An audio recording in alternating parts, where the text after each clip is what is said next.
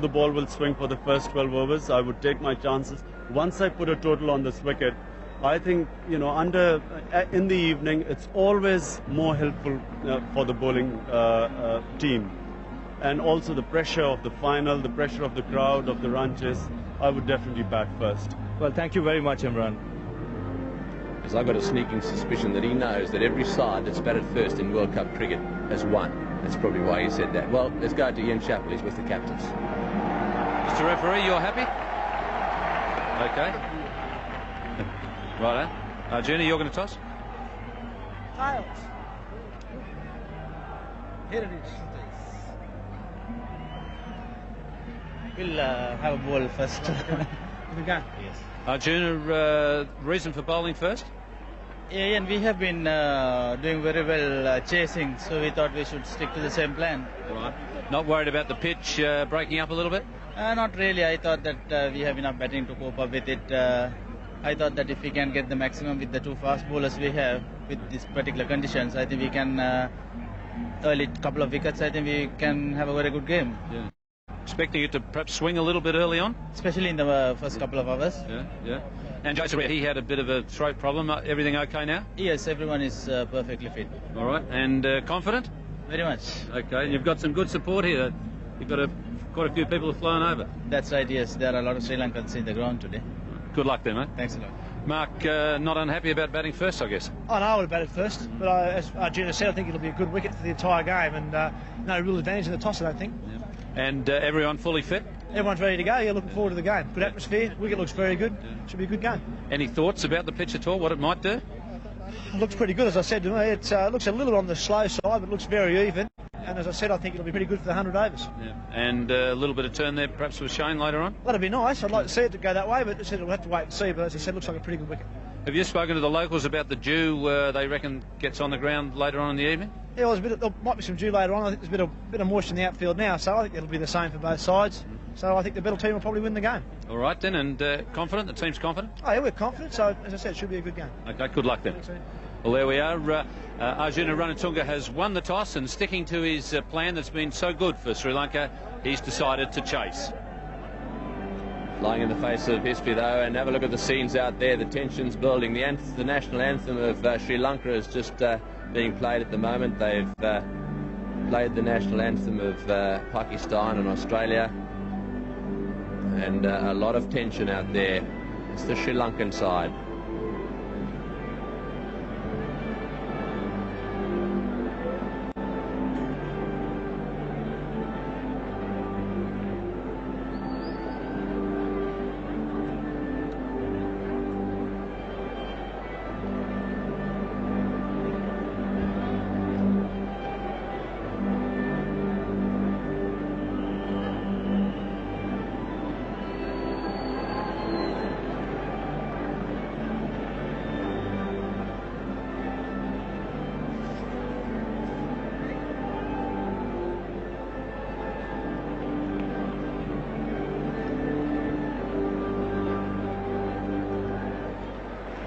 Well, great atmosphere here. The cheers beginning to go ready. Well, let's have a look at the teams. There they are, the Australian team that served them so well. Mark Taylor, who's been such a tremendous captain for this side, and whose performance in that semi-final was just absolutely extraordinary.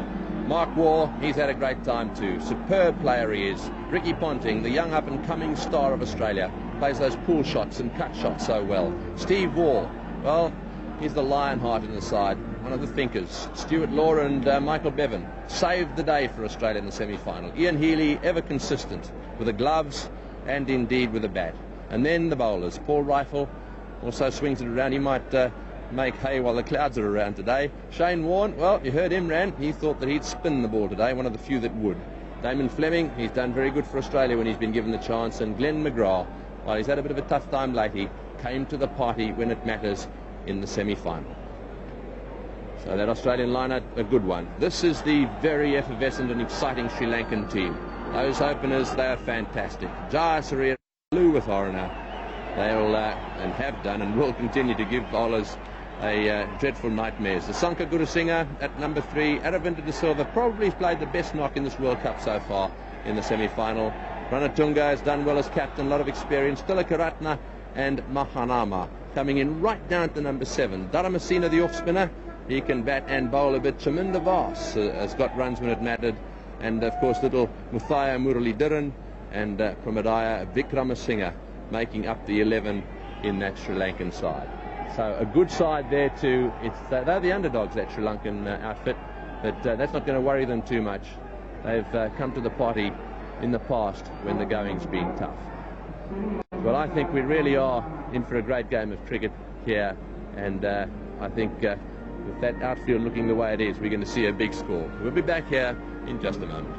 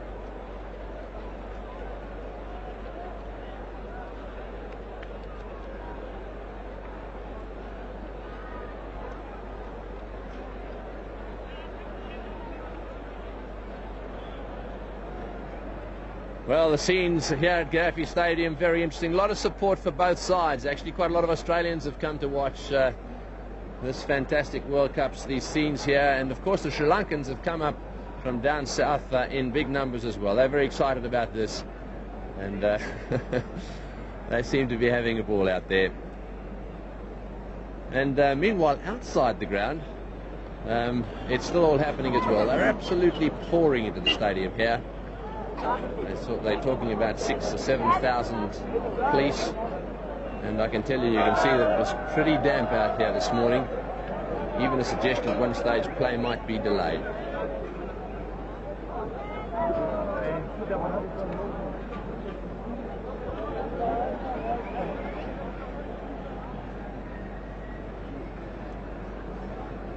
So that's the scene out there in the ground now. We're 15 minutes away from the start of this 1996 World Cup final.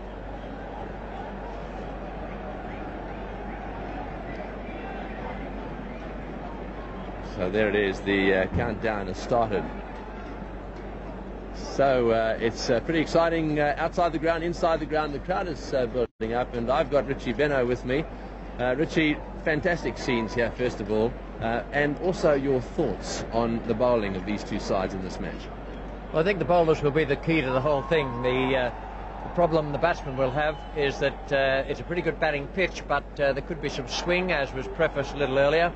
The Sri Lankan side They have Chaminda Vaas, who I have a very high opinion of. I think he's absolutely brilliant as a bowler. He's come on leaps and bounds on the Australian tour. He's bowled very well over here as well. Then Vikramasinghe, he's steady and will swing the ball if there's any movement available. Muralidharan, the off-spinner, will turn it anywhere. He turns the ball more than any other spinner in the world. And Dharamasena is there as well with Ranatunga to bowl medium pace. And don't forget Jayasuriya. Jayasuriya did very well in that match against India the other evening. And I think he could be a very valuable man for Ranatunga here. Now, the Australians came back from nowhere in Chandigarh against the West Indies, and that was in the main due to brilliant captaincy from Mark Taylor and also some excellent bowling. Glenn McGrath, he hadn't been having all that good a time every match, every way he was going through his 10 overs, but Taylor entrusted him with the job of bowling the last 7 from one end in Chandigarh, and he was brilliant. So too Fleming, who will probably bowl the last overs here in this match here, the final, and Shane Warne, who has a damaged spinning finger but is showing great courage in coming through and bowling extremely well, as was the case in Mohali the other evening. And then the Steve Waugh, who I expect to do quite a bit of bowling out there, and Mark Waugh, the off-spinner. So there are plenty of options there, and I still think that the key to the game will lie with the bowlers. There certainly has been the case at that last game, Richie. One thing that really impressed me was Taylor's holding back of the mighty Warne. That must have been very tempting to get him back in. Do you think he'll do that again today, or is it a case of really depending on what happens? Absolutely dependent on the circumstances. That took an enormous amount of courage the other night to hold back Warne. Also to bowl McGrath, because Glenn has been bowling some wonderful overs and some not quite so good. They've been going for plenty. And I think Taylor is absolutely right. It's a matter of judgment anyway. Sometimes you have a bit of good fortune. He may have had a little of that the other night, but it was great captaincy as well. And to hold back Warne, to use him at the right time, good stuff. Thanks, Richie. Well, some interesting thoughts there on the bowlers and the effects that they're going to have. Now, we've got Ian Chappell, and with him is Sunil Gavaskar, and they're going to talk about the batting. Thank you very much, Tony. Sonny, Arjuna Ranatunga's won the toss, and he's handed, I think, a bit of an advantage to Australia by batting second. What about the Sri Lankan batting? Well, the Sri Lankan batting is obviously the strength of the team, and that's why I think Arjuna Ranatunga has opted to chase. Even in the semi-finals, when I talked to him after the toss, and he said that he would have also fielded, and because he believes that his team can chase any score. And they have in Kaluvitharna and Jayasuriya the kind of opening pair that can get going straight away. But I think the man that not too many people are talking about, but perhaps now after the semi-finals, people will take a lot more notice of him, is Aravinda De Silva. And of course, Hashan Tilakratne coming down the order at number 6 is a very, very useful player to have. And Ranatunga is probably what I would call the left-handed Javed Miandad, in the sense that, you know, he nudges and pushes the ball around for ones and twos, and he's capable of rotating the strike. So the Sri Lankan batting, I think, is going to be their main strength. All right. Aravinda, beware of those short blokes, eh? Yes, that's right, I think. Because as Sir Don Bradman said once, it's the big blokes who have the power, but the short blokes have the footwork. Well, that's the Sri Lankan side of the batting. For Australia, I think that Mark Waugh is very, very important. If Mark Waugh stays there, then Australia will get a very big score, and that'll be tough for Sri Lanka to chase. And what happens if Mark Waugh stays there for a couple of overs, then Mark Taylor then feels that I think he feels a bit confident enough to start really attacking the bowling and setting the pattern for the rest of the players. Mark Waugh is the sort of batsman who he doesn't take a lot of risks, and he scores very quickly. So he's the sort of bloke, he's playing a sheet anchor role, and yet he's doing it very aggressively. He's likely to score 130, 140 if he stays right through the innings. So Mark Waugh is an important man for Australia. That means that Chaminda Vaas, who bowls well to Mark Waugh, is an important man for Sri Lanka. The thing about Australia is, if Mark Waugh does go early, they've still got plenty of batting, and they can get out of trouble, as we saw against the West Indies. They can still post a competitive score if Mark Waugh does go early. But if Mark Waugh stays for a long time, then Australia will set a very stiff target. Back to you, Tony. Thanks, Ian, and some interesting thoughts there from Sunil Gavaskar and Ian Chappell on the batting, and the scene here absolutely fantastic looking down the pitch. We'll be back at this very exciting Gaddafi ground in just a moment. Yeah, I think whoever we would have been playing, there would have been a bit of edge. This is the final of the World Cup, and I think especially playing Sri Lanka, and there's been a few little things happen in Australia. Whether, you know, if they want to make a big deal out of it, it's up to them. But I just think that it's going to be a very interesting game, and I think it'll be a real hard-fought game, and hopefully the best team wins, and hopefully that's us. Playing World Cup final, I think that's a great achievement for Sri Lanka cricket and also for the boys.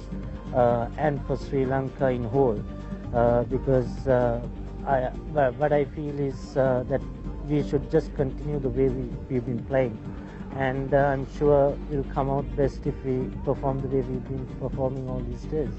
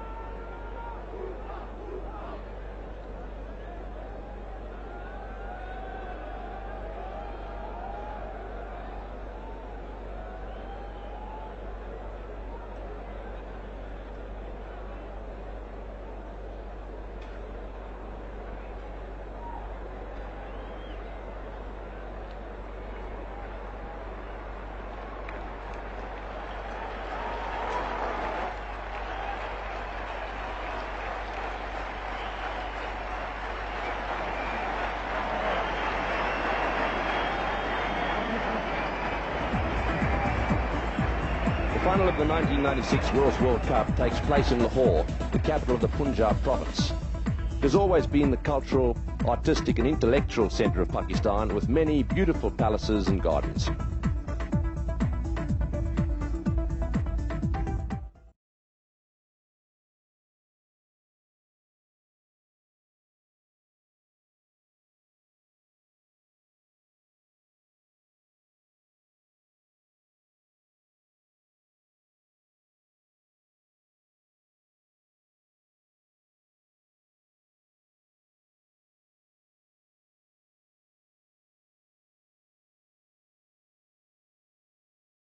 The tension building here. One of the guys that hasn't got the opportunity to play in this match is Michael Slater. Unlucky, he's a very exciting cricketer. He's with Ian Chappell. Thank you very much, Tony. Michael, you've, unfortunately for you, been sitting on the sidelines. You've had an opportunity to look at the team leading up to this final. How's the feeling within the team? Obviously pretty tense in the dressing room at the moment, but we're obviously very pumped also because we've made the World Cup final, and the guys, Mark Waugh, Mark Taylor, are looking forward to getting out in the middle, getting the first one in the middle of the bat, and hopefully we can post a big total. Has there been anything different in the build up to this final than what you normally do? No, not at all. I mean, we're just taking it as another game. Obviously, because it's a World Cup final, the guys get naturally, adrenaline's flowing, and you get naturally pumped because of that. But our preparation's been exactly the same as all the other games we've played. You know, we've had a very good tournament so far, only losing the one game against the West Indies. And, you know, why change the planning when everything's gone well so far? And what about the dressing room the other night with that West Indies game? Was it a bit tense in the dressing room at the finish? It sure was, and I think more tense for the guys sitting out, myself and Shane Lee and Jason Gillespie. I mean, we were there mixing drinks with them the whole time, running out the snakes to get the energy going, which are lollies if you don't know. Yeah, yeah. And, you know, I kept running out every wicket because I was 12th man while we were fielding, and they told me not to come out again because I was too pumped running out, and they're trying to cool themselves down. But the scene in the dressing room afterwards was just amazing to got out of jail the way we did. And, you know, we just kept at the task. It was great fun. All right. Thanks very much for talking to us, Michael. Back to you, Tony. Thank you, Ian. Well, he was talking about that match, the West Indies versus Australia. Now, over the years, there have been some great one-day internationals. That's one of the best that I've ever seen. Just pause on this for a second. The West Indies needed 208 to win. One stage, they were 165 for 2 and coasting it, really. 43 runs required, 53 balls to go, and 8 wickets in hand. Then this happened.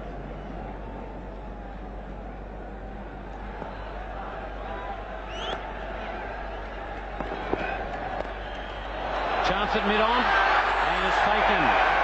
So Chanderpaul has succumbed. The Australians aren't quite dead yet. Oh, he's given in. He's given in. Oh, there's a big appeal, and he's given in. Yes, he's gone out, caught behind. Oh, big appeal there for LBW. He's got him. He's given out LBW. Warner struck again. Got him, caught behind. Yes, he's had a go. That's it, caught behind. Taken by Healy. Oh, he's got him. He's got to be out. Yes, he's got LBW to the flipper. Well bowled, Shane Warne. Got an inside edge on that one. Here comes the throw. He's at the start. He's gone all right. Don't worry about that. That's all over. Bowled him. Yes, he's a one out. Fleming has bowled him out. This is a sensational victory to Australia. Don't think I could stand another one of those, but I hope we have one. Perhaps we're going to have a final like that tonight. Wouldn't that be fantastic? Well, this ground is set for the scene here, and one of the things about it is that the lights are being used here in Lahore for the first time. Never been used before. People have actually been driving around this ground at night just looking at these lights. They really are quite imposing. There's 6 of those huge towers out there, and it really is a fantastic scene. We've got a camera high up in one of those light towers. There it is. That'll be bringing you pictures of this ground, and those pictures look something like this. Yeah, have a look at the scene there. This is a big stadium, a lot of playing area down there. That'll be one of the problems for the spinners because the batsmen quite like a lot of room to play with, rather like Melbourne and Sydney. So lights for the first time in Lahore.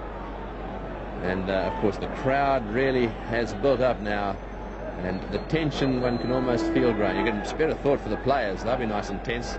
But this crowd, and the other interesting aspect is going to be interesting to see who the Pakistanis get behind here. All sorts of theories about the Pakistanis and who they will support. That'll sort of unfold, I think, as the game goes on. One thing is for sure, there are going to be some great scenes here today.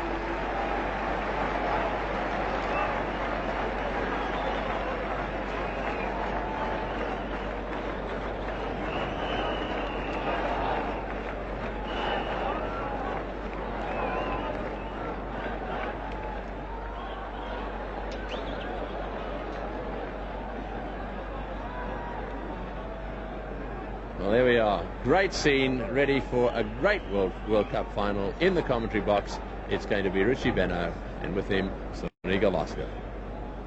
Thank you, Tony. Afternoon and evening, everyone, wherever you might be around the world. And the men on your screen at the moment, David Shepherd on the right-hand side, and Steve Buckner. David Shepherd from England, Steve Buckner from the West Indies, 2 highly respected umpires in charge of this match, the match of the tournament. After all the struggles and brilliance and despair of the preliminary rounds and the quarters and the semis, we now have Sri Lanka and Australia representing the cricket world in the final of this World Cup. Good afternoon, Sunil Gavaskar. Good afternoon, Richie. Good afternoon and good evening to viewers all over the world.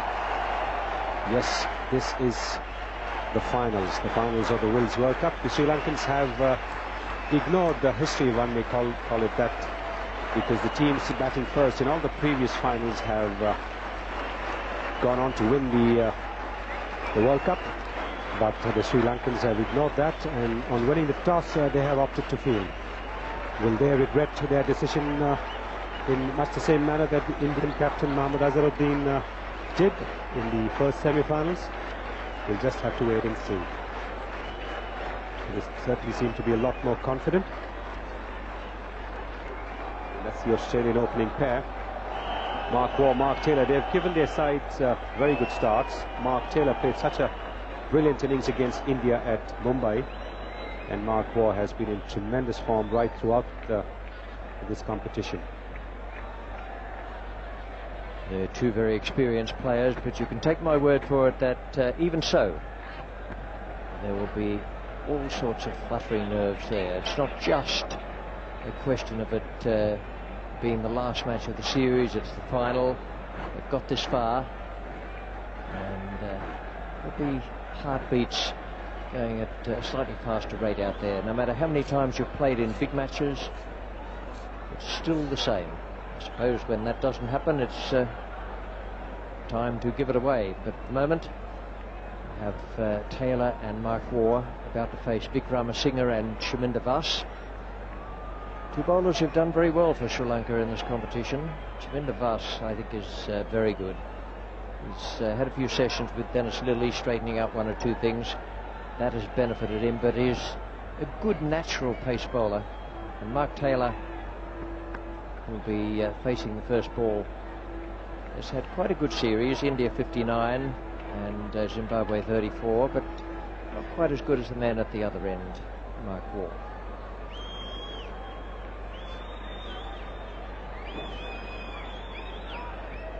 Mark Waugh missed out against West Indies in that very exciting game at Chandigarh.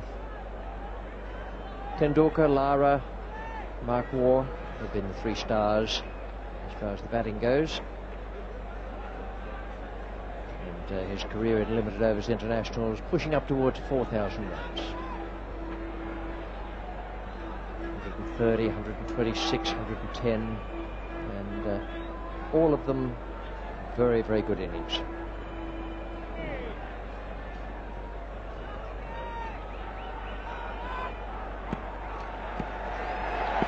First ball of the World Cup final.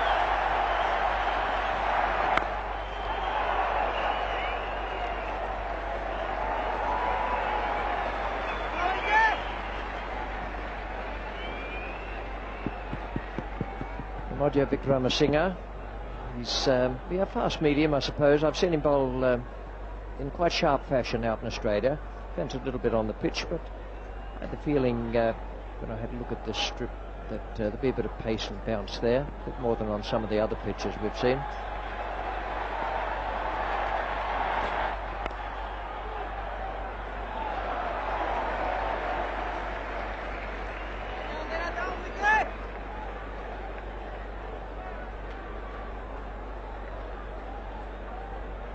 Sanat Jayasuriya just declared as the most valuable player of the Wills World Cup, who won a car for his effort.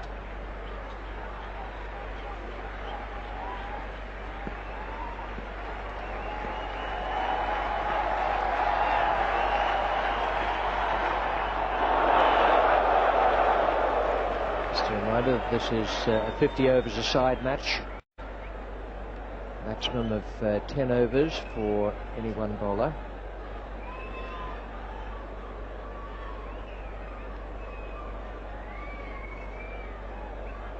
There was a threat of a delayed start today, but fortunately the rain has held off. It's just a little gloomy looking at the moment.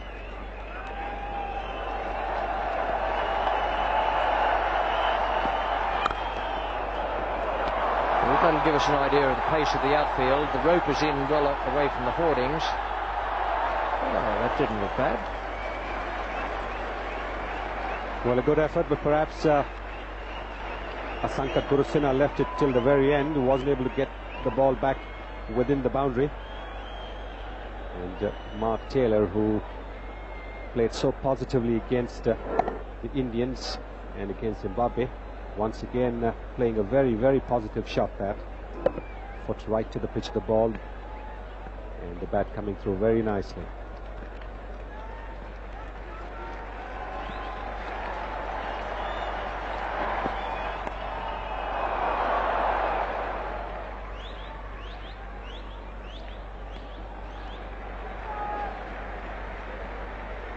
Right-hand, left-hand combination poses problems for bowlers. Doesn't matter how good they are, they just have to change their line and sometimes their length as well. And these two have done the job, not just in these matches, but also in other matches for Australia. It's finding it a little bit disconcerting for the bowlers. 6 from that first over. Australia on their way. Fun blaster ganna plus karala. Unlimited Facebook, WhatsApp samagin then unlimited YouTube සහ අමතර data. මාසෙට රුපියල් 347ක් පමණයි. අදම activate කරගන්න. හොඳම unlimited package ගෙනෙන ශ්‍රී ලංකාවේ අංක 1 ජාලය.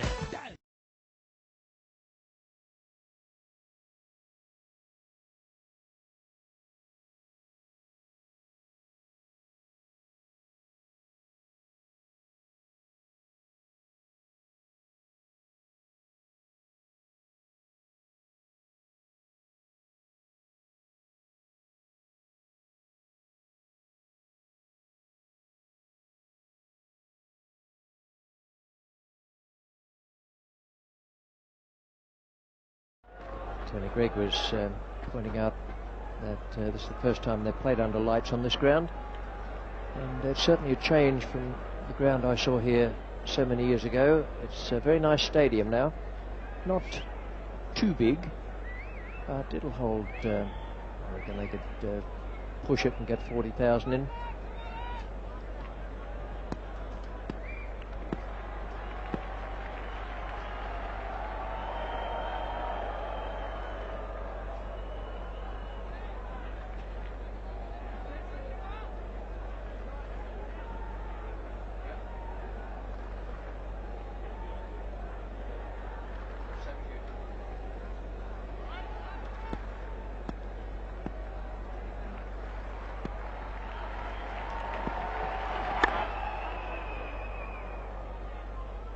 Khan was saying, when he was talking with Ravi Shastri out in the centre, that he thought there'd be a bit of swing there. Well, if anyone's going to swing the ball, it'll be Shaminder Vas, who's turned in some excellent performances in this competition. He's also used the angle to bowl across to the right-hander very well, kept the batsman guessing.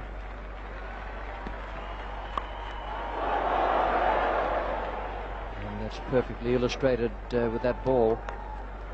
He speared it across and had the batsman playing away through gully. They've always been difficult, these left-armers, over the wicket to right-handers.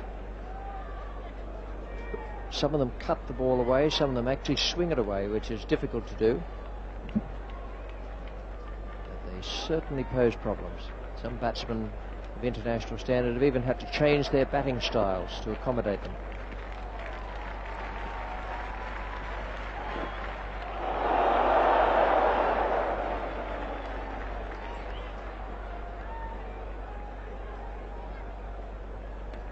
There is that natural outswinger that the left-hander bowls. That's the one that right-handers find more difficult to look out for, particularly if the bowler is angling the ball away.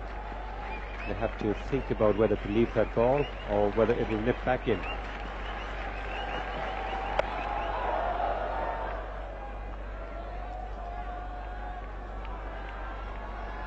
In the first 15 overs, only 2 men are allowed outside that fielding circle, and in this case it's a man down at deep third man, another one at deep fine leg, fairly wide. He's around about 45 degrees, and man at deep third man is in the line of where a normal gully would be. Taylor's in form with both the cover drive and the pull shot.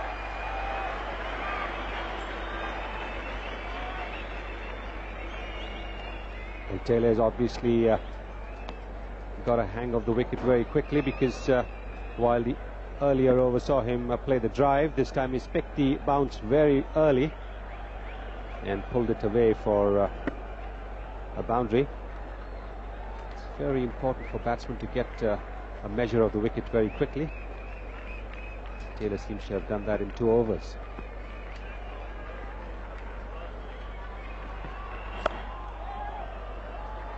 Take the single there, and that takes it along to 12 for no wicket, 2 overs gone.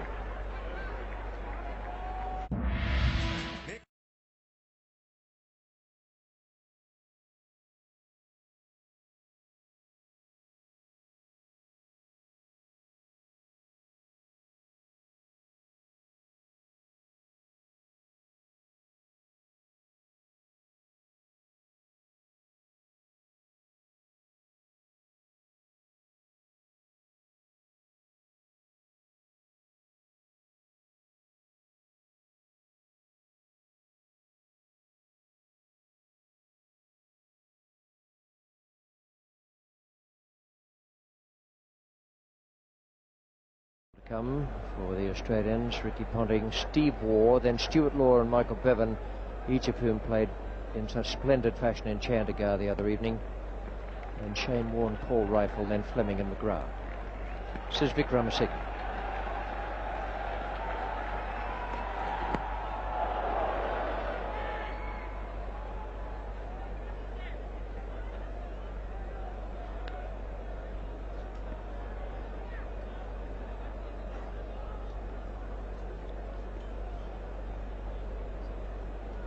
Vikramasinghe already finding a bit of a problem trying to get his line right. He's bowling at the left-hander's patch, which would be just the right line for the right-hander.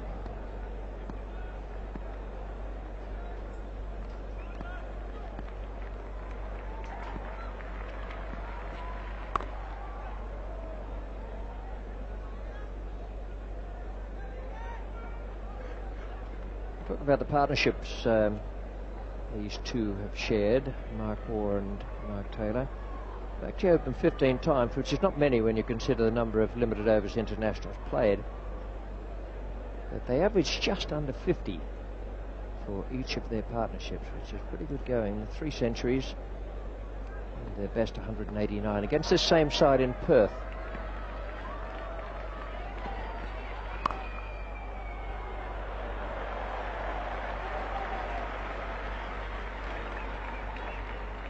Sri Lankan skipper.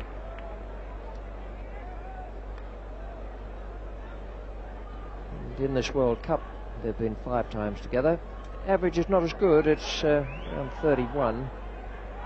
The best they did was 83 against Kenya, but very, very purposeful and good-looking pair of opening batsmen.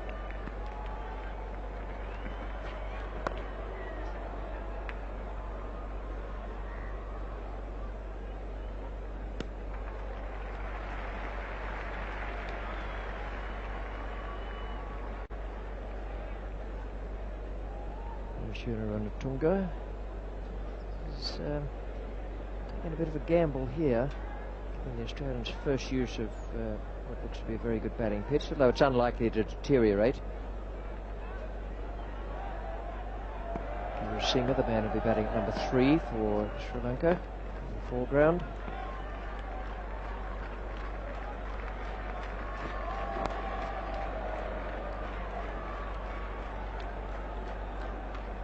The history of World Cup finals is that the side batting first has won each of them, going back to 1975.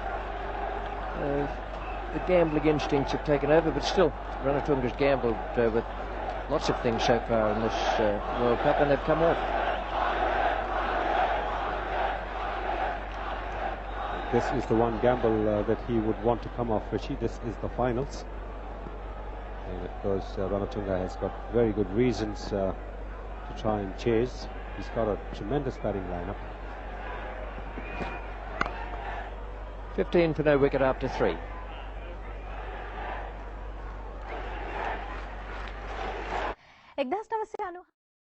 Cricket තරගාවලියේ ජය ශ්‍රී ලංකා කණ්ඩායමට හිමි වෙලා වසර 25ක්. ඉතින් අපි මේ මතකය ආයෙත් අලුත් කරමින් ක්‍රීඩාවේ ප්‍රමුඛයා channel I සමග ඩයලොග් පූර්ණ අනුග්‍රහයෙන් ඔබට මේ තරගය නරඹන්නට අවස්ථාව ලබා දෙනවා. ඉතින් මේ අවසන් මහා තරගය නරඹන අතරතුරේදී අපි ලෑස්ති මේ සම්පූර්ණ තරගාවලියේ ඔබේ මතකයත් එක්ක දැනුම කොහොමද කියලා බලන්න. ඩයලොග් අනුග්‍රහයෙන් ඔබට වටින තෑග්ගක් දිනා ගන්න පුළුවන්. මම මේ ඇඳලා ඉන්නවා වගේ ලස්සනම ඩයලොග් ෆෑන් ටී-ෂර්ට් එකක් ඔබේ කරගන්න පුළුවන්. අපි හැම පැයකට වතාවක්ම ඔබෙන් ප්‍රශ්නයක් අහනවා. මේ පළමු ප්‍රශ්නය අපි ඔබට මේ පැය අහන. කෙන්යාවට එරෙහිව ශ්‍රී ලංකාව ලකුණු 398ක් රැස් කළේ කුමන පිටියේදීද? තිරේ දිස්වන පිළිතුරු 4. මේ පිළිතුරු 4න් එකක් ඔබ තෝරලා ඉවන්න ඕනේ. A SSC, B R Premadasa, C අස්ගිරිය, D Galle. නිවැරදි පිළිතුර අපට SMS කරන්න RU හිස්තනක් DI හිස්තනක් ප්‍රශ්නාංකය සටහන් කරන්න ප්‍රශ්නාංක 1 ඒ වගේම හිස්තනක් නිවැරදි පිළිතුර සහිත අක්ෂරය සටහන් කරලා 88යි 66ට ඔබ SMS කරන්න ඕනේ. එහෙම වුණොත් ඩයලොග් වෙතින් වටින ෆෑන් ටී-ෂර්ට් එකක් දිනා ගන්න පුළුවන්. ඊළඟ පැයේදීත් අපි ඩයලොග් එක තවත් ප්‍රශ්නයක් ඔබට අරගෙන එනවා. ඔහොමම ඉන්න. Need something in excess of 250.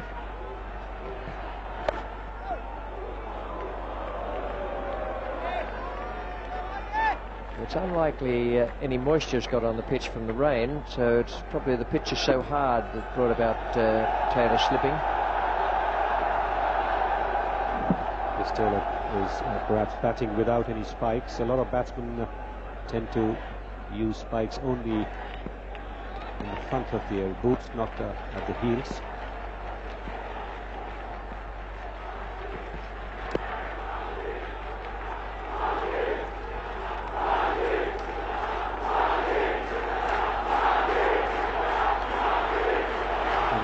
Swinging mood.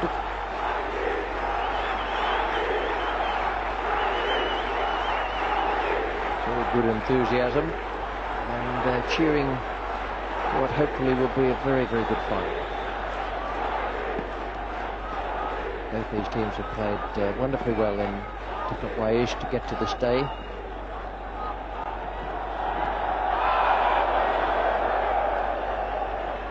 Bit high, but it's worth a little clearing of the throat at this stage. Take a few of the nerves away. Also distract the batsman's attention from going for a leg by. But yes, it was a bit high. Taylor is now trying to work the ball away. He's got 2 boundaries, so he thinks that he can take the initiative now. Try and score as many as possible. Not too many dot balls.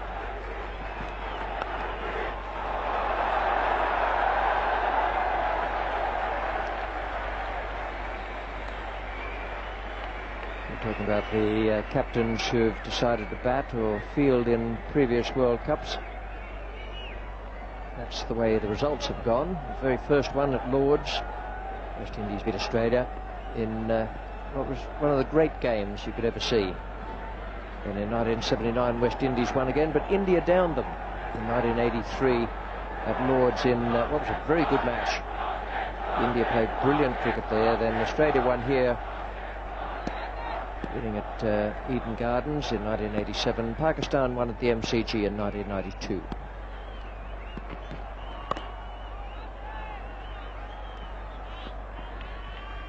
Always nice to look back on those scores in previous cup finals. That one at Lord's was one of the longest games ever. Still exciting at the end with crowd rushing on, Thompson and Lilly batting to try to run a 12 where none existed. And that's the way they've all happened up to this one.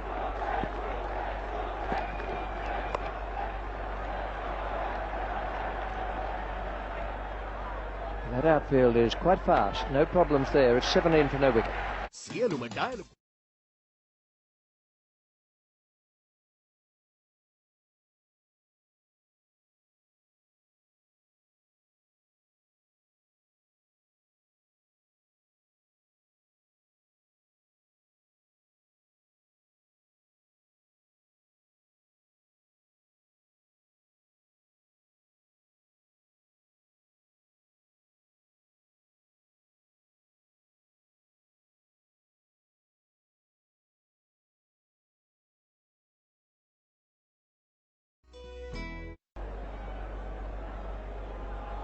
The Australians have got off to a good start. Mark Taylor looking the more confident, but then he's had more of the strike. Mark Waugh generally starts very slowly, but then his strokes start flowing once he gets his R in.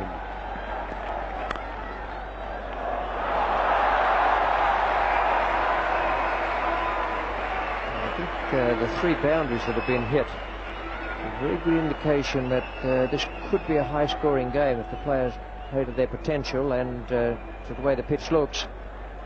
Yes, it does look like a very good batting wicket. The pace is there, and there's a lot of even bounce as well, and which will only mean that there's going to be a lot of hard work for the bowlers. They really won't get much help from this wicket, and if the batsman has to get out, it'll be only because he's over ambitious.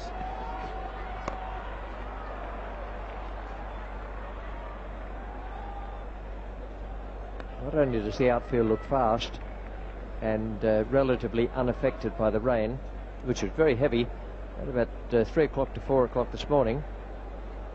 There was lightning coming through my window and a bit of thunder as well.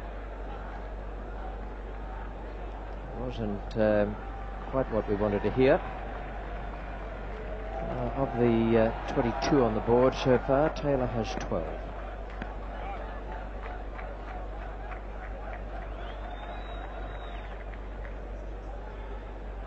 Balls to 11 for Taylor against Mark Waugh. Umpires just adjusting Arjuna Ranatunga's position at short mid-wicket in catching position. And beautifully placed.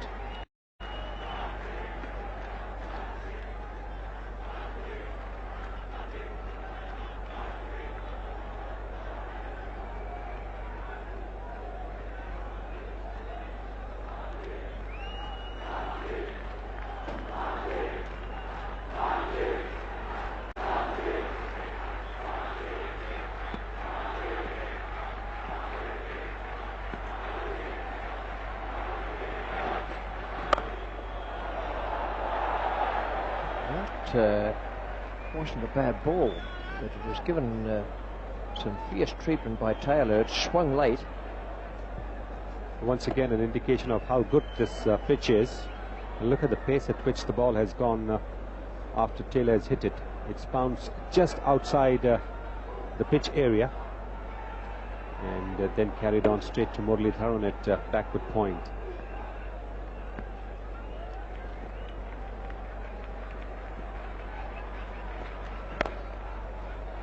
There's some wonderful technology in television for sport these days. That super slow-mo camera gives you a wonderful view of Vikramasinghe holding the seam upright, and it goes down the pitch staying upright.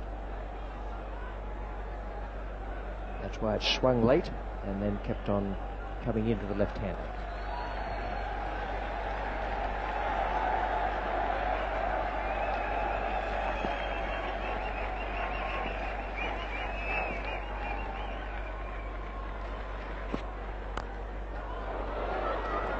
Single to take it along to 23 for no wicket off 5.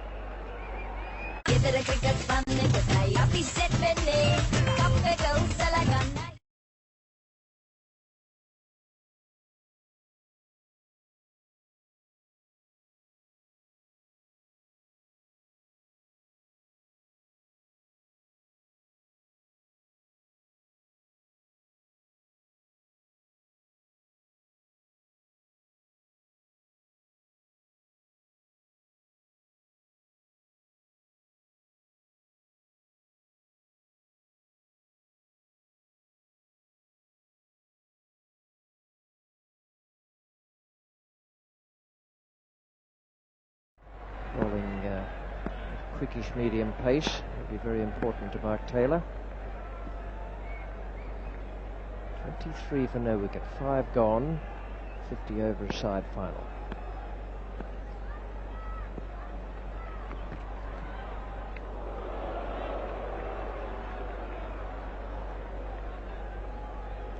The restriction of having 2 fielders in catching positions and only 2 outside, the circular certainly changed the tactics as far as opening batsmen are concerned. They no longer want to take the first few overs to settle down. They actually want to get going from the first ball. And that's why we've seen such high-scoring games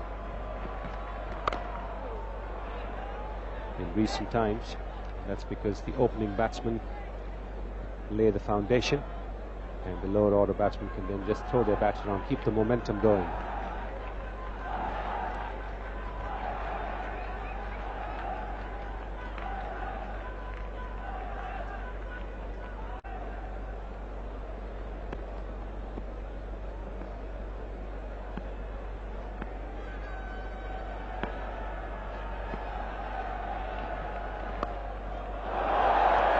Beautiful stroke.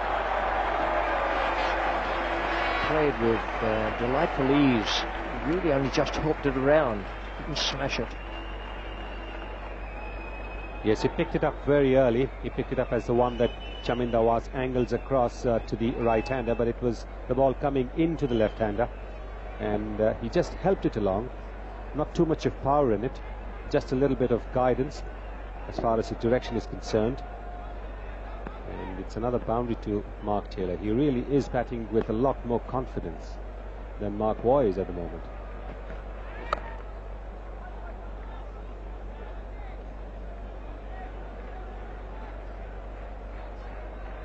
Mark Taylor will have gained in confidence from that match against the West Indies in Chandigarh, even though he didn't make any runs with the bat.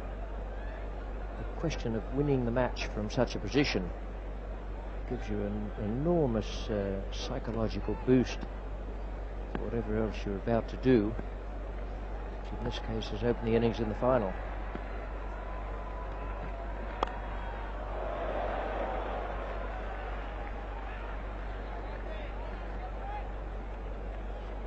Now some teams will be feeling very sad, ones who've played in this World Cup and are not here in Lahore at the moment. West Indies would be one of them. India, Pakistan. We've been reading plenty about those losses and how awkward it is for the players. Oh, that's a good shot. Well, Taylor's in the mood, and it's now gone on to 31 for no wicket. 6 overs have gone through.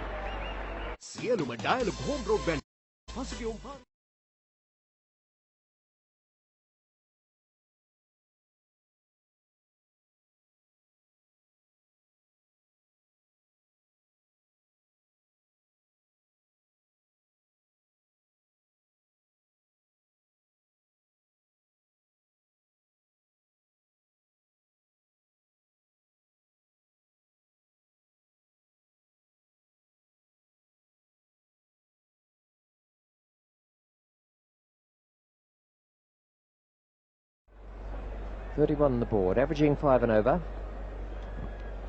Wickramasinghe will be the bowler.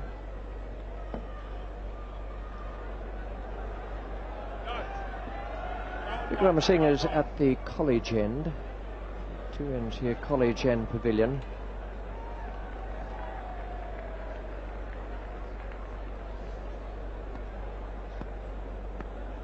Set with the field placing. The slipper's gone. There's a gully and a short mid wicket.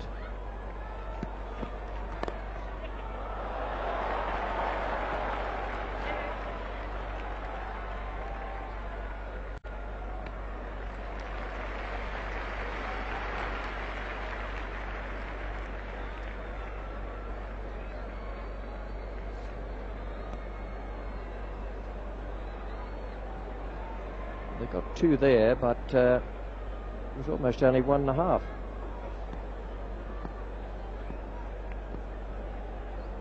Paul was on his way back on a perfectly straight line.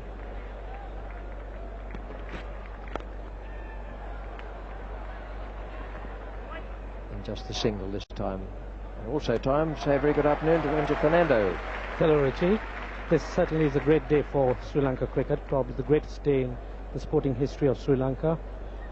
Every Sri Lanka are good at chasing. Of course, he has to consider that the Australians too are best at defending. So the Sri Lankans would have to contain the Australians to a great extent. Looks a good pitch. Outfield, considering that rain, in excellent shape. As long as we have no further rain, we want to be very happy.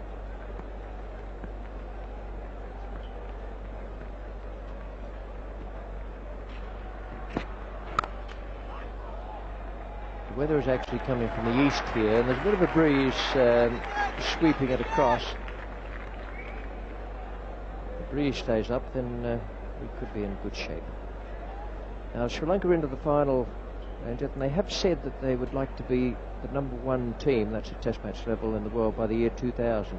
This, I would imagine, would be something of a stepping stone for them. No doubt this is going to help Sri Lanka in a great way to get to their objective of being the best team in the year 2000.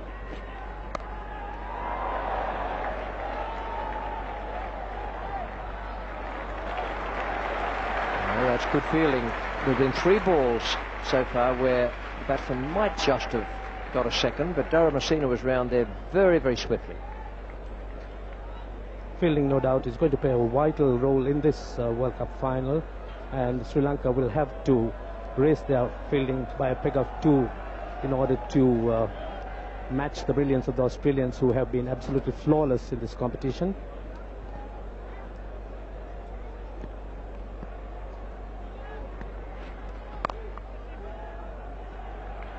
Timing there for Mark Waugh, just a gentle push wide of the man at gully. It takes it along to 36 for no wickets. 7 overs have gone.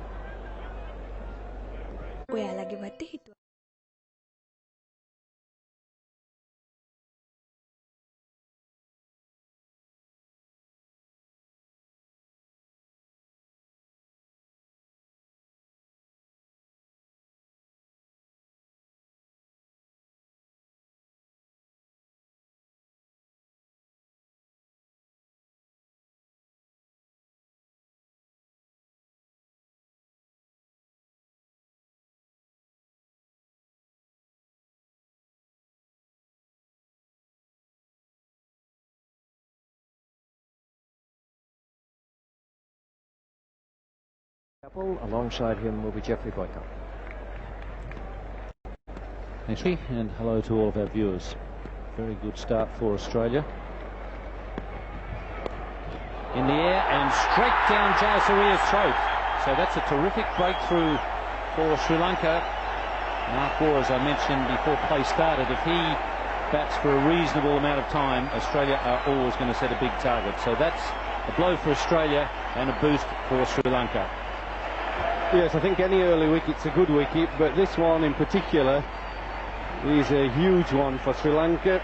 Very quick scoring batsman, elegant player Mark Waugh, and being in top form, so they'll think they've got the biggest wicket they could get. 36 for 1 Australia.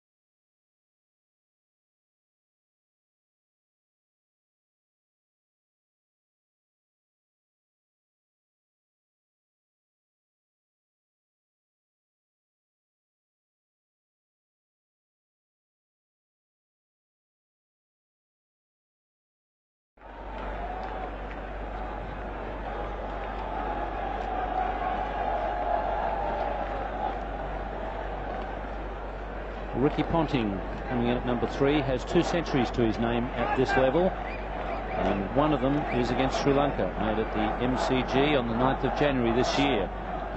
That's the 123 you see there. He came in and Australia were well, they weren't in great strife when he came in, but they lost a couple of wickets. He played extremely well. His other 100 was against the West Indies at Jaipur. Plays pace bowling very well, Ricky Ponting. Runs quickly. And he comes in at the fall of Mark War's wicket. Mark War looking at the pitch as he walked off, as though the ball didn't quite come on to him. I just think it's one of those balls that you flip at and get there a little bit too early. When you do that, you tend to look at the pitch and blame anything but yourself, but I just think he got into that a little early and then just chipped it up in the air rather than waiting for the ball a little bit. Well, it's been that sort of World Cup for this man, Jayasuriya. He seems to be the right man in the right place. When he hasn't been thrashing attacks all over the park, as in the semi-final when he missed out, got a naught, but suddenly Jayasuriya was bobbing up, throwing the stumps down, taking catches and getting wickets, and he was awarded the trophy, the Audi, for the most valuable player of the tournament. So it's been one of those sorts of tournaments where he just seems to be in the right place at the right time. Sri Lanka will be hoping that his form is good this evening. And Chaminda Das asking a question. Umpire Shepherd says no. Yes, I don't think there was any doubt about this. It moved off the seam. You see it pitching and going down leg side. Look where the keeper's going. You can expect a bit of excitement. Bowlers are going to appeal for everything early on in the game.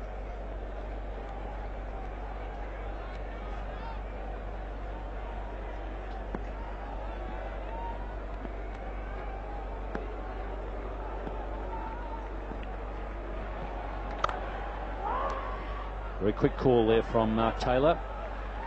Umpire Shepherd quickly into position in case there was a throw to the bowler's end stumps. I was reading in this morning's press, the local press, where Umpire Shepherd said that he'd been in training for this World Cup tournament. He said he'd been drinking half pints instead of pints. That was his training.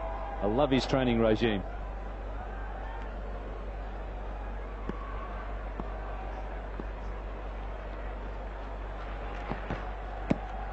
Inside edge onto that one. A wicket maiden for Chaminda Das. Australia 37 for 1. 1996 ලෝක කුසලාන cricket තරගාවලියේ ජය ශ්‍රී ලංකා කණ්ඩායමට හිමි වෙලා වසර 25ක්. ඉතින් අපි මේ මතකය ආයෙත් අලුත් කරමින් ක්‍රීඩාවේ ප්‍රමුඛයා channel I සමග ඩයලොග් පූර්ණ අනුග්‍රහයෙන් ඔබට මේ තරගය නරඹන්නට අවස්ථාව ලබා දෙනවා. ඉතින් මේ අවසන් මහා තරගය නරඹන අතරතුරේදී අපි ලෑස්ති මේ සම්පූර්ණ තරගාවලියේ ඔබේ මතකයත් එක්ක දැනුම කොහොමද කියලා බලන්න. ඩයලොග් අනුග්‍රහයෙන් ඔබට වටින තෑග්ගක් දිනා ගන්න පුළුවන්. මම මේ ඇඳලා ඉන්නවා වගේ ලස්සනම ඩයලොග් ෆෑන් ටී-ෂර්ට් එකක් ඔබේ කරගන්න පුළුවන්. අපි හැම පැයකට වතාවක්ම ඔබෙන් ප්‍රශ්නයක් අහනවා. මේ පළමු ප්‍රශ්නය අපි ඔබට මේ පැය අහන. කෙන්යාවට එරෙහිව ශ්‍රී ලංකාව ලකුණු 398ක් රැස් කළේ කුමන පිටියේදීද? තිරේ දිස්වන පිළිතුරු 4. මේ පිළිතුරු 4න් එකක් ඔබ තෝරලා ඉවන්න ඕනේ. A SSC, B R Premadasa, C අස්ගිරිය, D Galle. නිවැරදි පිළිතුර අපිට SMS කරන්න RU හිස්තනක්, DI හිස්තනක්, ප්‍රශ්නාංකය සටහන් කරන්න ප්‍රශ්නාංක 1, ඒ වගේම හිස්තනක් නිවැරදි පිළිතුර සහිත අක්ෂරය සටහන් කරලා 8866ට ඔබ SMS කරන්න ඕනේ. එහෙම වුණොත් ඩයලොග් වෙතින් වටින ෆෑන් ටී-ෂර්ට් එකක් දිනා ගන්න පුළුවන්. ඊළඟ පැයේදීත් අපි ඩයලොග් එක තවත් ප්‍රශ්නයක් ඔබට අරගෙන එනවා. ඔහොමම ඉන්න. Wicket has certainly done it. Yes, I think the way the pitch is played, it looks very good, is that taking wickets I think is going to be very important for Sri Lanka. You expect Australia to score quite a few runs on this very flat surface, but if you can keep taking an odd wicket as you go along, it might just slow them down so that the total they get is kept into reasonable proportions.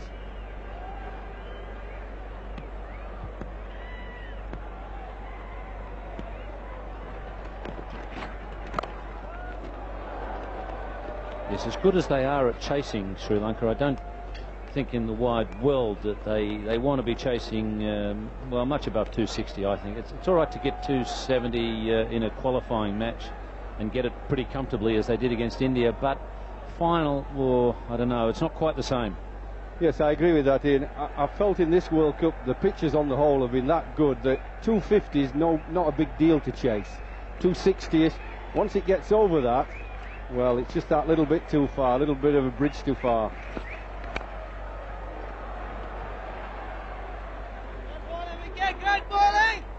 And you are also trying to defy history in winning by batting second.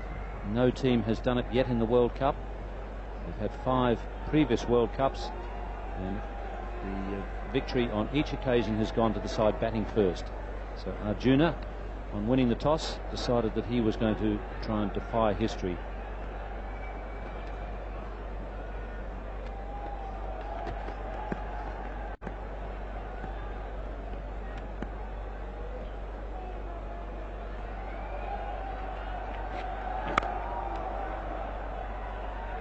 It's been quite a remarkable rise in 21 years for Sri Lanka. If you think back to 1975, the first World Cup, their first game was against the mighty West Indies in those days. They got absolutely hammered, bowled out for somewhere in the 80s, Sri Lanka, and West Indies got them comfortably. In fact, the West Indies almost cost themselves a spot in the finals by sending Sri Lanka in on that occasion. Now, 21 years in your lifetime, I guess, sounds like a long time.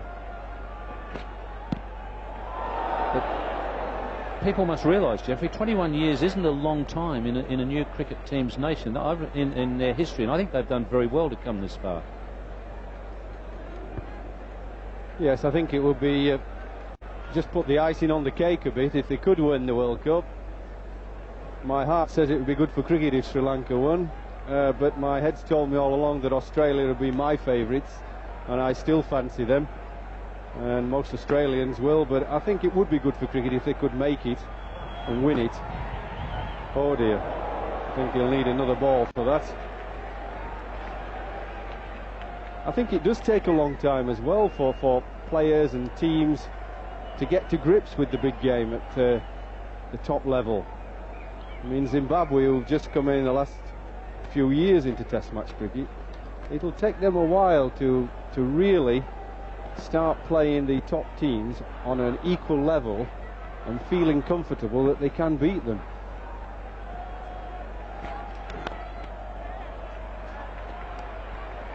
Ravinder De Silva coming around from mid-on. It's a better over from Vikramasinghe. It's 41 for 1. 1996 ලෝක කුසලාන cricket තරගාවලියේ ජය ශ්‍රී ලංකා කණ්ඩායමට හිමි වෙලා වසර 25ක්. ඉතින් අපි මේ මතකය ආයෙත් අලුත් කරමින් ක්‍රීඩාවේ ප්‍රමුඛ channel I සමග ඩයලොග් පූර්ණ අනුග්‍රහයෙන් ඔබට මේ තරගය නරඹන්නට අවස්ථාව ලබා දෙනවා. ඉතින් මේ අවසන් මහා තරගය නරඹන අතරතුරේදී අපි ලෑස්ති මේ සම්පූර්ණ තරගාවලියේ ඔබේ මතකයත් එක්ක දැනුම කොහොමද කියලා බලන්න. ඩයලොග් අනුග්‍රහයෙන් ඔබට වටින තෑග්ගක් දෙනා ගන්න පුළුවන්. මම මේ ඇඳලා ඉන්නවා වගේ ලස්සනම ඩයලොග් ෆෑන් ටී-ෂර්ට් එකක් ඔබේ කරගන්න පුළුවන්. අපි හැම පැයකට වතාවක්ම ඔබෙන් ප්‍රශ්නයක් අහනවා. මේ පළමු ප්‍රශ්නය අපි ඔබට මේ පැය අහන. කෙන්යාවට එරෙහිව ශ්‍රී ලංකාව ලකුණු 398ක් රැස් කළේ කුමන පිටියේදීද? තිරේ දිස්වන පිළිතුරු 4 මේ පිළිතුරු 4න් එකක් ඔබ තෝරලා ඉවන්න ඕනේ. A SSC, B R Premadasa, C අස්ගිරිය, D Galle. නිවැරදි පිළිතුර අපිට SMS කරන්න RU හිස්තනක්, DI හිස්තනක්. ප්‍රශ්නාංක සටහන් කරන්න ප්‍රශ්නාංක 1 ඒ වගේම හිස්තනක් නිවැරදි පිළිතුර සහිත අක්ෂරය සටහන් කරලා 8866ට ඔබ SMS කරන්න ඕනේ. එහෙම වුණොත් ඩයලොග් වෙතින් වටින ෆෑන් ටී-ෂර්ට් එකක් දිනා ගන්න පුළුවන්. ඊළඟ පැයේදීත් අපි ඩයලොග් එක තවත් ප්‍රශ්නයක් ඔබට අරගෙන එනවා. ඔහොමම ඉන්න.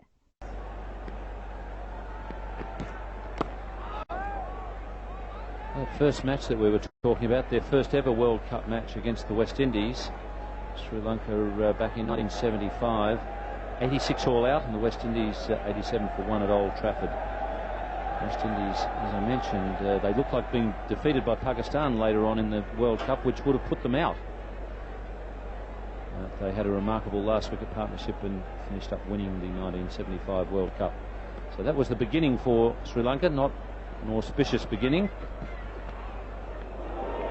And really, they haven't done a lot in World Cup since then until this one.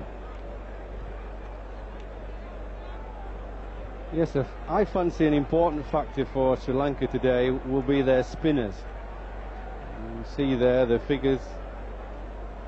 Don't tell lies. Figures don't lie. They tell you the truth. 4 wins, 20 losses, 75 to 92. But I think that they now play so well with the spinners. Vasa's bowled particularly well, but the other seaman, whoever's played for them, has not been special. This lad's ball, excellent. Good line, length, picked up the odd wicket. But the spinners have done a lot. The three major spinners, plus a fill-in off spinner from De Silva.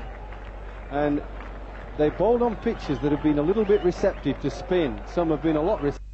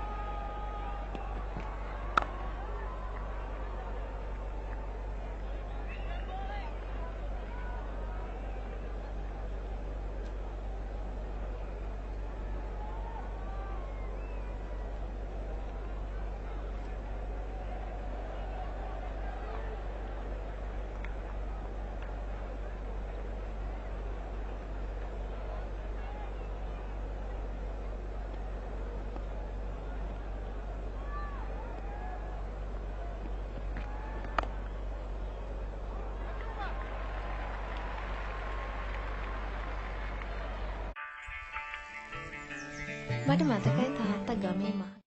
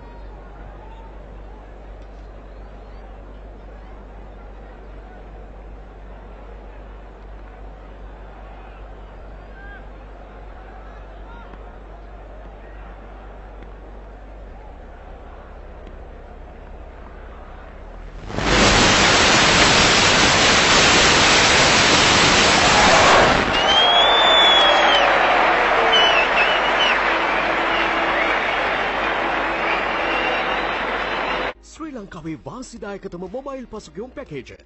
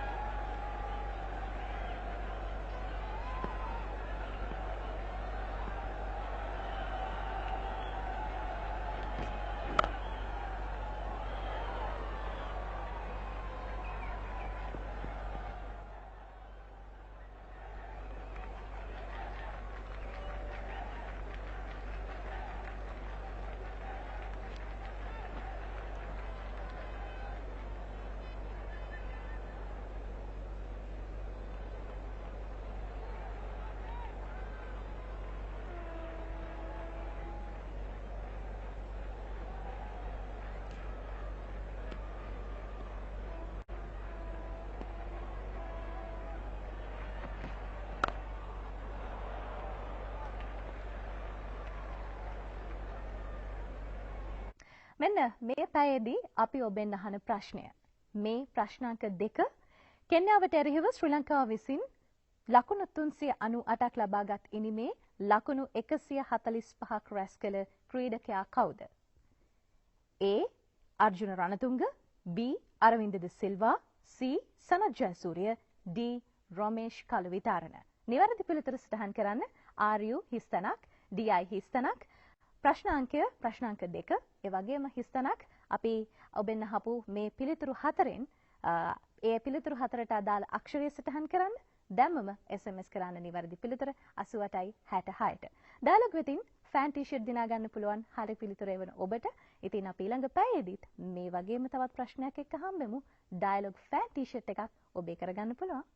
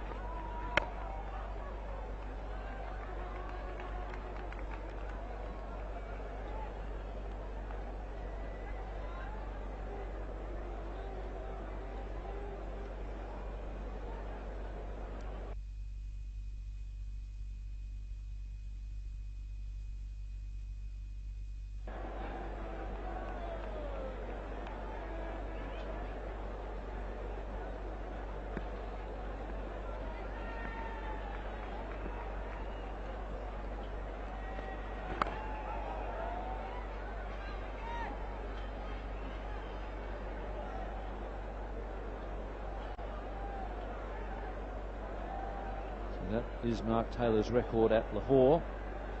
56 his best against South Africa. It was a triangular tournament, South Africa, Australia and Pakistan in 94-95. That includes today's innings.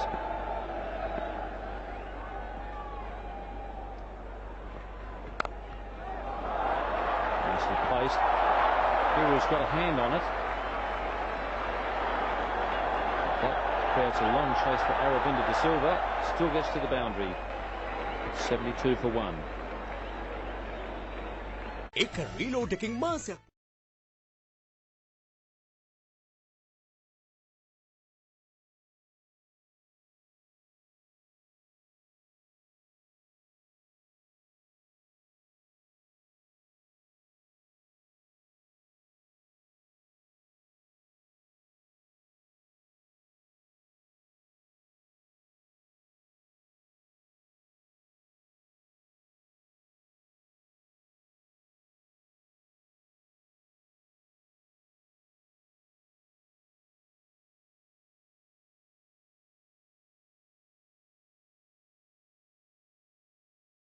Does appear that Muralidharan was offered the other end by the skipper, but after a bit of a chat he's decided that he prefers the pavilion end, and I think that's a wise decision by the off spinner. He really needs to do something, preferably get a wicket, and I think Mark Taylor would be the one they'd want to get out of the way at the moment. Economy rate, not bad at all. But I think more than anything, he could do to turn a couple early. Just put a little bit of suspicion in the Australian batsman's mind. First over, if he can get one to really spin, just makes the batsman a little bit more careful, a little more wary of his shot playing. Well, that turned a little bit from wide of off stump. But when he gets loose and fingers get warmed up, I'd be interested to just see whether he really rips it.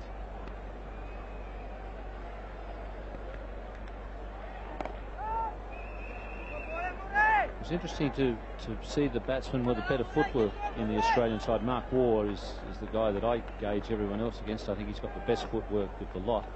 And he really couldn't quite get to Muralidharan in Australia to drive him through the offside. That suggested that he was getting the ball to loop and drop on the batsman.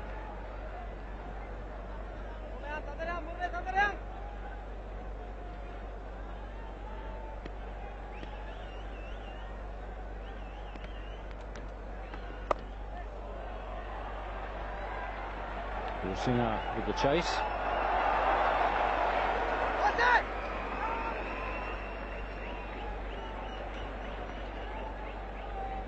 Well, he may be laughing, but I don't think the bowler would have been if they'd have got a third run. Really sloppy fielding.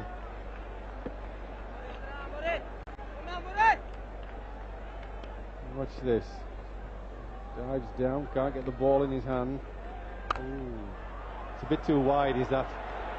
Much too wide. I know it's spinning a little bit, but the batsman can easily go inside out. He'll give him too much weight. Good running.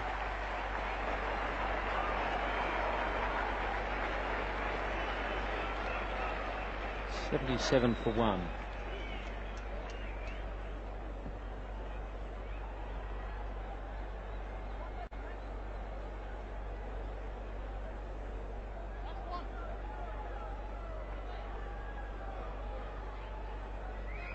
Roshan Mahanama, the fieldsman. Arjuna Ranatunga's got to find 2 catching men. Haven't reached the 15 over stage yet. And umpire Shepherd telling the sight screen attendant we don't want the board moved. Just leave it exactly where it is.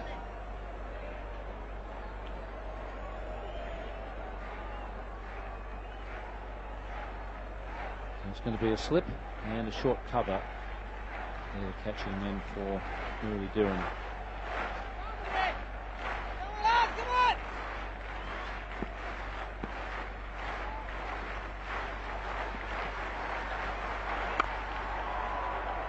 Easy single, it's 78 for 1. සියලුම dialogue home broadband පසුගියුම් පාරිභෝගික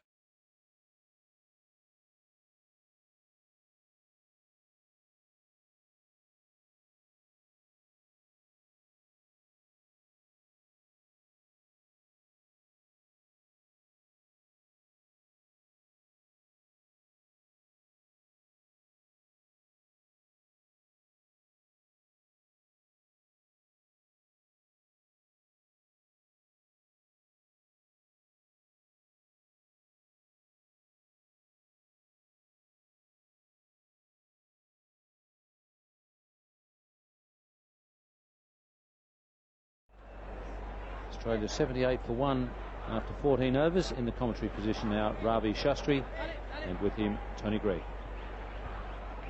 Thank you, Ian. Might need a bit of that stuff.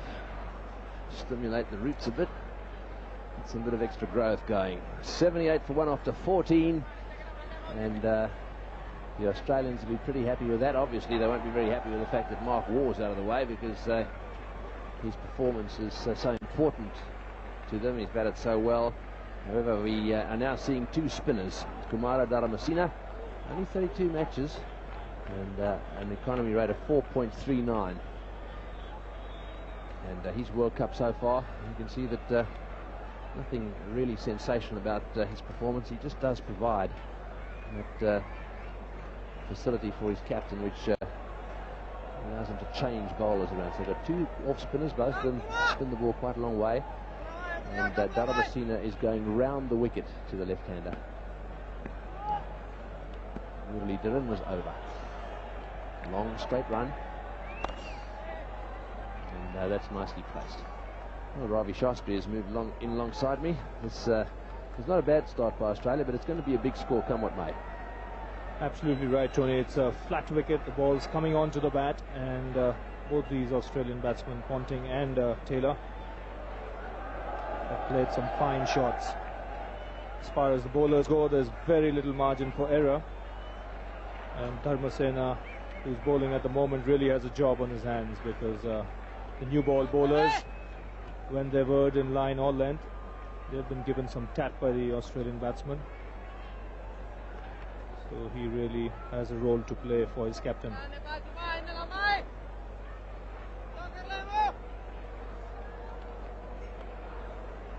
Quite a lot of pandemonium still in this stadium. A lot of people haven't been able to find their seats. And I can tell you that outside there's chaos.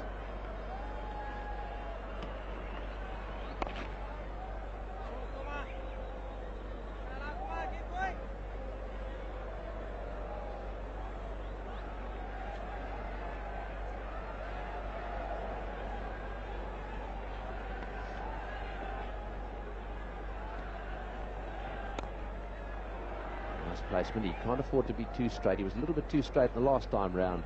Started off bowling a very straight over and got clipped away just behind square, just in front of square. They picked him off a little bit, then he straightened up. In fact, it happened to both the off spinners. Yeah, that's the line to bowl to. You can't give width on either side. It's better to bowl a line off stump just outside.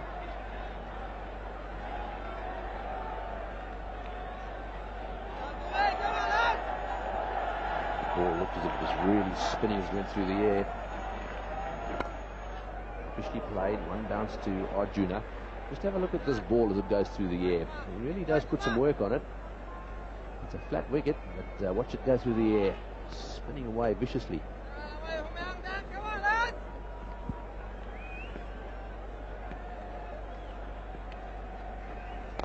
Oh, Taylor goes for the big one. He mishit that one. That was a bit lucky. Just beat mid-wicket, and mid-on's run around to pick it up. So clearly Taylor has decided he's got to take it up to these bowlers. Well, he doesn't want Dharmasena to settle down, but the off-spinner has done him in the flight. Looking to hit it over mid-off, start off, but then the ball really not coming on, and in the end dragging it to wide mid-on.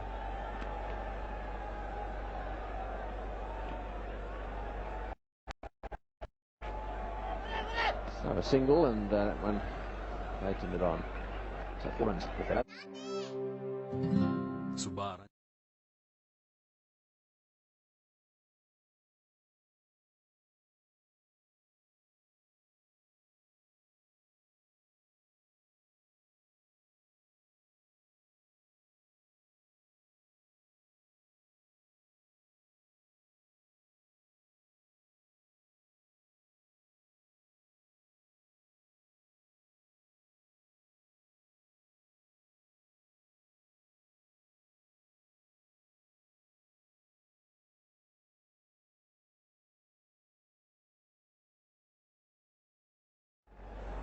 Well, the run rate started at 6 runs an over. It dropped at one stage down to 4.5, and it's been hovering around 4, but just lately it's picked up a little bit. So at the moment it's running around about 5.5 runs an over.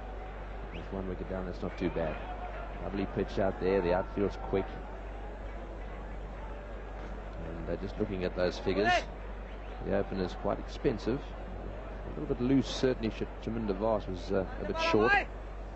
And the spinners have just started.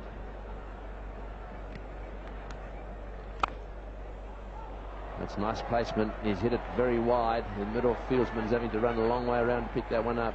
Guru Singh, the fieldsman down there, and his throw, a long one to the far end. Well, he's a busy little player, is Ricky Ponting, always on the lookout for runs. Very positive in his attitude.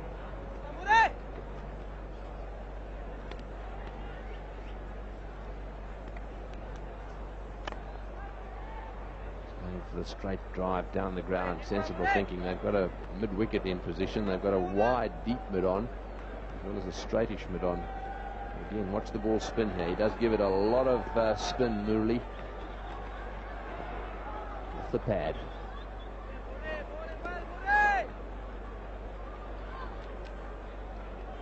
Well, this is a good contest because Ricky Ponting likes to use his feet. Murali Dharan not afraid to give the ball some air.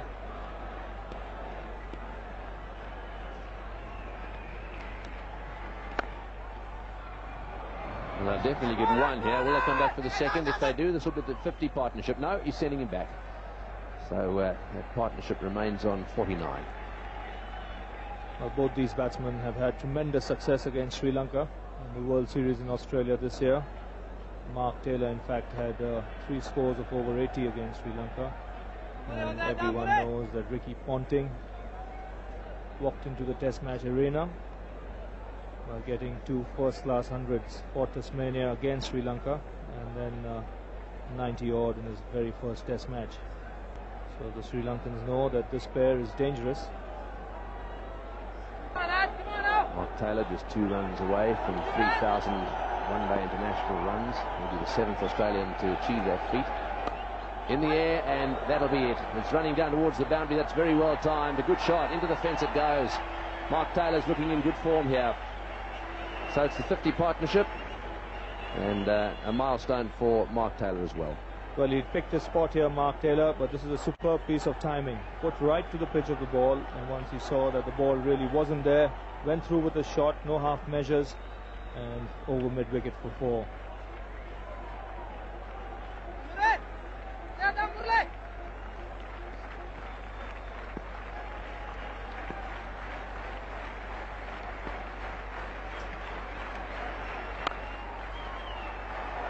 And that's his half century. So that's very well played. Under pressure, Mark Taylor, the captain, has come to the party.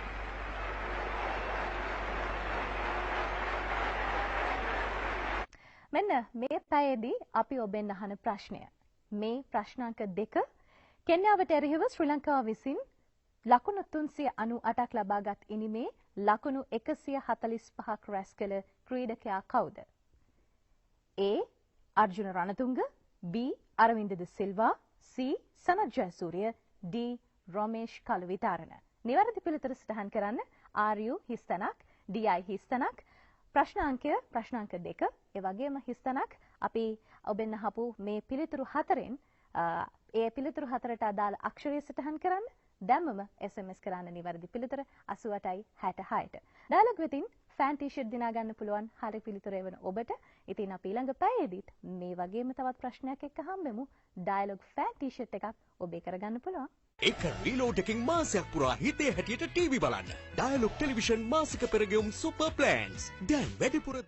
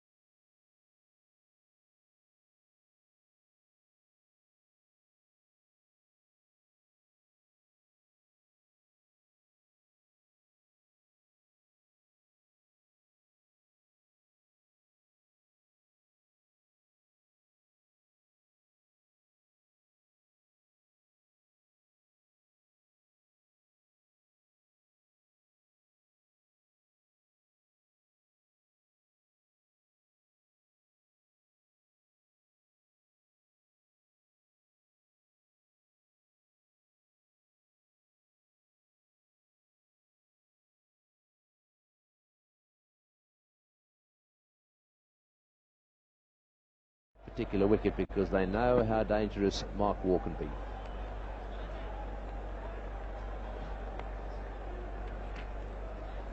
Well, that's one way the Sri Lankan bowlers can restrict the Australian batsmen. That's by picking up wickets at regular intervals. But unfortunately, the new ball bowlers have erred by bowling a little bit too short, allowing the batsmen to play a lot of the back foot.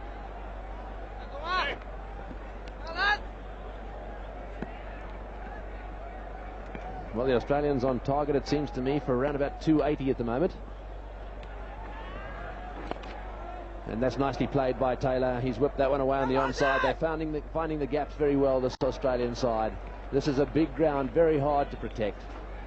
Lots of gaps out there, and Mark Taylor at the moment is playing a gem of an innings.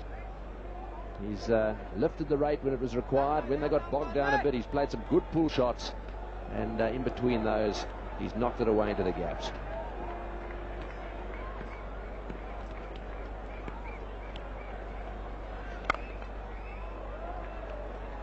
Straight to mid-on that time. And just like Tony Gregg said, it's a big round, very important that Ranatunga gets his field placings right. Because as the game progresses, you'll see a lot of ones and twos being run.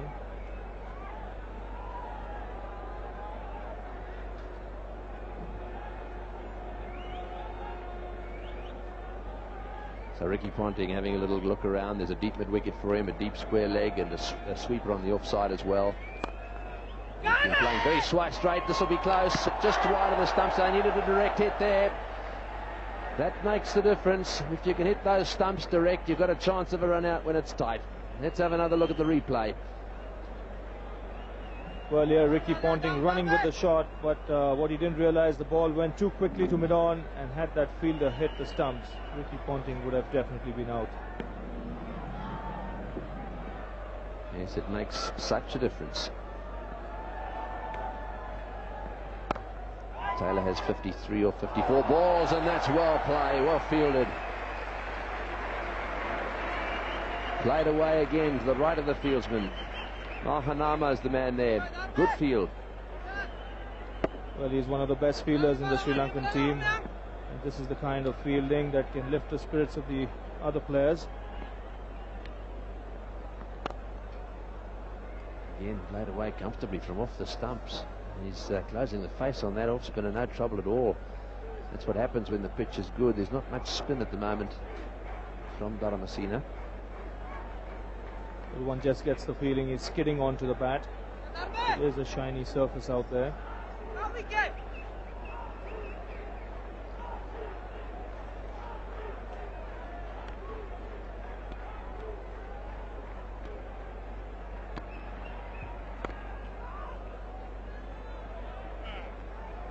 5 runs from the over, 95 for 1. Sri Lankaවේ වාසිදායක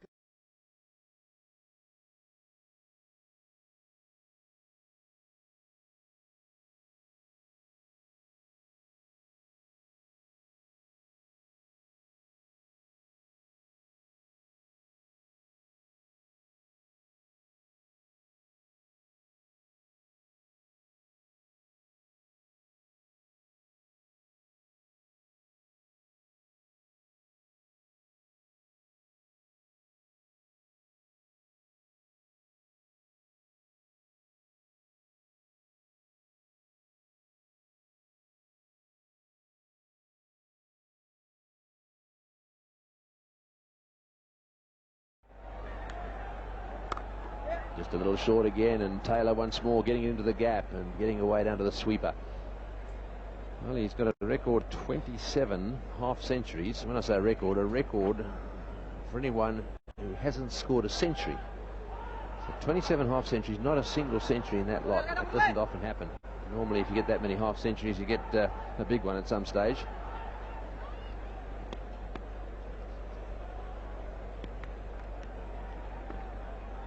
Oh, that's well bowled. They're a little bit watchful. They're giving a lot of respect to Murali Dhiran. I think they recognise the fact that he turns it a little more than Dharamasena. And he isn't afraid to toss the ball up, inviting the batsman to use his feet. Because he knows at this stage wickets are also important. Because if these two are out there in the middle for another 10 overs or so, Australia could really be in the driver's seat.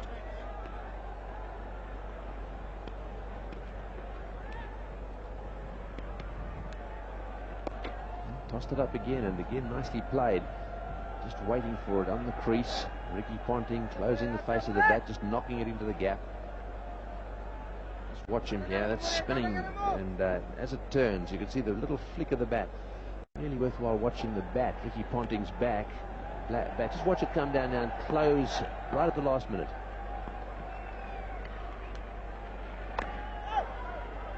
Interesting too that Murali Dhiran's got enough confidence to stay over the wicket to the left-hander. It's the right thing to do, but it needs pinpoint accuracy. He'll be looking to bowl a line, middle and leg to Mark Taylor. He's getting turn out there.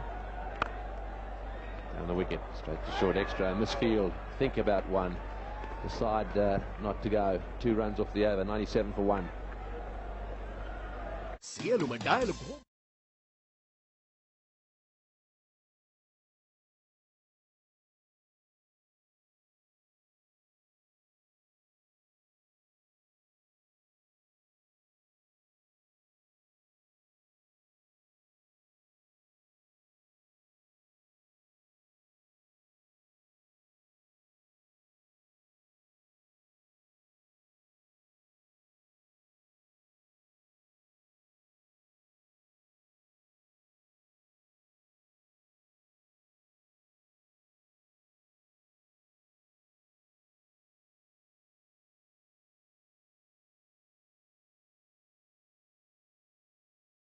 Cautious at the moment, but they're bowling pretty well to him. He's on strike. This is Dharamasena. Straight back to him. Gets a hand on that one. That's well fielded. Lots of encouragement coming from little Kalu Watharana too. You can hear him chirping away in the background.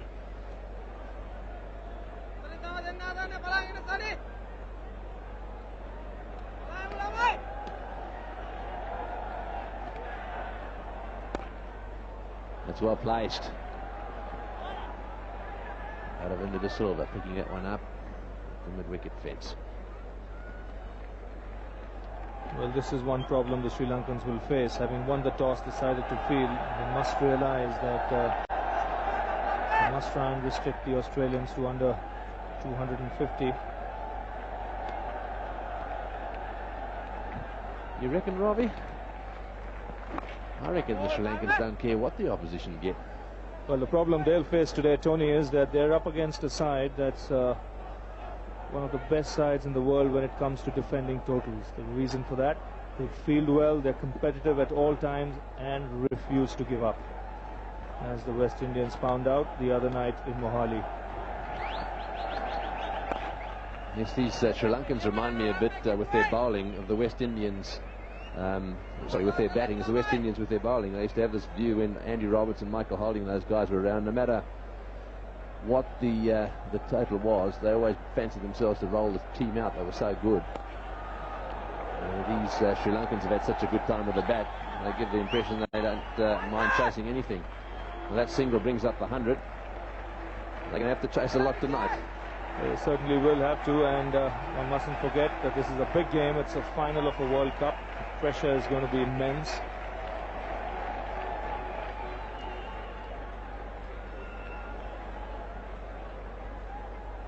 They're getting through the overs quite quickly now, the two spinners, Dharamasena and Murali Dhiran. This is Dharamasena again, round the wicket this time to Taylor. In the beat of the bat, and again straight down the ground. 4 runs from the over, 101 for 1. Sri Lankaවේ වාසිදායකතම mobile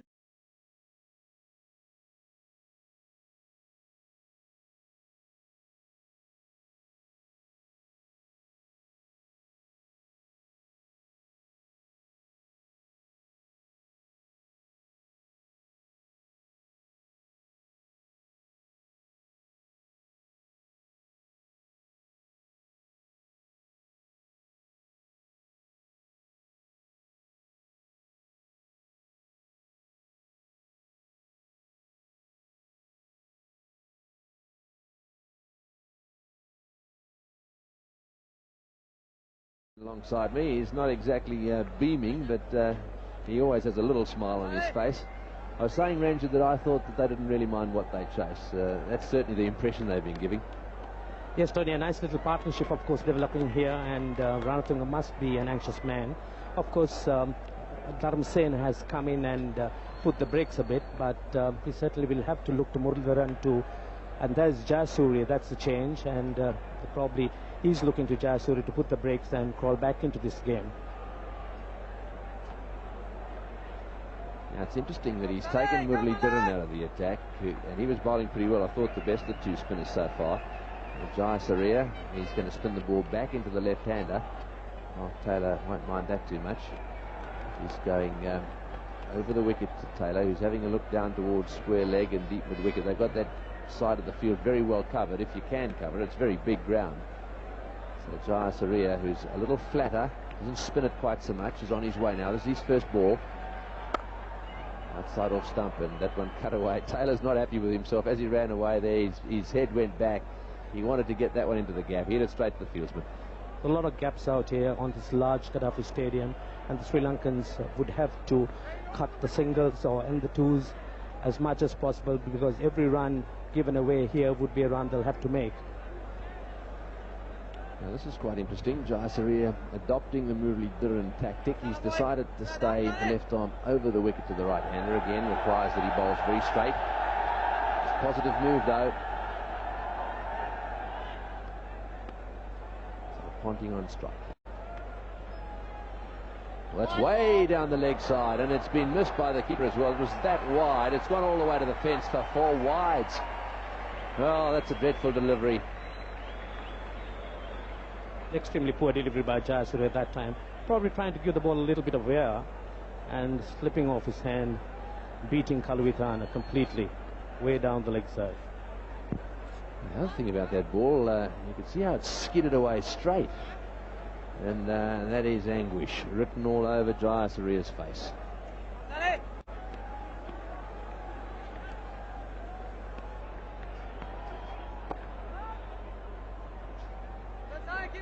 That's a much better delivery. Ponting not happy with something, or is he trying to get the attention of the dressing room? So I think he wants some more gloves.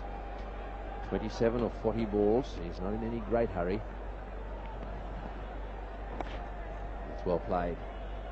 There's an example of the way Ricky Ponting plays. He waits for it, goes right back, tends to play the ball off the back foot where he can. Pitch playing extremely well. Jai Saria not getting anything out of it, but he's got the ability to bowl these Yorkers very, very effectively, and Jai Saria no doubt looking at all avenues to keep these two batsmen quiet. Big ratings down in Sri Lanka tonight, Ranjit. Yes, Tony, no doubt this is certainly the greatest day in Sri Lanka's sporting history, and every Sri Lankan, wherever he is, must be anxiously following the fortunes of Sri Lanka in this cup final today. He's got that one away, that time into the gap, or is he going to be able to come back for the second? No, one again. And Taylor not happy with himself. He was beaten once that over, and that one he'd like to have got away for 2. On consecutive occasions now, he's tried to get the ball into the gap and failed. Playing that one backward of point and skidding across this outfield. Dara Messina in position. So 1 ball to go in this over. And wide given again. Well, so that's 8 off the over, and still a ball to be bowled. Jai Saria once again straying down the leg side, and umpire Shepherd was certain that it was wide. So Jai Saria taking time to settle down. Yes,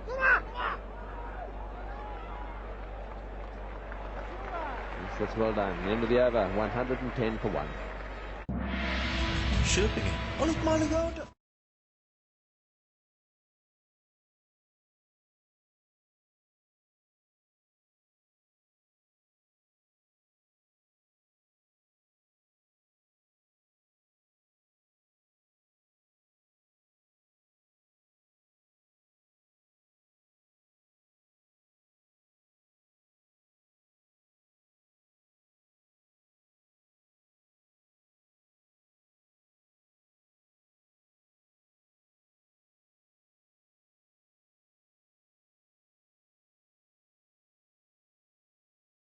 In the commentary box, Richie Beno and Jeff Claycott. Thanks, Tony. Yes, they are doing well at the moment. Although one thing to bear in mind is that their scoring rate now is no faster than it was in the first 5 overs. They haven't actually accelerated, but they have been careful not to lose more than the 1 wicket. 111 now, so umpire Shepherd will be leaping about from foot to foot at square leg, or at pointy it's actually for the left-hander.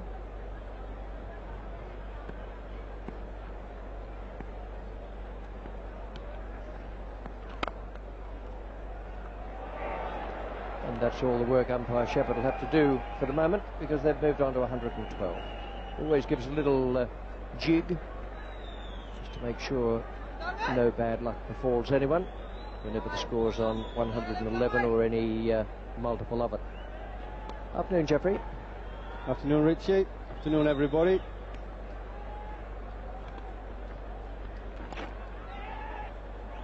Well, the Australians, to me, are in a comfort zone. They got off to a fairly quick start, and now they're just chipping the ball around very sensibly. You mentioned about not losing wickets, Richie, and that's a good point to bear in mind, but they're scoring more or less 5 and over. I think Sri Lanka, from their point of view, they need a wicket. They need to get a new batsman in and try and put a bit of pressure on him and make it hard for the new batsman to score 5 or 6 and over. See, there's runs wherever they want. The pace of the pitch is fairly slowish, nice through bounce, and they played a lot of shots off the back foot, particularly to the seamers, did the Australians. And I felt this pitch you can't afford to be short at all. Mark Taylor stayed back and he's played beautifully. Pulled shots off the back foot.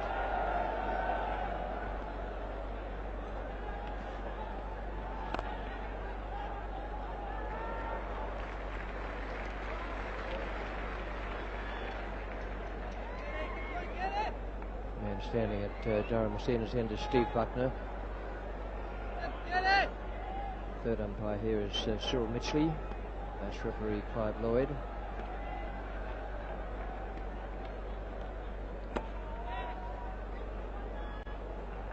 $115 for 1 and 21 overs have gone. මෙන්න මේ පැයේදී අපි ඔබෙන් අහන ප්‍රශ්නය. මේ ප්‍රශ්නාංක 2 කෙන්යාවට එරෙහිව ශ්‍රී ලංකාව විසින් ලකුණු 398ක් ලබාගත් ඉනිමේ ලකුණු 145ක් රැස් කළ ක්‍රීඩකයා කවුද? A. Arjuna Ranatunga, B. Aravinda de Silva, C. Sanath Jayasuriya, D. Romesh Kaluwitharana. නිවැරදි පිළිතුර සටහන් කරන්න RU හිස්තනක්, DI හිස්තනක්, ප්‍රශ්නාංක 2, ඒ වගේම හිස්තනක්. අපි ඔබෙන් අහපු මේ පිළිතුරු හතරෙන් ඒ පිළිතුරු හතරට අදාළ අක්ෂරය සටහන් කරන්න. දැම්මම SMS කරන්න නිවැරදි පිළිතුර 88යි 66ට. ඩයලොග් වෙතින් ෆෑන් ටී-ෂර්ට් දිනා ගන්න පුළුවන් හරි පිළිතුර එවන ඔබට. ඉතින් අපි ඊළඟ පැයේදීත් මේ වගේම තවත් ප්‍රශ්නයක් එක්ක හම්බෙමු. ඩයලොග් ෆෑන් ටී-ෂර්ට් එකක් ඔබේ කරගන්න පුළුවන්. මේ ඕන ටීවී එකක් සිංගර් එකට අරන් එන්න. අලුත්ම ලොකු සයිස් ටීවී එකක් ගන්න. ලොකු හුවමාරුවක් නම් හිමි කරගන්න. සිංගර් එකෙන්ම පමණයි. They had the roller on this morning. I think the waters got through fairly quickly. They had that great invention, the Super Sopper, going out there, an Australian invention, designed a delightful shop in Sydney, and it's been a great boon to cricket and other sports grounds around the world.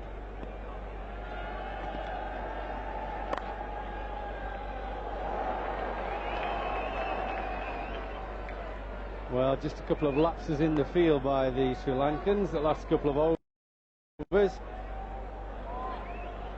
Wasn't very spectacular, this. And he missed the ball. Bowlers need a bit of help.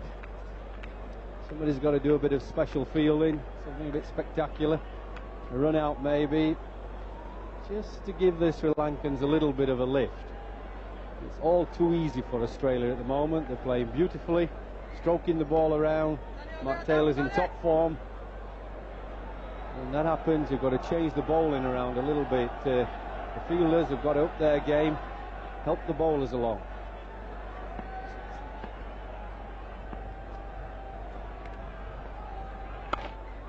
Lovely story without words there with umpire Shepherd finally losing patience with side screen attendants and just show them how to make a mark in the ground.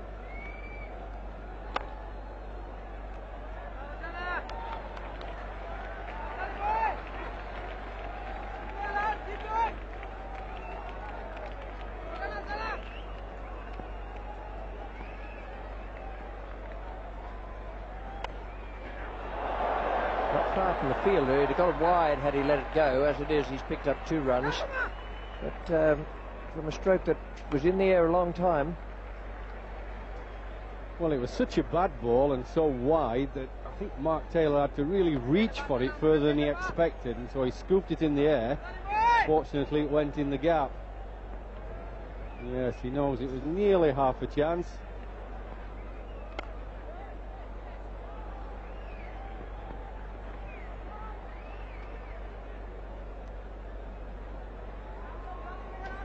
This is the first time any cricket match has been played at Gaddafi Stadium, Lahore, under lights.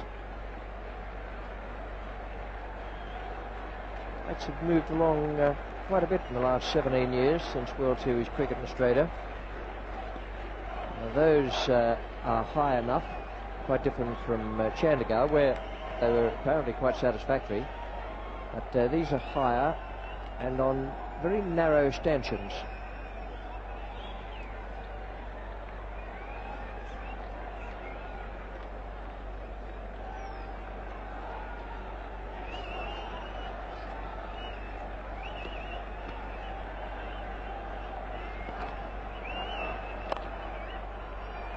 Nicely played. Ball swerved a little from off the leg, and it's 120 for 1, 22 overs gone. Fun blaster gun.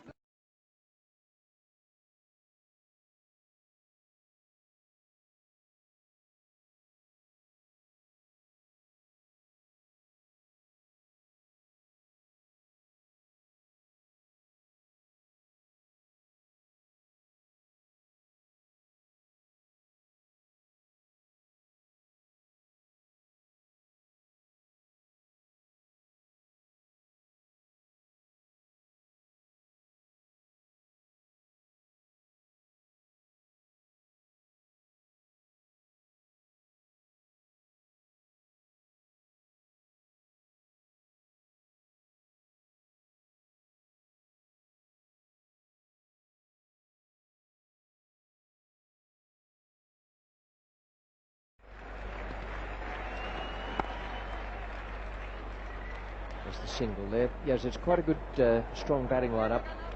I'm very pleased to see Bevan do well there. Pleased to see Law as well. But we know he's a very seasoned player. Bevan is younger, and also has this ability to bowl left arm over the wrist, which he did for Yorkshire last year in the county competition.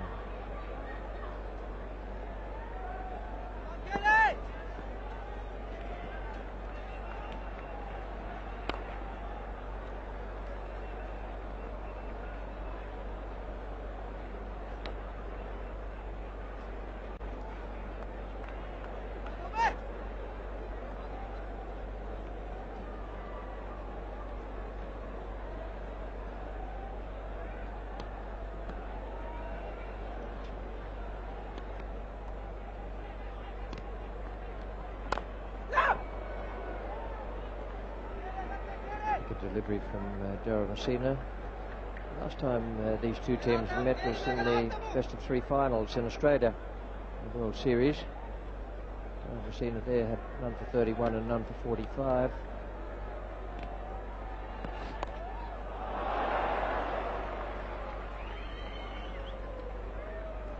J.S. Surya, who was used as a spinner in those 2 games as well, none for 37 and no wicket for 57 from 8.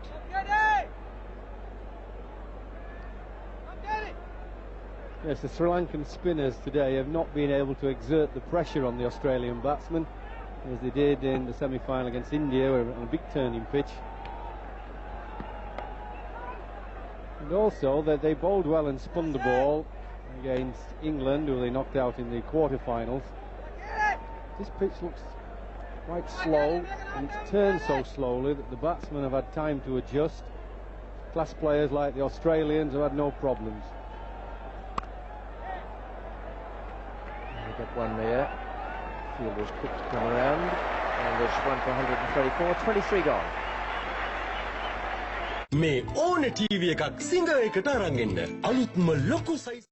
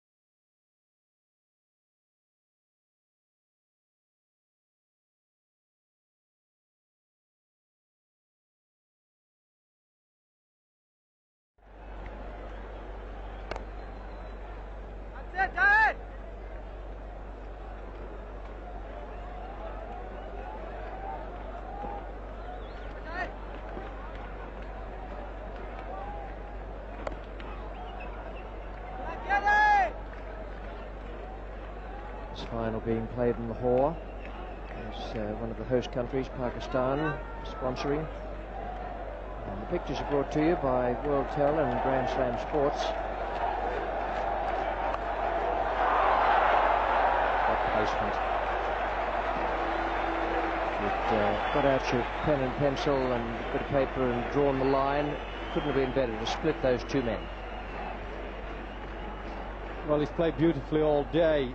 He's not had to show too much aggression because his timing and placement have been excellent. He's just played the ball basically where he's wanted all day.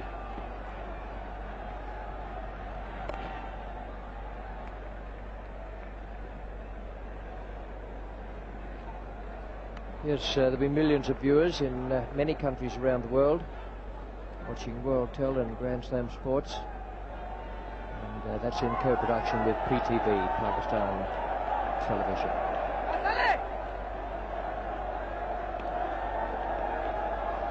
Not quite capacity, the crowd, but it's very good, and they're still coming in through the turnstiles.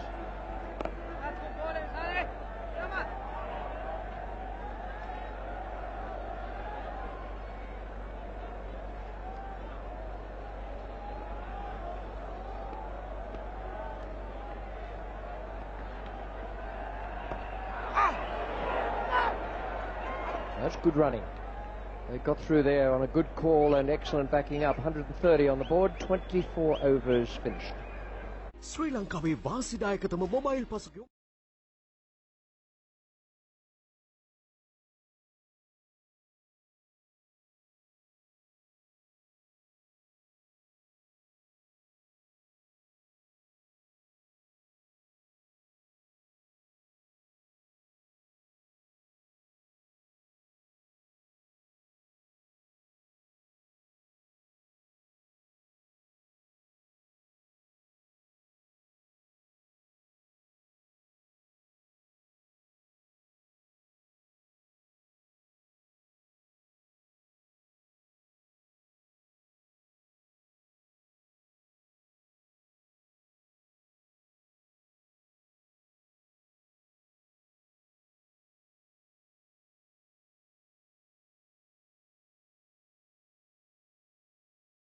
Spin in the person of Aravinda de Silva.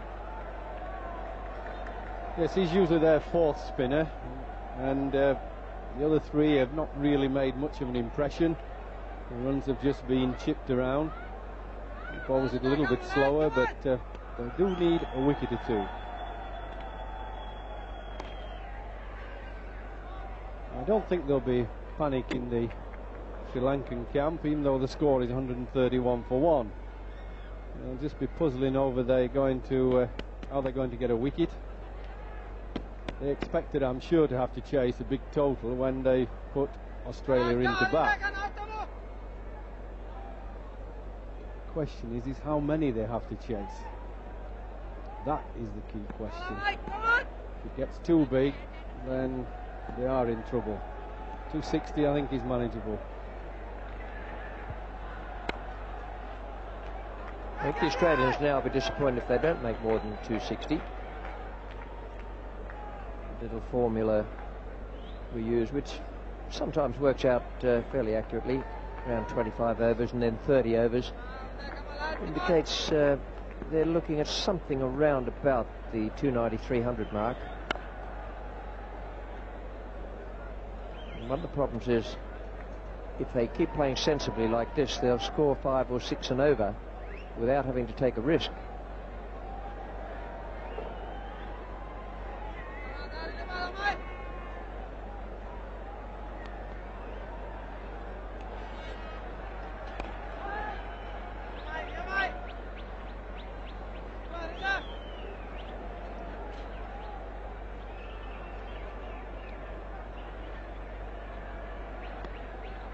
It is a big ground.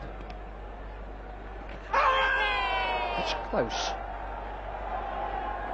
It doesn't seem to me that he's spinning the ball a great deal, but it seems to Ponting that he might have got an inside edge on it. And he was outside off stump.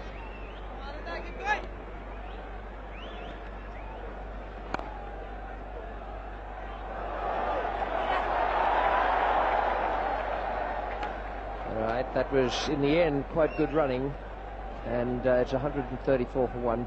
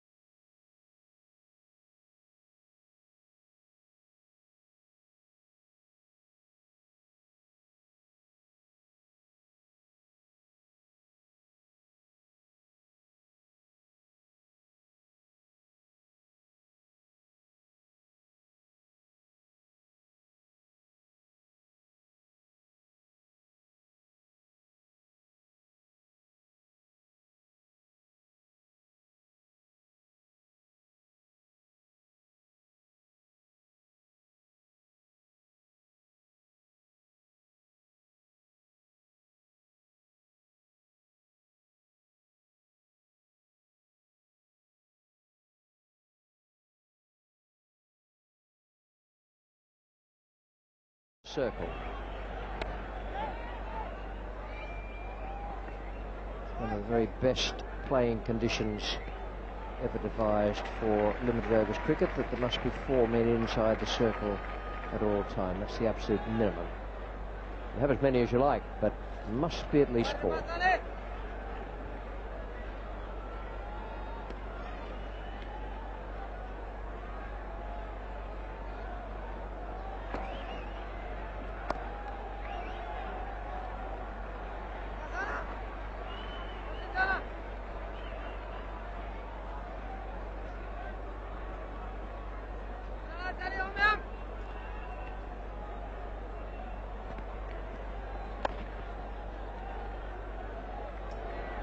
It was a quicker ball. He saw him coming, bowled it well, and then fumble to bring up the 100 partnership between Mark Taylor and Ricky Ponting. Yes, when you keep getting an odd misfeel like that, it doesn't do the confidence of everybody in the team a lot of good. He's not the only one that's fumbled an easy ball.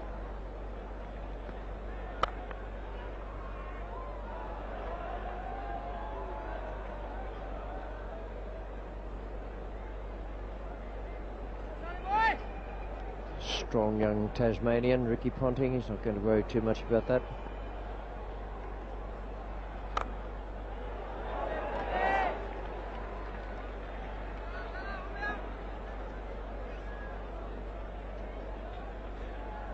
Yeah, good partnership that. It's come so easily. That's a slightly worrying thing for Sri Lanka. Well, that's a better over. 2 off the over. 136 for 1. අනුහය ලෝක කුසලාන cricket තරඟාවලියේ අවසන් මහා තරඟයේ උණුසුම විඳින අතරතුරේදී අපි යාලෙත් ලෑස්ති වෙන්නේ ඔබව ජයග්‍රාහකයෙක් කරන්න මේ වගේ ලස්සන ඩයලොග් ෆෑන් ටී-ෂර්ට් එකක් ඔබේ කරගන්න පුළුවන්. මෙන්න මම අහන තුන්වෙනි ප්‍රශ්නය. ප්‍රශ්නාංක 3. 1996 වීල්ස් ලෝක කුසලාන තරඟාවලියේදී අඩුම ලකුණු රැස් කරපු කණ්ඩායම කුමක්ද? නිවැරදි පිළිතුර ඉක්මනින්ම අපිට එවන්න. මෙන්න පිළිතුරු 4. කෙන්යාව A B එක්සත් අරාබි එමිරාජ්‍ය, C නෙදර්ලන්තය, D බටහිර ඉන්දිය කොදෙව්. මේ පිළිතුරු 4න් නිවැරදි අක්ෂරය අපිට එවන්න පුළුවන් ඔබට. R U හිස්තනක්, D I හිස්තනක්. ප්‍රශ්නාංක 3 Aksharaya සටහන් කරන්න 88යි 66ට දැමම SMS කරන්න. ඩයලොග් වෙතින් වටින ෆෑන් ටී-ෂර්ට් එකක් ඔබේ. ඉතින් අපි ළඟ පැයේදීත් තවත් ප්‍රශ්නයක් අහන්න ලෑස්ති. ඔහොම ඉන්න. මේ ඕන ටීවී එකක් සිංගරයකට අරන් එන්න.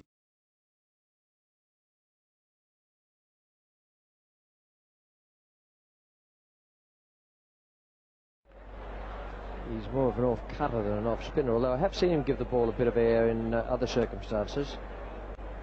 Mainly when he's been playing county cricket in England.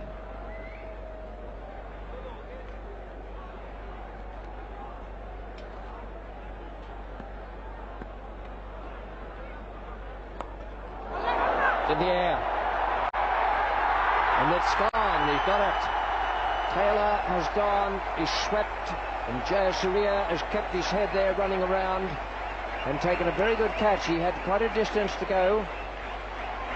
Picked it right from the moment it left Taylor's bat, and that's 2 down, 137 on the board. Well, that's the sort of mistake that Sri Lanka needed. Change of bowling, fourth spinner in the game, the top edge. Not too difficult catch, just had to keep his nerve while the ball was in the air. And they've got a little bit of luck. It's been a long time coming. Lovely innings by Mark Taylor. Played beautifully in comfort. 137 for 2. Fun blaster gun plus karala.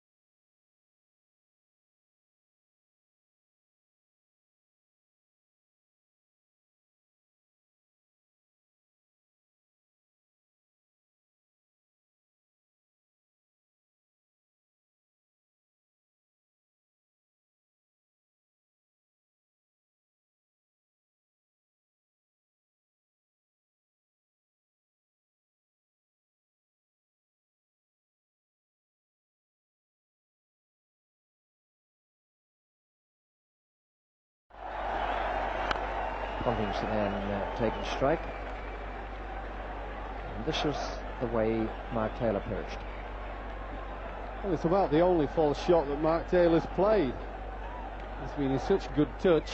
It came as a big surprise. A little bit of an edge, half played for, and half a little bit of an edge, but it brings up 2 more runs for Australia.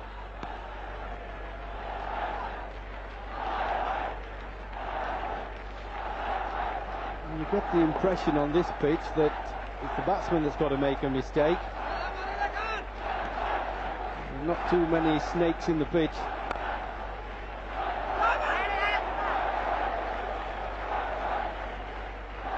That catch by Jayasuriya was a welcome turnaround for Sri Lanka, because their fielding had just slipped a little bit, and even in the end he had to stretch for it. He'd made ground to it. I just wondered if it slipped on some slightly greasy surface out there from the overnight rain. Wasn't able to get going, and then finally stretched out for it. Steve Waugh's off the mark straight away. 141 for 2. ඔයාලගේ වත්තේ හිතුවටත් වඩා ලොකුයිනේ. මොන?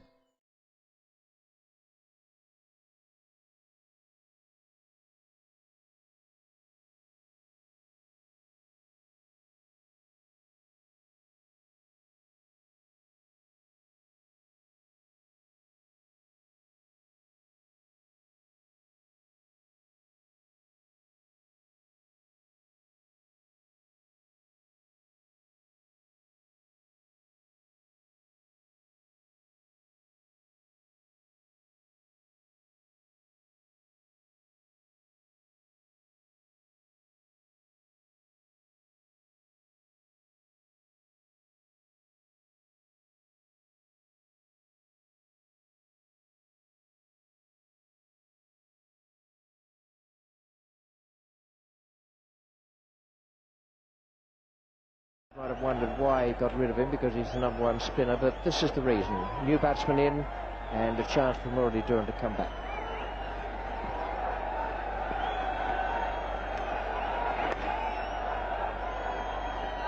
Well, you'll see with that ball, it was quite wide, that ball, and then it spun. And I thought he bowled a bit too wide before. If he bowls it that wide and just gets it a touch short, then he's going to get smacked through the offside off the back foot. They're going to get inside out to him. He's got to keep it up there if he's going to bowl that wide. That's better. Make him come forward on the front foot. Didn't quite get there, bit of a mistake, but he got away with it because the ball is spinning into him. But he can't afford to be wide when he's bowling way outside off stump. He can't afford to be too wide or at all short.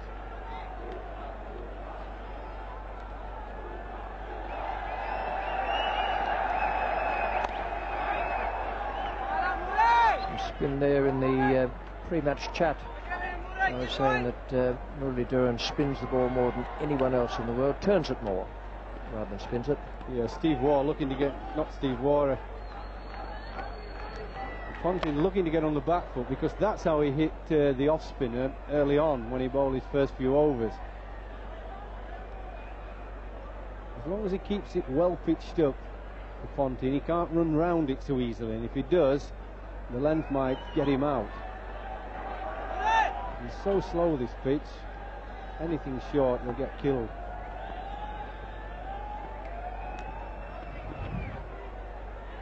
Well bowled.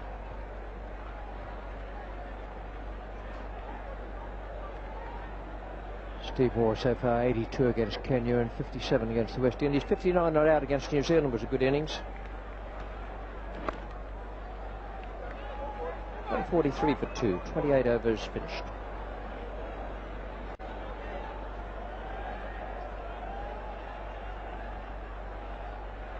Now Steve Waugh, he's the batsman that Sri Lanka are going to have to bowl at as much as possible for the next 2 or 3 overs. Try and deny Ricky Ponting the strike and bowl as much as they can at the new batsman. Doesn't mean to say they'll get him out.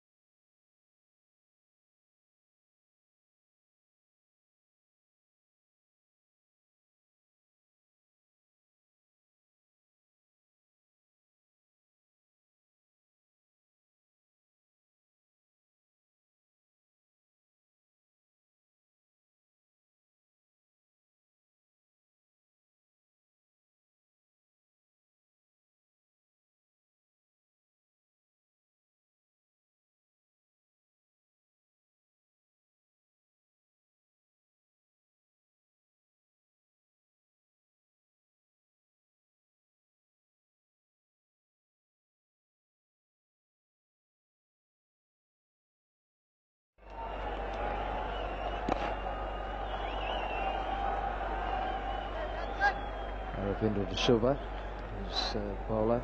He's bowling from the college end into the 29th over.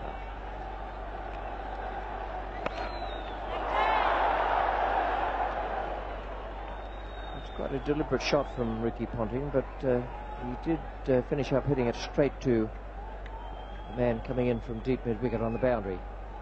Well, this is what I feel Sri Lanka have got to do. They've got to bowl quite tight and make the batsman go over the top.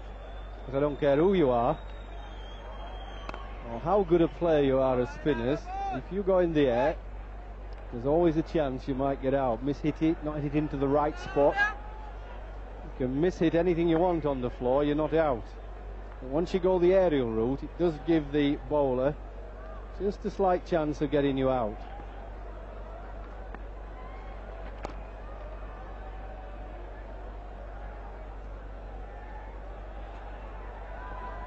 It's amazing how much bobbling there's been and fumbling by the Sri Lankan fielders.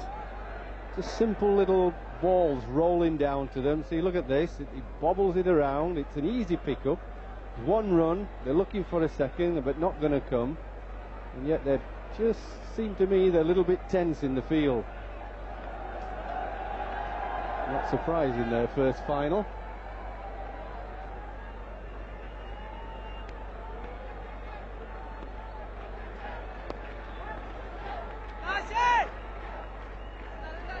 Sri Lanka, since the fall of that wicket, have fought back well. 2 Australian batsmen have been able to get away from them. Taylor was the aggressive one.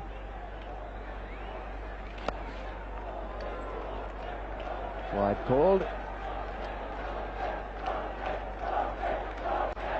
No good glaring at umpire Buckner. He doesn't just umpire cricket matches, he referees football matches. 147 on the board now for Australia and 29 overs gone. Sri Lanka was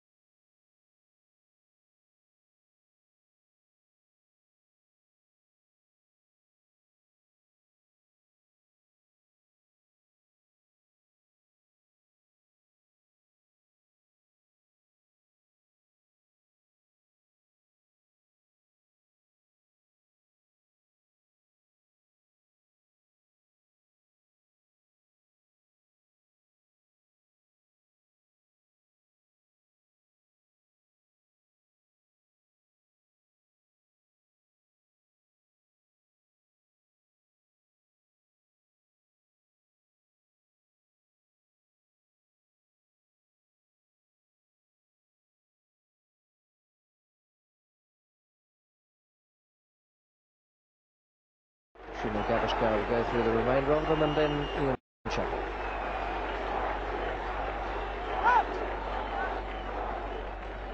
Thanks, Richie.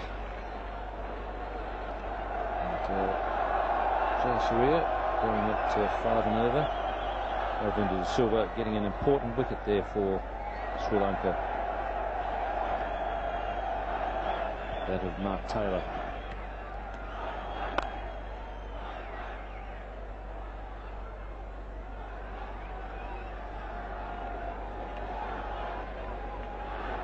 They say that the capacity here is about 28,500, and it must be getting pretty close to that mark now. It's taken a while to fill up. I guess the crowd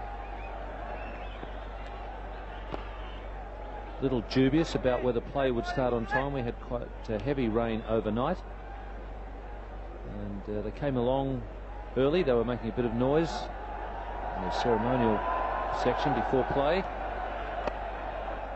Really came alive when Sri Lanka got the first wicket. Now, well, they're in full roar.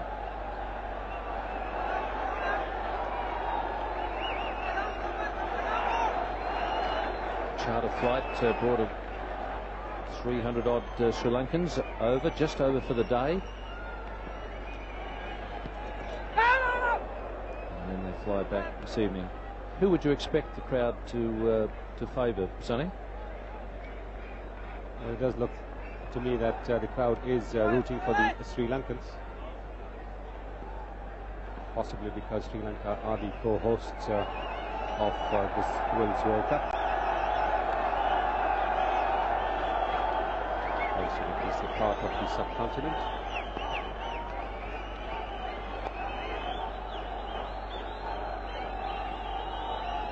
That's a good over. It's 149 for 2. reload එකකින්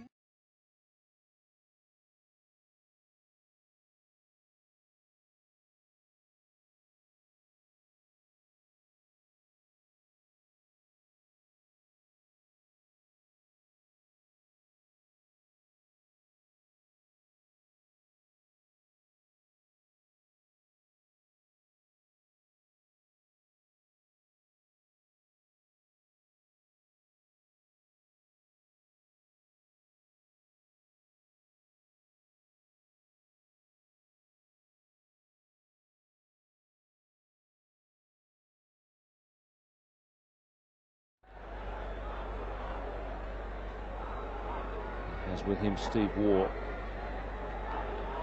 Ravinder De Silva often gets wickets for Sri Lanka, and he got an important one in this match.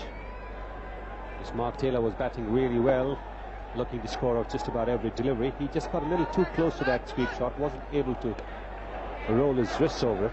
In fact, he scooped that shot.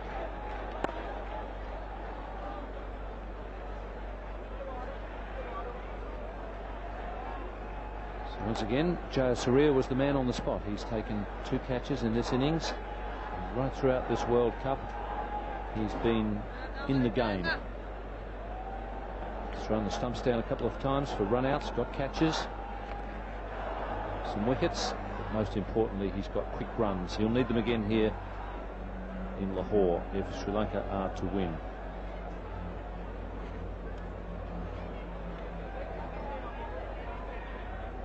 And that partnership between Kalu Wickrama and Jayasuriya has given Sri Lanka many a good start. And he's bowled in. A little bit of turn there, so Aravinda de Silva doing exactly the job that his captain brought him on for. Get some wickets. And Ricky Ponting, who's also played well,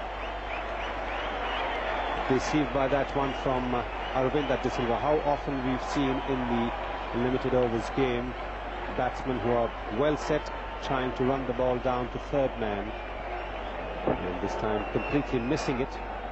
Ball turning a little bit, and look at Aravinda de Silva.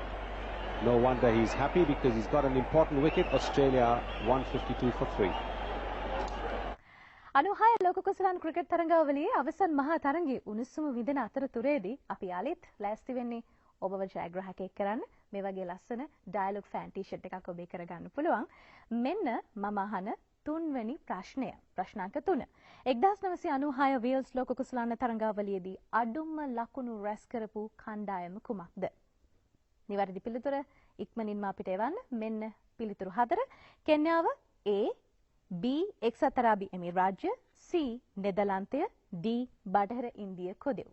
මේ පිළිතුරු 4න් නිවැරදි අක්ෂරය අපිට එවන්න පුළුවන් ඔබට. R හිස්තනක්, D I හිස්තනක්. ප්‍රශ්නාංක 3 Aksharaya සටහන් කරන්න 88යි 66ට දැමම SMS කරන්න. ඩයලොග් වෙතින් වටින ෆෑන් ටී-ෂර්ට් එකක් ඔබේ. ඉතින් අපි ළඟ පැයේදීත් තවත් ප්‍රශ්නයක් අහන්න ලෑස්ති. ඔහොම ඉන්න.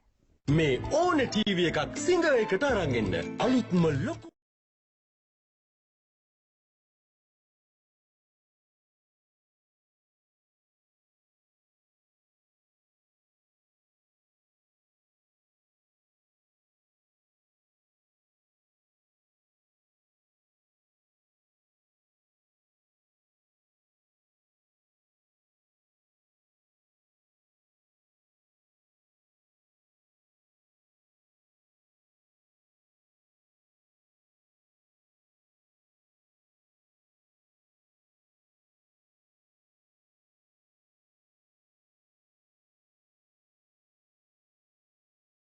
Had to do much with the bat apart from that game, but with the spinners on, he is a good hitter against the spinners, and it'll be interesting to see if Arjuna answers this tactic with a little bit of pace, perhaps an over or two from Chaminda Vas. Aravinda has been spot on target, and getting that Yorker right in the block hole.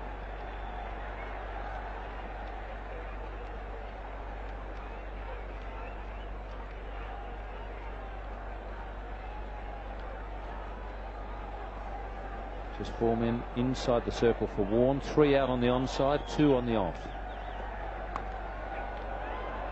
And the pinch hitter's getting cute now to get off the mark. It's 153 for 3. සියලුම dialogue home broadband පසුබිම් පාරිභෝගික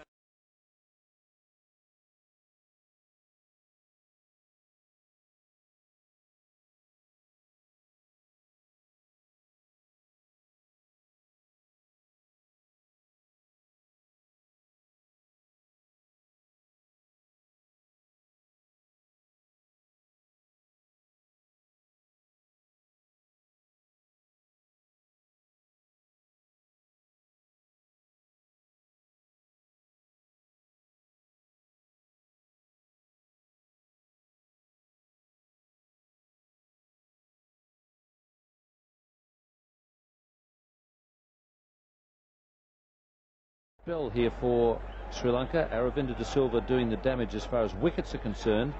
2 for 15 from 4. At the other end, things have been tidy, so Sri Lanka getting back into the game at a time when it looked to be getting away from them, although you wonder what getting away from Sri Lanka is.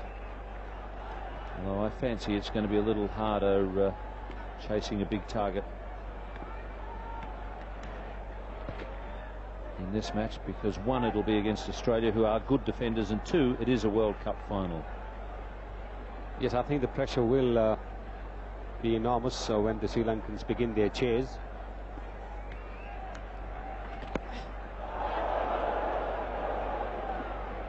Wide called by umpire Shepherd. And even if it's a target which requires a run rate of over 4, over 5, the Sri Lankans will feel the pressure. They need to get off to a good start, but right now they are more concerned with trying to keep the Australian total to a manageable limit. What that manageable limit is, only they know. Just a few words from the skipper. There's a man at long on. Just wondering about your thoughts, Sonny, former opening batsman, not quite in the same style as Kalu Wadharana or Joe Saria, but easier to go for the bowling when you're setting the target rather than chasing a known target? Well, I think if you're Kalu Wadharana or Jay Surya, it really should make no difference either way. But yes, it does make a difference if you're batting first and you don't have a target to chase. Then there's nothing at the back of your mind that you've got to maintain a certain run rate or try and score of every delivery. You can afford to play the odd dot ball. But when you're chasing, then every dot ball adds to the mental pressure. It preys on your mind that you might just have let your side down by playing a couple of dot balls. So batting first always is easier, even for the pinch hitters.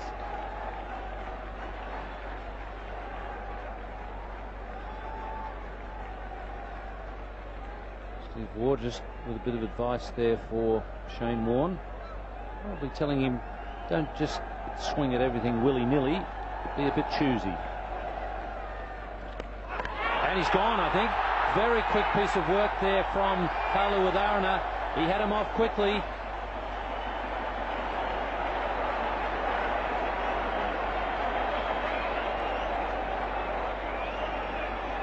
Well, that was bowled down the leg side. I think the Sri Lankans had it planned that in case Shane Warne does give the charge, they should bowl down the leg side, and there you are. Clearly the bat has not gone down. Super work there by Kalu Wadharana. The Sri Lankans need to be given credit for planning it, although this time Shane Warne was playing a defensive shot. Australia 156 for 4. And the crowd certainly appreciating the work done by Kalu Wadharana. The Sri Lankan flags there. We know that there's been a special charter flight which has come down. Very quick, very good work there by Kalu Wadharana. Australia 156 for 4.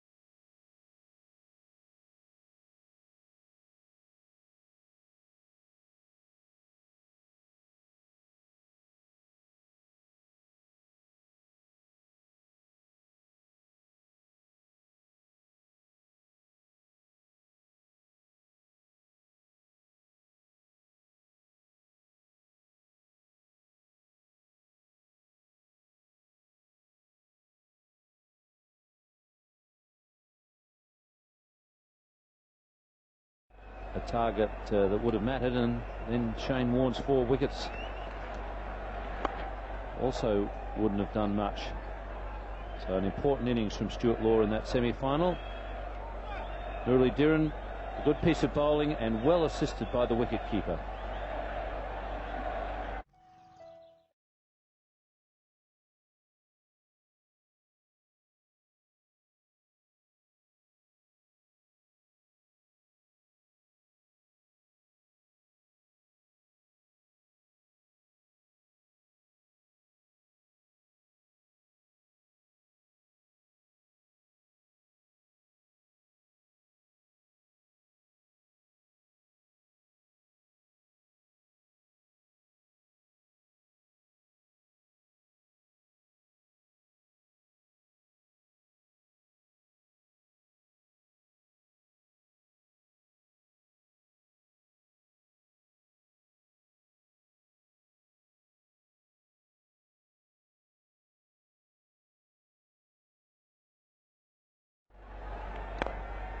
Picked up dramatically, I think probably on 2 counts. Obviously the confidence that came from making the runs, but 2, that probably suggested to him that his place in the team was safe, and that does make a hell of a difference to the way a player thinks. And he is a much better keeper now than he was just 3 or 4 months ago.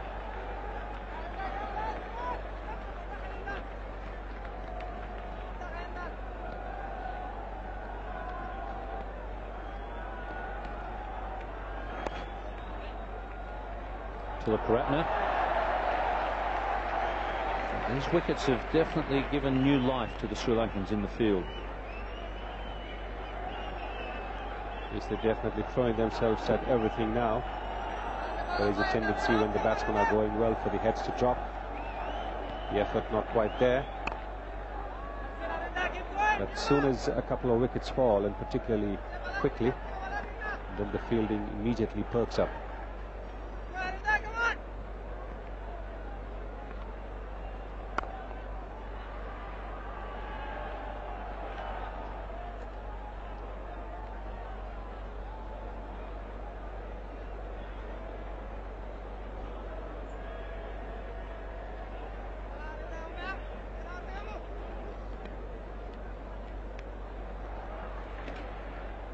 That's a nice little touch there from Stuart Law. Well run, Steve Waugh getting back very quickly, although he's decided against the 3rd. It's 163 for 4. Sri Lanka වාසිදායක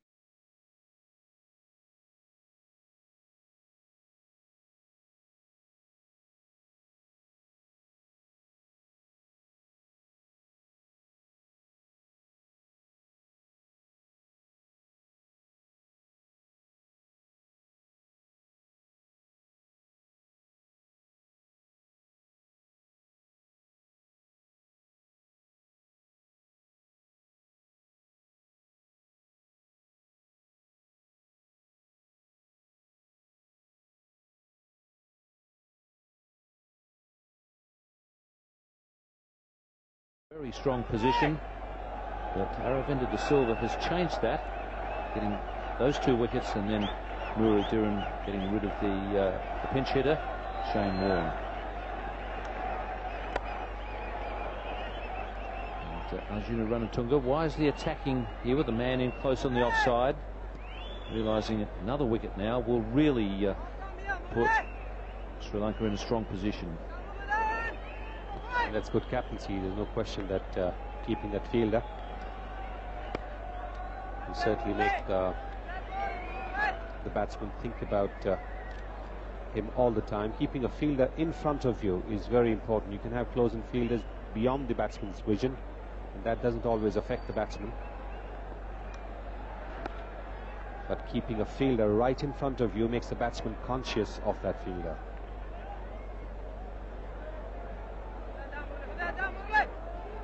Especially if you hear from him regularly, Sonny. I don't know whether Tilaparatne is giving the old Yahoo to the batsman. Someone like Javed, you would know exactly what was going on in there. There'd be a bit of chatter. Well, he wouldn't be telling the batsman as much as he would be telling the bowler. He'd be telling him to bowl number 16 or bowl number 12 or something like that.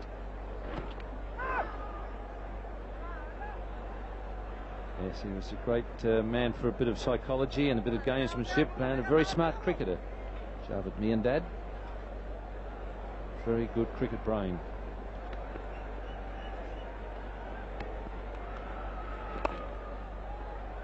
Good over there for Sri Lanka. It's 166 for 4. මේ ඕන TV එකක් සිංගරයකට අරන්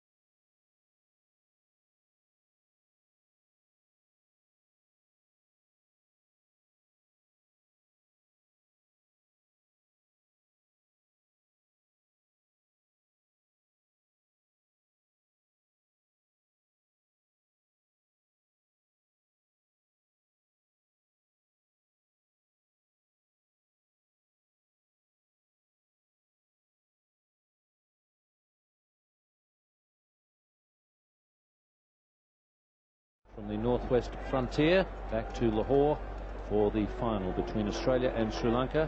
166 for 4 after 34 overs Australia, and Sri Lanka getting right back into this game. Dara Messina is on now at the college end and moving into the commentary position with me, Ranjit Fernando.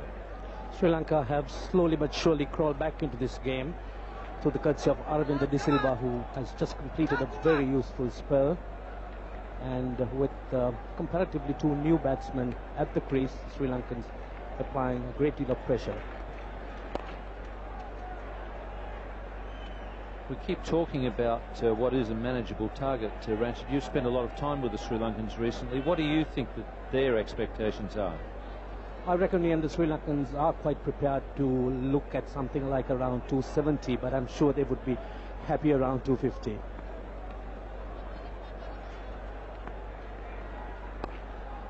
They certainly don't fear anybody these days, do they, in the competition? Their batting has come off, and they've got a lot of experience and skill, and I think the confidence they've gained since returning from Australia, I think, has stood them in extremely good stead. And they've really wanted this, haven't they? They've wanted Australia, another crack at Australia after that tour. Yes, I think they felt that they deserve another crack at Australia, since they felt that they should have had Australia probably in the Benson and Hedges final, and this probably is the glorious opportunity they've been given.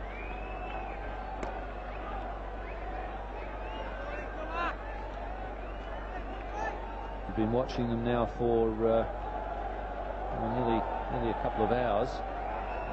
Early on I thought there might have been signs, a little bit of tension out there. Do you feel they're pretty comfortable now? Yes, and I think the Sri Lankans had developed a great deal of resilience during the last few months, and this certainly has come to the fore here. They've really come back from a rather tight situation and come back sneaking into the game. In the air, and well taken, a well-judged catch. Aravinda De Silva, who's already taken 2 wickets, now takes a good catch.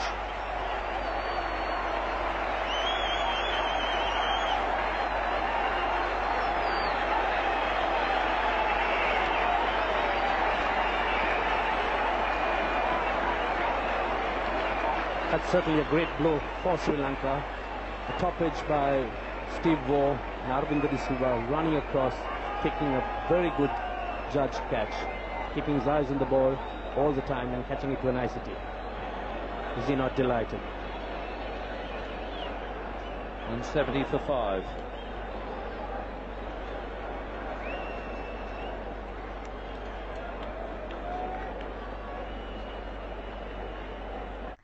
96 ලෝක කුසලාන cricket තරඟාවලියේ අවසන් මහා තරඟයේ උණුසුම විඳින අතරතුරේදී අපි යාලිත් ලෑස්ති වෙන්නේ ඔබව ජයග්‍රාහකයෙක් කරන්න. මේ වගේ ලස්සන ඩයලොග් ෆෑන් ටී-ෂර්ට් එකක් ඔබේ කරගන්න පුළුවන්. මෙන්න මම අහන තුන්වෙනි ප්‍රශ්නය. ප්‍රශ්නාංක 3. 1996 වීල්ස් ලෝක කුසලාන තරඟාවලියේදී අඩුම ලකුණු රැස් කරපු කණ්ඩායම කුමක්ද? නිවැරදි පිළිතුර ඉක්මනින්ම අපිට එවන්න. මෙන්න පිළිතුරු 4. කෙන්යාව A B එක්සත් අරාබි එමිරාජ්‍ය, C නෙදර්ලන්තය, D බටහිර ඉන්දිය කොදෙව්. මේ පිළිතුරු 4න් නිවැරදි අක්ෂරය අපිට එවන්න පුළුවන් ඔබට. R U හිස්තනක්, D I හිස්තනක්. ප්‍රශ්නාංක 3 Aksharaya සටහන් කරන්න 88යි 66ට දැමම SMS කරන්න. ඩයලොග් වෙතින් වටින ෆෑන් ටී-ෂර්ට් එකක් ඔබේ. ඉතින් අපි ළඟ පැයේදීත් තවත් ප්‍රශ්නයක් අහන්න ලෑස්ති. ඔහොම ඉන්න. A lot of hits, played well in that match. They need to play well again. That's a big wicket getting rid of Steve Waugh. He's been such a good player in all forms of cricket for Australia in that middle order. Michael Bevan, terrific record.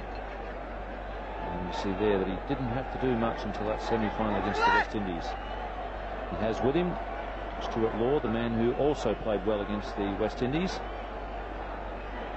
And Arjuna Ranatunga going on the attack, has a slip in. That's good captaincy. And 4 men in, saving the single.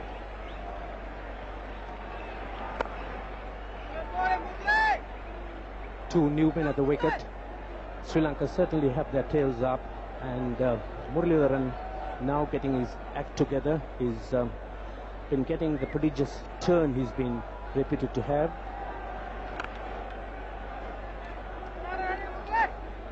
Bevan off the mark. And that was a good delivery from Dharamasena. Got rid of Steve Waugh, just catching the front edge.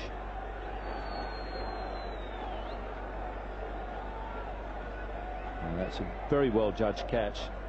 Not so easy when you're on the full run to catch them. The eyes are just bobbing up and down a little bit. Aravinda De Silva didn't have enough time to get there and get set. That's a good catch. When you're running almost flat out, they're not easy.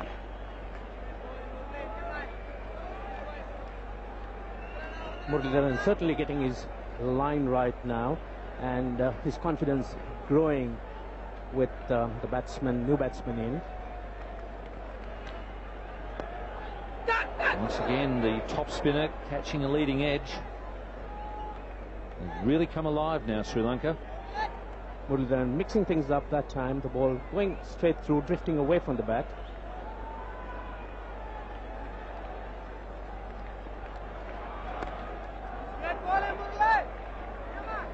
Australian batsmen have to be a little careful now. They don't want to lose any more wickets. And that in itself will help to slow down the run rate.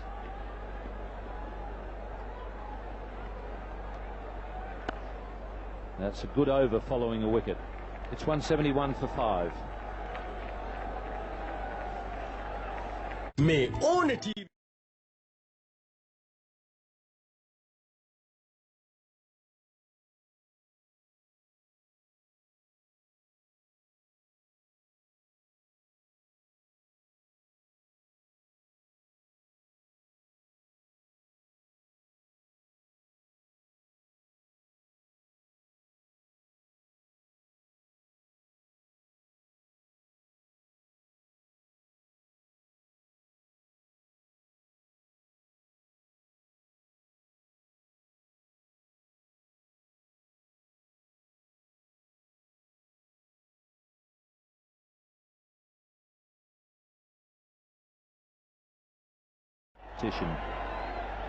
Well, in the commentary position now, it's going to be Richie Benaud, and with him, Ravi Shastri. Thank you, Ian. They scored 171 for 5. This really has been a great fight back by Sri Lanka. The spinners have done a wonderful job, especially after the new ball bowlers got some tap. And it will be Dharmasena to continue to Bevan.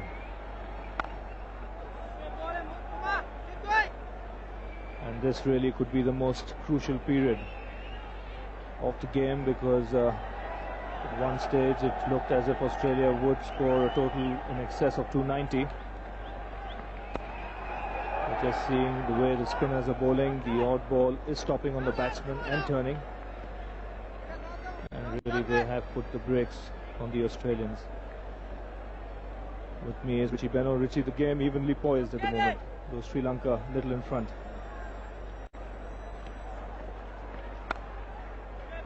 Yes, they've certainly come back very well.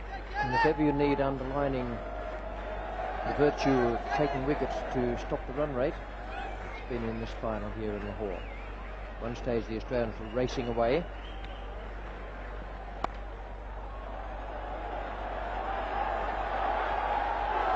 Beautifully played square of the wicket. Good piece of fielding in the outfield there, restricting the batsman to only a couple.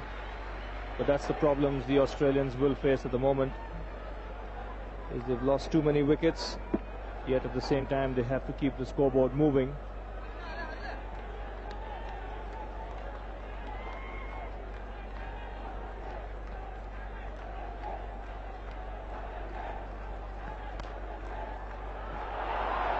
It's at the halfway mark.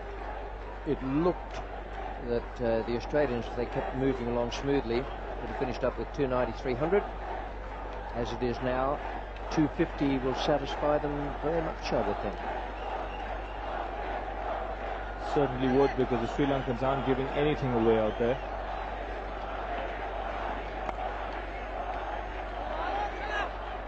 Another good over for Sri Lanka. There's just 3 runs coming off it. 174 for 5.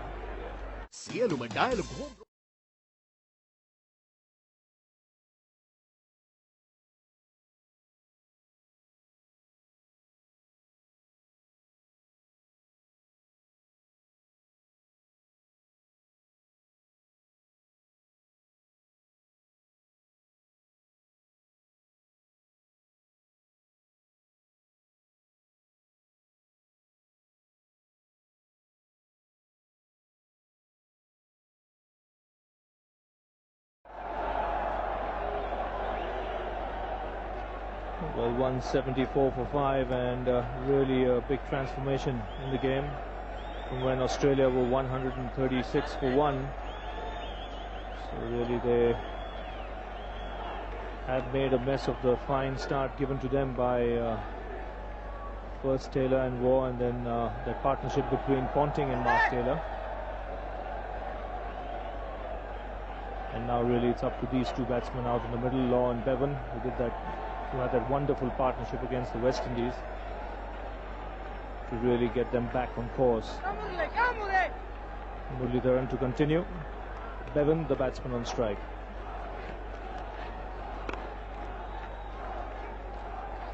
And just to give you an indication of how well the Sri Lankans have performed in the last few overs. The Australians haven't hit a boundary for 13 overs. And in the initial stages, when the new ball bowlers were bowling, there was a flurry of boundaries.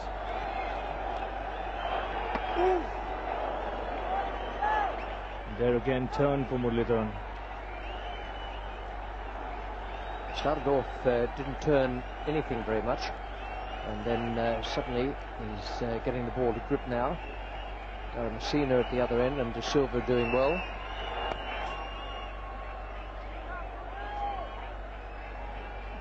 Been very interesting to watch the Sri Lankans. Not dissimilar, different match, but not dissimilar to the way the Australians searched for a breakthrough against the West Indies the other night. And when they got it, they suddenly clambered all over the opposition. Well, Sri Lanka not quite clambering all over Australia, but they're taking a few steps towards it.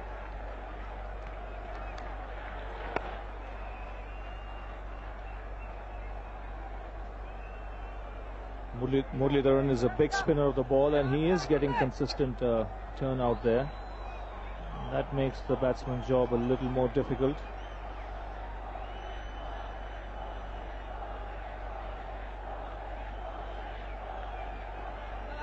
The bowling figures there, you see the new ball bowlers getting plenty of stick from the opening batsman, but all the 4 spinners doing a fine job. Arvinder in particular picking up those 2 very important wickets.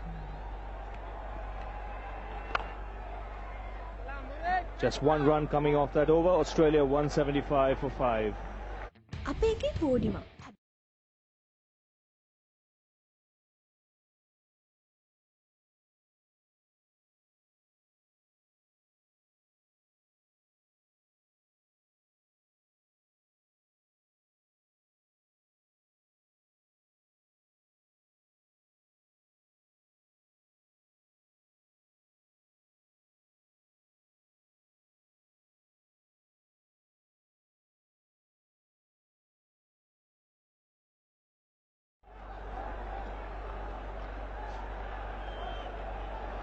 So Australia losing those 4 important wickets after that fine partnership between Taylor, who made 74, and Ponting 45.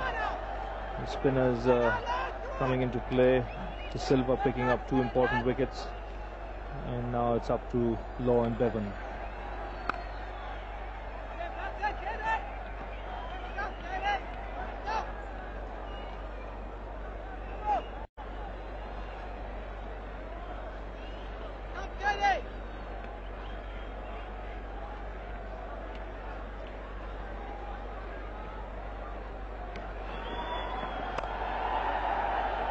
Still can't find the gap. Bevan had a fine series in Australia. He got lots of runs in the one-day series, the Benson Hedges series. Really, he has a job on his hands at the moment.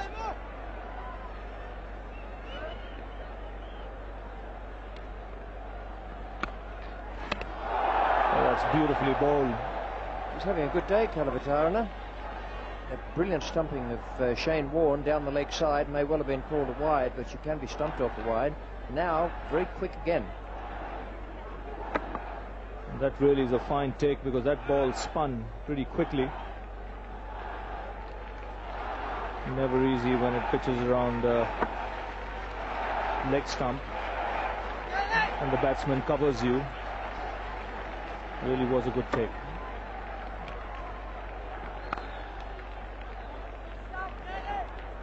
Now suddenly the ball's not going between the fielders. A bit more pressure on the batsman. Concentrating on not getting out and picking up some runs, and they're not quite able to get their placement right.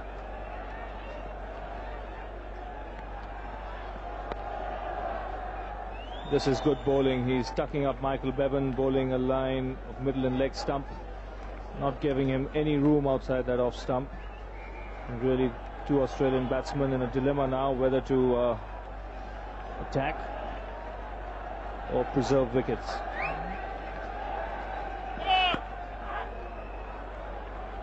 A rare no ball from Dharmasena. No runs coming off the bat in this over so far.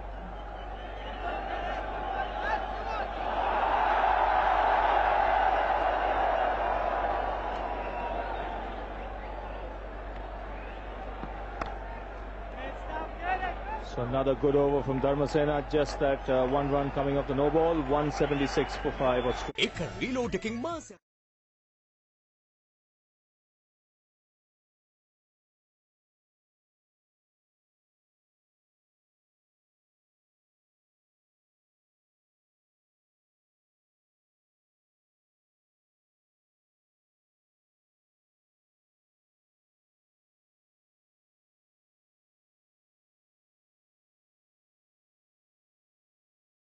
Gone down. To have a look at that graph.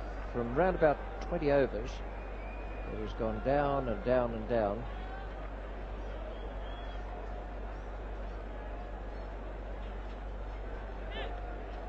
At one stage the Australians were scoring 6 and over, then it got down to about 5.5, and then all of a sudden it went down below 5. That was in the 30th over, and it's never got back up to 5 since then. Just gives you the clear indication of the dominance of the Sri Lankan spinners. The Australians must be realizing now the importance of a batsman who's in to play right through the innings.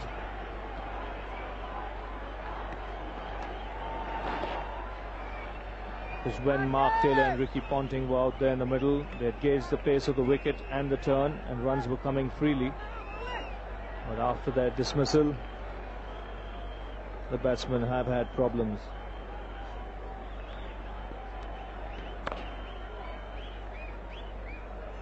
Only a single on the onside for Law.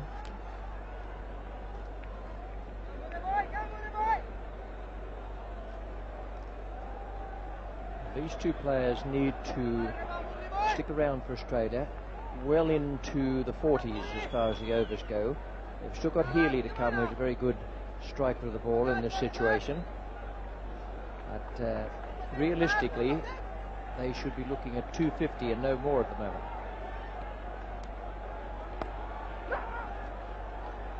And to do that, do it successfully, these are the two, Bevan the left-hander, Law the skipper of Queensland, and Healy the next man in, who can do it for them.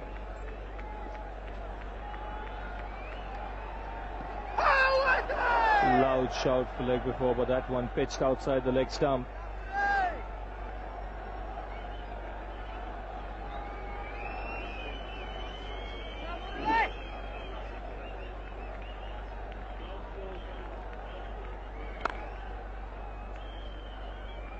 Just 2 runs coming off that over. 178 for 5 Australia. Fun blaster gun blast.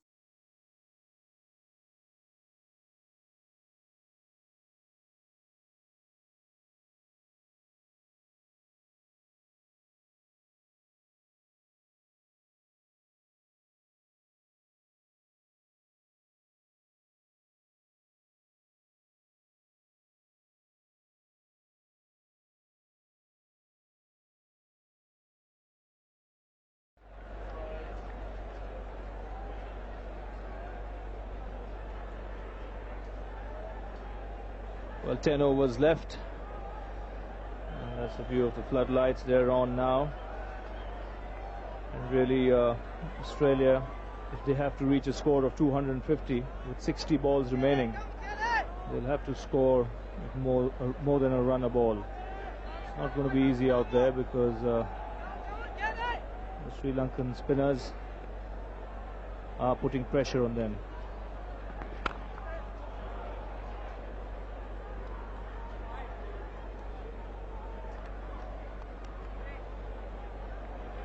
In Ian Healy, Australia have a very experienced man to follow. But when the ball's turning and stopping on the batsman, it's not easy to get your timing right straight away. Bob Simpson there must be a worried man. At one stage, it looked as if his side would reach a score of 280. That's not possible now. Muralidharan has finished his complete 10 overs. Did very well, 1 for 31. That's a good performance.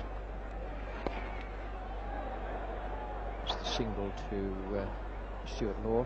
Just a question of to whom Ranatunga will turn now from this pavilion end. I'd be looking at Jayasuriya, I think, the left-hander, who spears the ball in at both right and left-handers.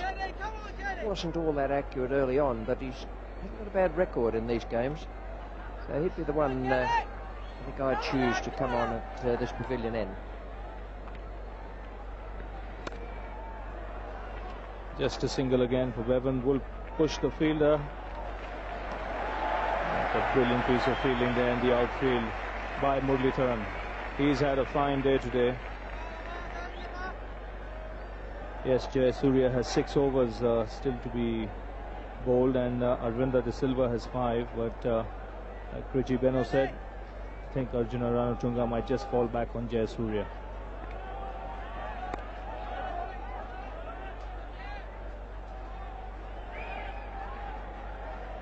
What's been most impressive about these Sri Lankan spinners is the line they've bowled. On around that off stump with the ball spinning into the batsman, not giving any room whatsoever.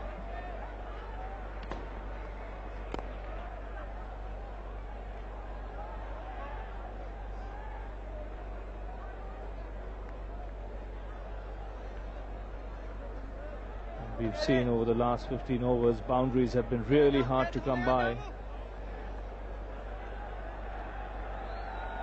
The reason for that being the excellent line being bowled by these spinners. They're making the batsmen play and score runs to their field.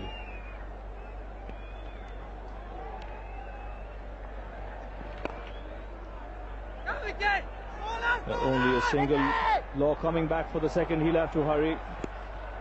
No problem whatsoever there. Just 6 runs coming off that over. Australia 184 for 5.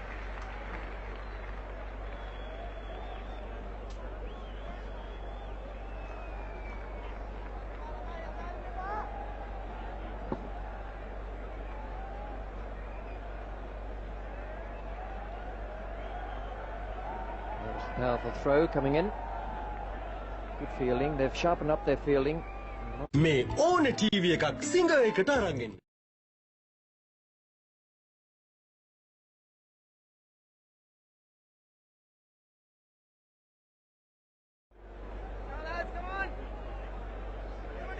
So 184 for 5, 9 overs remaining. The Australians really relying on this pair of Law and Bevan, because they've got only Ian Healy to follow. And the spinners still are doing a fine job for Sri Lanka. Arvinda De Silva being brought back into the attack. He's bowled 5 overs for 19 runs, but more important than that, 2 very important wickets.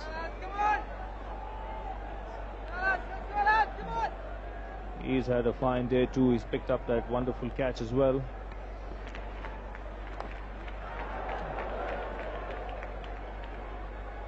There's 5 men on the onside. Arvinda De Silva coming from the pavilion end, and 3 of those men are in the outfield. One of them, I reckon, precisely where that ball might have gone. That's beautifully played by Law in the gap on the offside, but again, good fielding there by Muralidharan. He is a good outfielder, very quick on his feet, and he's backed that up with a very good throw.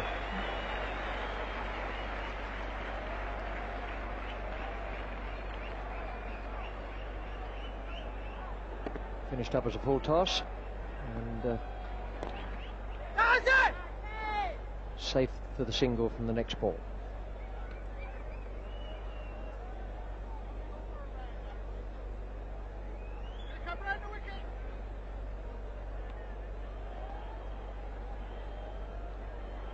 Still a predominantly onside field for the left-handed batsman as well, Michael Bevan, the batsman on strike. Arvinda De Silva deciding to bowl round the wicket to him. In fact, there are 5 fielders on the offside for the left-hander and 4 on the on. So ideally he'd be looking to bowl a line round middle and off stump to the left-hander.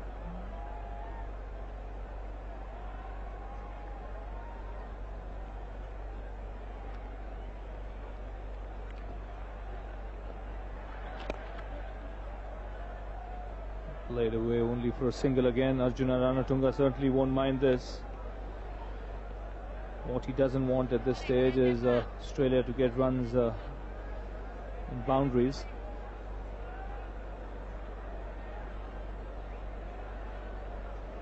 Umpire Shepherd's keeping an eagle eye on the side screen moving. He did instruct the chaps moving the side screen though to put a mark on the ground to show where it should go to each time for the over the wicket and round the wicket deliveries. But I think although he made various scraping motions with his foot out there, it was all to no avail.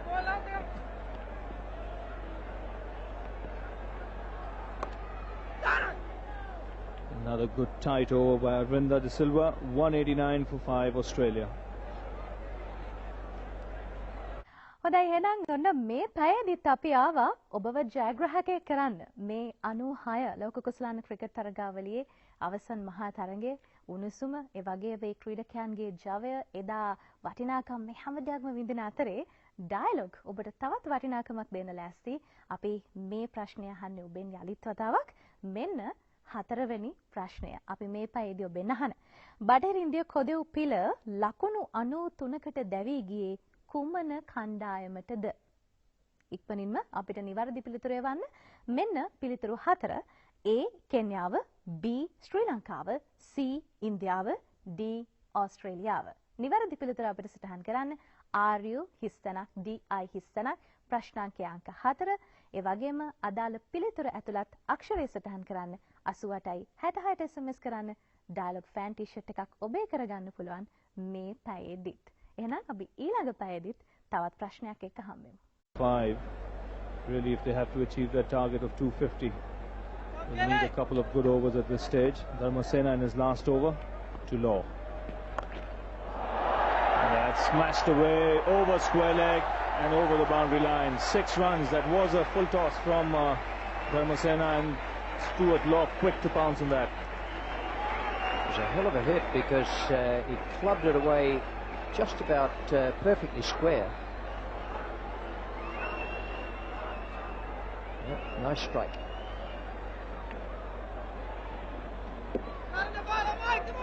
Beautifully picked up by Law. In fact, it wasn't a full toss. I beg your pardon for that. Heaved over square leg.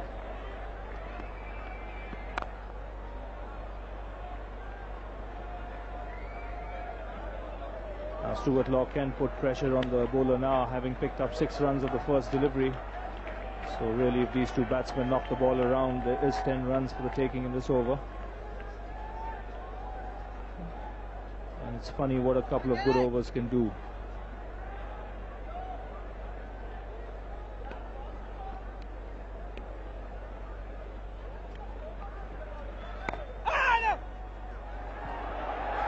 He'll have to hurry. An overthrow there from Roshan Mahanama, who was coming in quickly from cover, allowing the batsman to come back for a second run. So this really is a good over for Australia so far. Very good cricket by Bevan. First of all, the little push on the offside, and then the quick turn. As soon as the ball went past, he was going to the non-striker's end.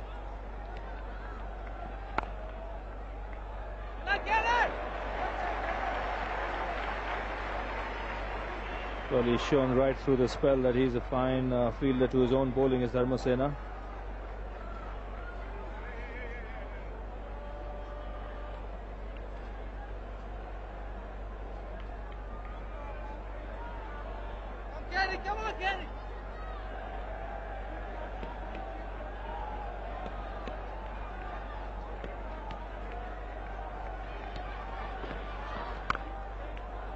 Giving himself room as Bevan. Can't find the gap, only a single for him.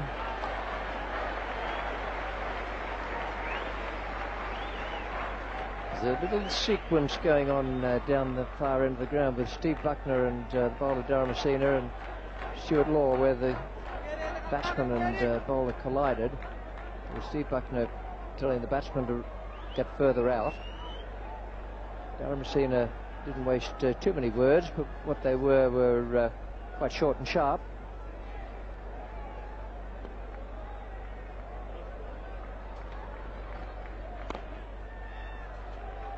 Again played away for a single to bring up the Australian 200. By far the best over Australia has had in a long time. 200 for 5 after 43.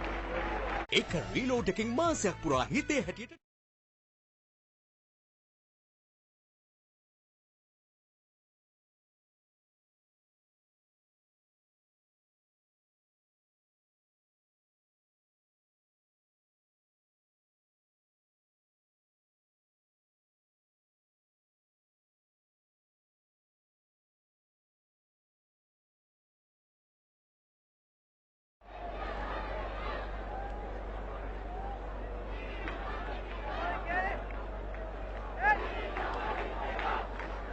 So 42 balls remaining.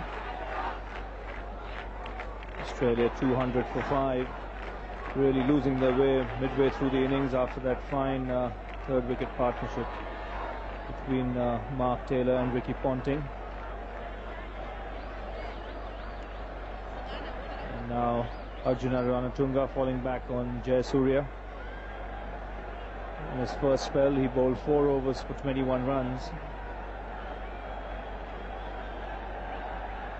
And now the floodlights fully on for these last 7 overs of the Australian innings.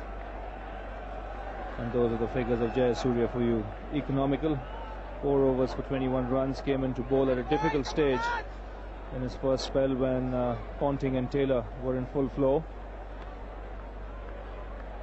And now again has a tough job to do. He has to restrict the batsman in the slog overs.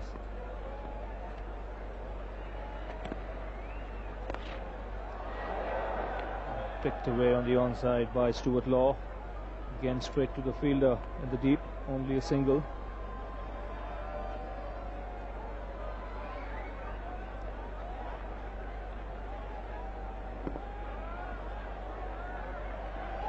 Just 4 on the onside now because the left arm bowler is coming over the wicket and he's able to do any fielding that would normally run away through mid-on.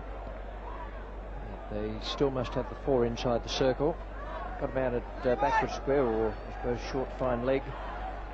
And at mid-wicket, one at cover point and one at extra cover.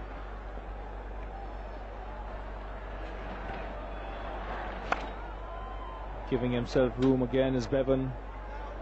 Again straight to the man at deep point.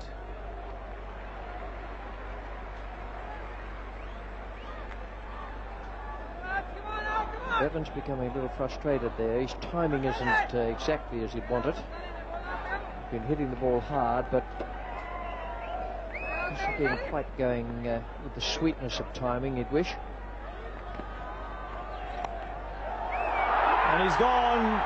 Stuart Law trying to hit Jayasuriya over the cover field, but managing to get an outside edge and straight to the hands of the fielder at backward point, Arvinder De Silva. So yet another wicket gone, 202 for 6 Australia. This is a big one for Sri Lanka. They've had a few big ones. 6 of them down now. And Stuart Law just aiming with a risky stroke to take it away in the air. Quite deliberately hit there, but he didn't mean to hit it quite as fine as that. And it's now 202 for 6.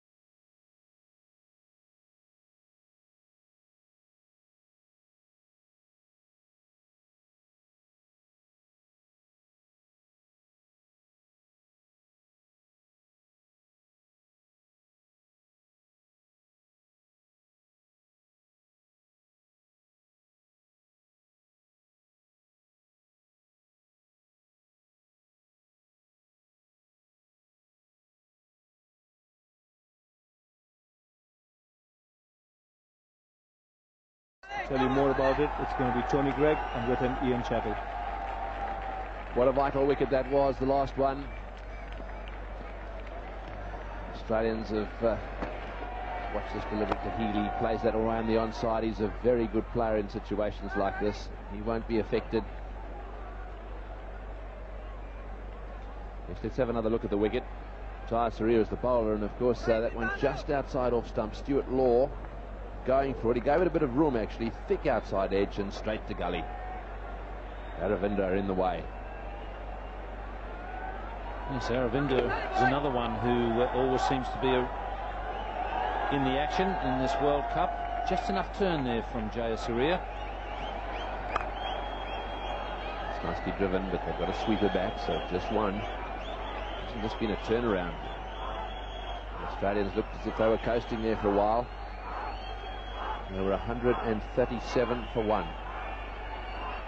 It's Jayasuriya just getting enough turn to catch the edge. And there's the reaction from the bowler on taking the wicket of Stuart Law.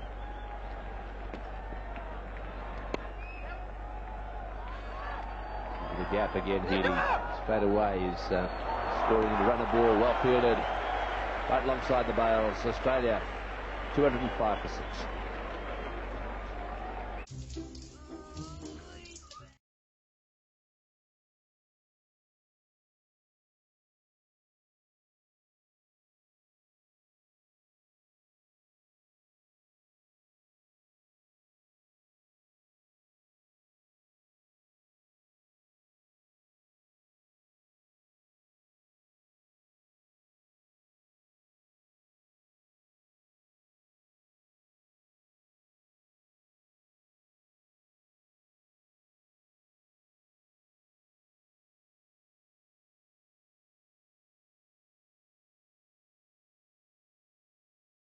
He's only faced 2 balls. Ball him! He's got him! He's tossed that one up in the air. Healy has been done, neck and crop. That is magnificent bowling. He tossed it up in the air, it spun a little bit, and Healy really was lost. He seemed to be wandering around trying to hit the ball down the ground, and it's knocked back the leg stump. Well, they say about spinners, you've got to beat the batsman in the air before you can beat him off the pitch. And this is a classic example. Aravinda de Silva beat him with flight. That is the perfect off-spinner's dismissal. Healy is gone, and Australia are 205 for 7.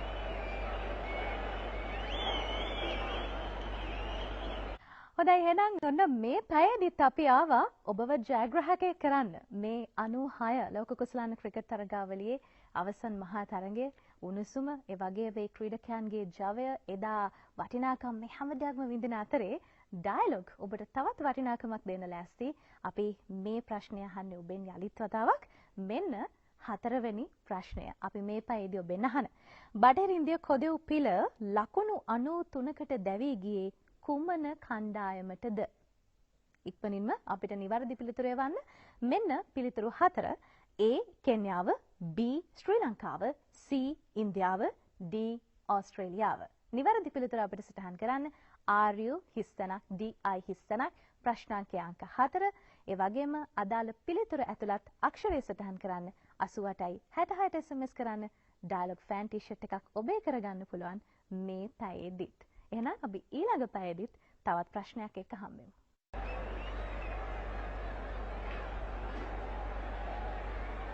What a World Cup he's having. Now that it's got down to the important matches, his experience is definitely beginning to tell. 3 for 24 off 6.1 overs, an economy rate of 3.89. More importantly, he's got those wickets. All rifle the new batsman. And when you look at that scorecard, Australia's scorecard, you see the names De Silva and Jayasuriya all over the scorecard. Catches and wickets, and they really have been right in the thick of things in this World Cup.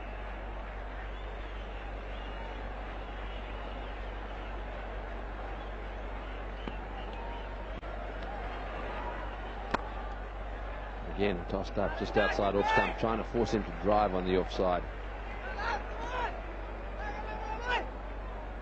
Yes, this was a beautiful piece of bowling by Aravinda de Silva. New batsman then, tossed it up.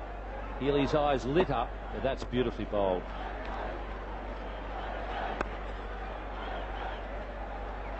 Interesting field, no one saving one on the offside, almost encouraging the drive out there. Just watch this delivery.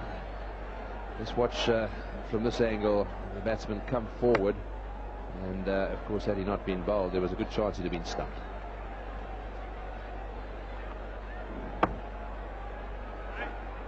And you could see there that Ian Healy really didn't have the confidence to go after it. You could see that he was in the shot, he was beaten fairly early. He's starting to think about trying to get back halfway through the shot, and that's a sign that he knew that he'd been done in the air. That's beautiful bowling.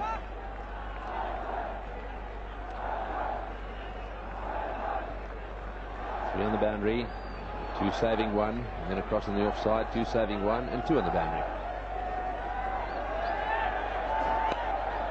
Into the gap, the sweepers will come in. Will they come back for the second? No, they won't. In goes the throw. One bounce down the bowler's end. Well fielded. And interesting, immediately they threw to the end that rifle was going to be running to if they went for the second. Just completely forgot about Bevan. Just concentrate on rifle, which is good thinking. Yes, very good thinking, very logical thinking as well. Bevan, of course, the fastest, or one of the fastest, certainly, between the wickets in the world of cricket.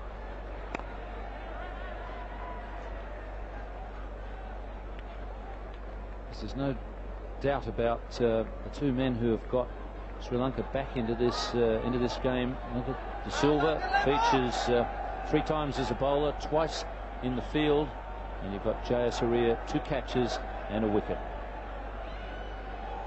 Terrific job they've done for Sri Lanka.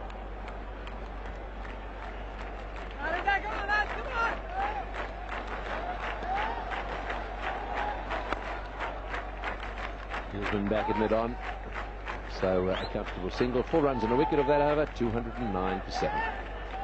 ශ්‍රී ලංකාවේ වාසිදායකතම mobile පසුගියුම් package dialogue power plan වෙතින් සියලුම ශ්‍රී ලාංකිකයන්ට 5G smartphone ඇතුළු නවතම 4G smartphone සඳහා 33% දක්වා සුවිශේෂී දීමනා. නව සම්බන්ධතාවයක් dialog.lk හරහා හෝ දිවයින පුරා පිහිටිය ඕනෑම ඩයලොග් නියෝජිත වෙළඳසල් හරහා ලබා ගන්න. පැකේජය අප්ග්‍රේඩ් කිරීමට My Dialog app වෙත පිවිසෙන්න. ඔබ unlimited power plan පාරිභෝගිකයෙක් නම් ඔබට හිමි දීමනාව දැන ගැනීමට #999# ඩයල් කරන්න. Dialog power plan බලය ඔබට.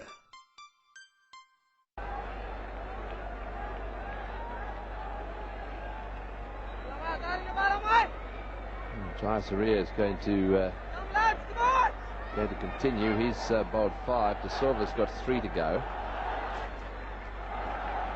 So they've got 8 overs of spin remaining if they want. That's well stopped. Yes, he's really come alive. Very good stumping from Kalu Udarana earlier on, and you can hear him talking a lot now. And the man we shouldn't forget is the skipper, Arjuna Ranatunga. Probably the 2 best skippers in the competition, as well as the 2 best sides meeting here in the final. The 2 best skippers, they've both been prepared to try things. Arjuna Ranatunga has tried a few things when his side was down and got them right back into the game. That's whipped away nicely. It's going down to square leg. They need some 4s and 6s now. This is not enough. Having said that, anything can happen in these matches, but this is a good pitch.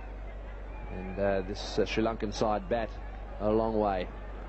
They've got a very strong batting lineup. Bevan on 19. So much depends on him now off 36 balls.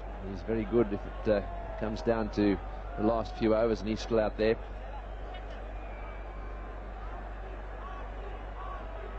One of the unknowns in the evening part of the players, the television crew were telling me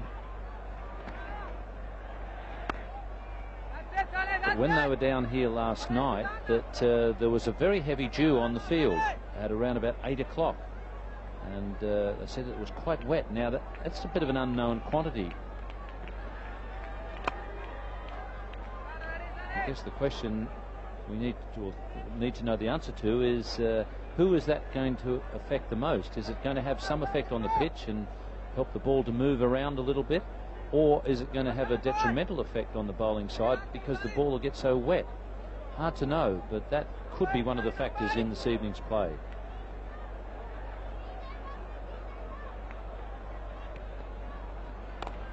Full toss, played away on the offside. The sweeper's coming round. They should get 2 here. Yes, and comfortably back for the second by Bevan.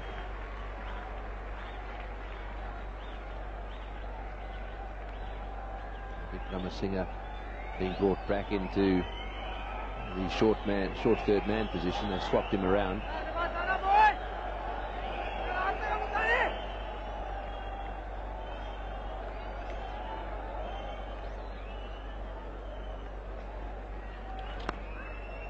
Oh, and he's nearly got him. He slipped, I think. Well, that is a very close call.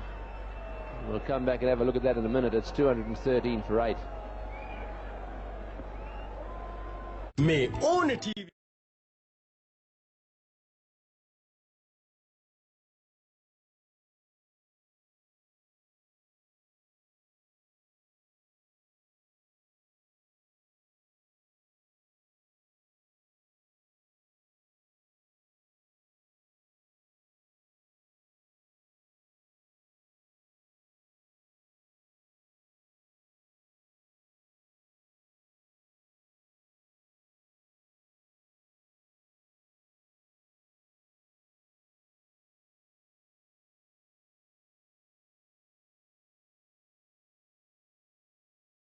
Bowled.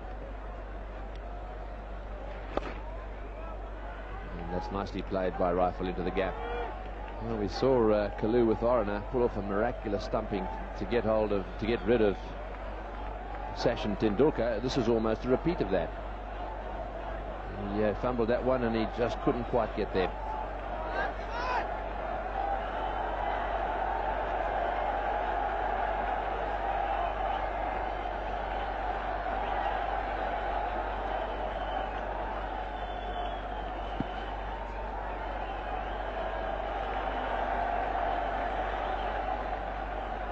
This revival by Sri Lanka has certainly brought the crowd alive and brought them into the game.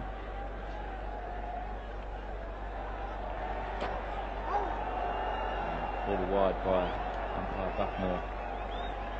We weren't quite sure in the early stages who they were really supporting. I'm not sure yet we really know who the crowd are supporting, but I think they were a bit worried one stage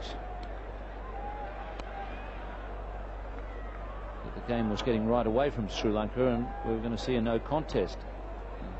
Now they realise that this match is very much on. Is it ever? And they'll also be looking forward to watching Kalu with Arana, Jayasuriya as little dynamos opening the batting as well. So much depends on them, although they were both out very quickly against India and still won. That's a big wide.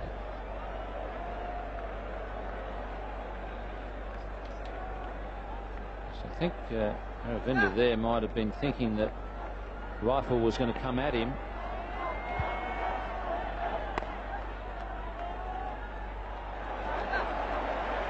We've even got the skipper diving now. Replace the divot, Arjuna.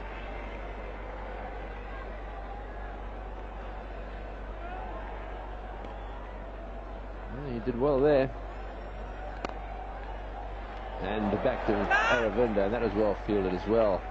Pretty firmly struck, out of nice timing, and he was across very quickly.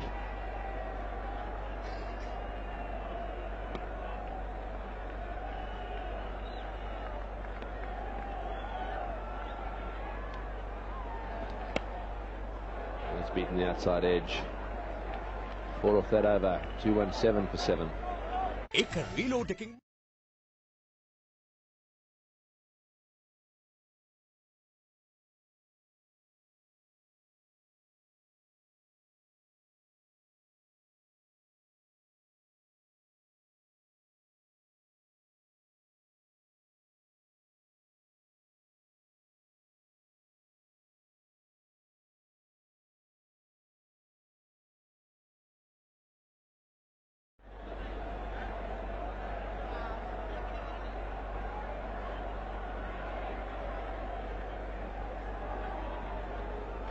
So 3 overs to go now, 217 for 7.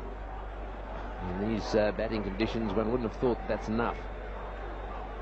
As Ian Chappell pointed out, at one stage they looked as if they were going to get a huge score. Was that a go? Just one down the ground, one bounce to Guru Singha, and his throw will come in quickly, so just one. So I think they've decided now that it's wind-up time.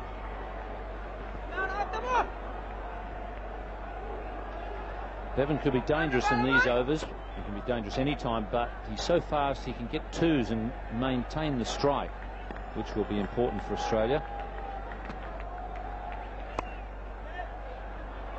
It's well played. Rifle getting that one away behind square, nicely into the gap. He'll come back for a comfortable 2. He's certainly no mug with the bat, Paul Rifle. Since he's been out there, he's timed it pretty well. Yes, a wicket here would really help. Get Rifle out. Because then they get to Fleming and McGrath, and the Sri Lankans could probably contain them, but Rifle is quite a useful batsman. You can expect him to get a fair number in this situation. He's trying to sweep that one away. An optimistic appeal from little Kalu with Arana behind the stumps. A 1 leg bye to the total. 221 for 7 now. After this over, there'll be 2 more. Will the pressure of the final get to the Sri Lankans? Will the Aussies rise to the occasion in the field? Can they do to these guys what they did to the West Indies? How much will Warne spin it out there? Those are some of the questions.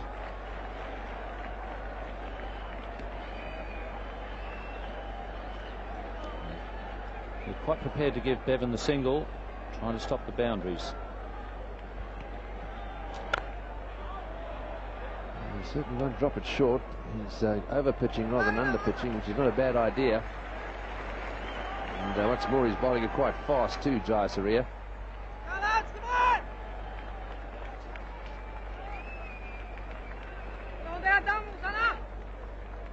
Shepherd just doing a little hop there with the score on 222.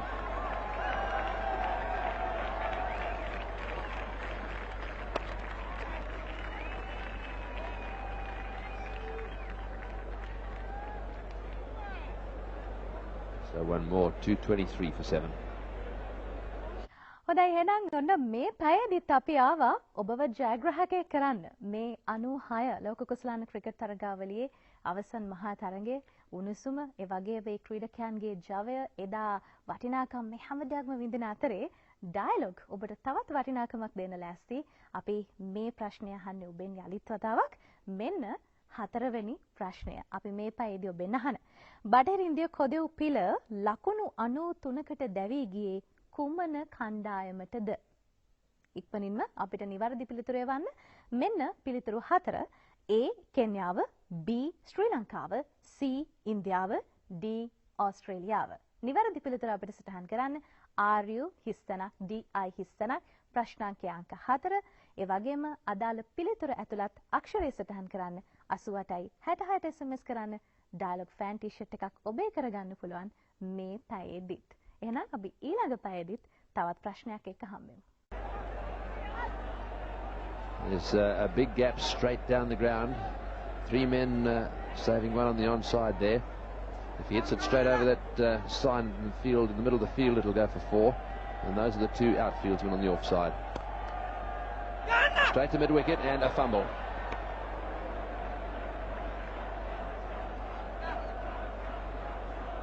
Australia won the World Cup final in 1987 as we see that fumble. That match was played at Eden Gardens, the final, Australia versus England. Australia batted first on that occasion. 253 they made off the 50 overs, and England fell 7 short.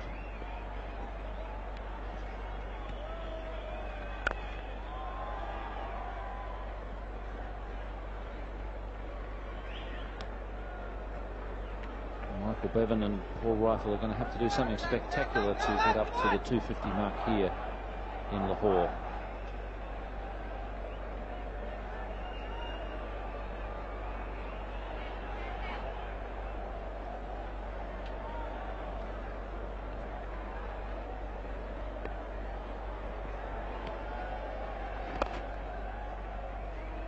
Be looking for the second here. Bevan touchdown, back he comes, he's very quick, he'll be home comfortably. Didn't even stretch.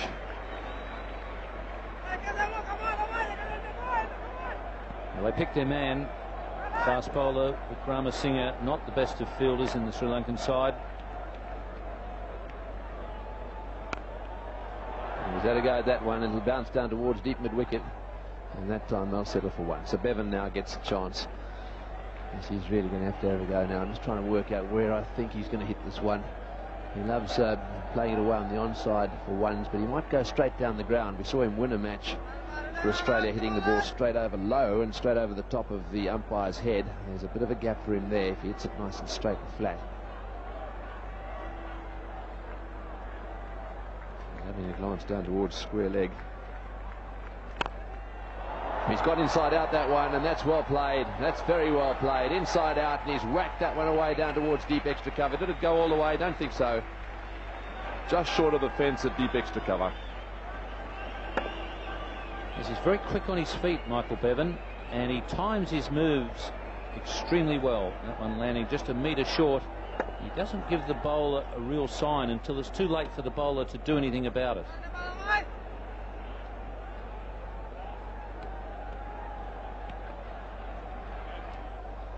Aravinda Silva just holding that one back, just to see if he could get some idea of what he was going to do. He does do it very late. He's now pausing, having another little look around, and over his bat he goes. Aravinda again. Once again he gives it a bit of room. Once again plays it away on the offside. Nicely picked up that time by Wickramasinghe. So 10 runs from that over, 233 for 7.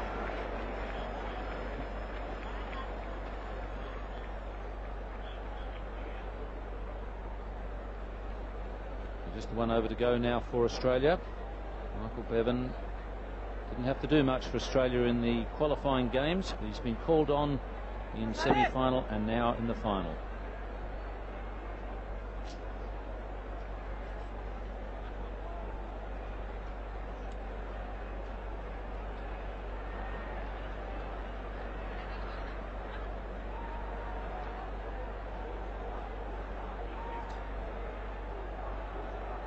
So 1 over to go. 233 for 7 Australia. They were put in by the Sri Lankans, and this is now going to be the last over. It's going to be bowled by Jaya Surya, and on strike at the moment is Michael Bevan. That's the outfield, which we reckon could end up getting a little bit of moisture onto it, a little bit of dew perhaps, although there is a bit of cloud cover around.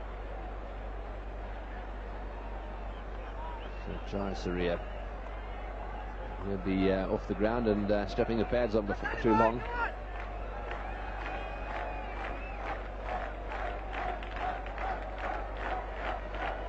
Might just stop for a bit of Alu Paratha first before he puts the pads on, Greggy. Yeah, no doubt. Laced with a bit of porridge, I reckon.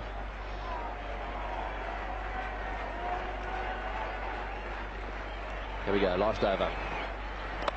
Once again, giving it room. That's well played. He's hit that one away square. Will the fielder gets to it? I don't think he will. That's very well played by Michael Bevan.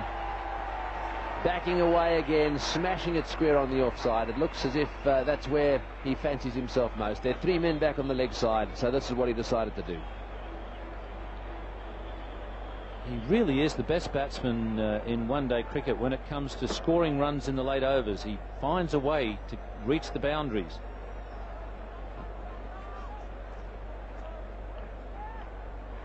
First boundary was in that last over.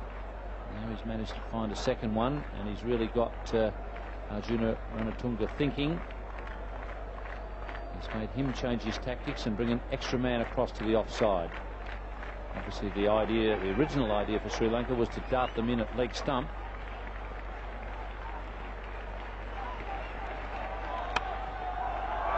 He's backed off again and tried to smash it away on the offside, but that is a better delivery right up there. Followed him a little bit. And they're telling the man at deep mid-off, Jaminda Vas, stop the twos. 1-2, well bowled. It's away down to mid-on. Guru Singh coming in there. So what can Paul Rifle do now? Well, they were desperate to get Rifle on strike and get Bevan away, so I think that's a tribute to Bevan himself, because Paul Rifle is no slouch with the bat. But they obviously consider him a lot easier to shut down than Michael Bevan.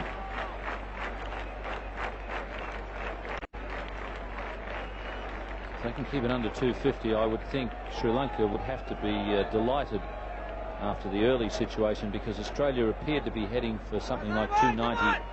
Maybe even 300 if things went really well.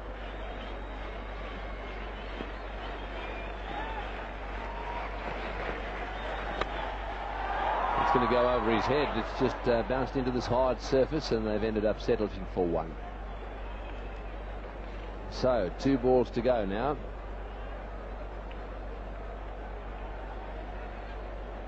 Jayasuriya just gritting his teeth there. I think he felt he was a little unlucky that that one bounced over his head. He was desperate to keep Michael Bevan away from the strike in his last 2 deliveries, and they'll be keen to just let him get a 1 off this one.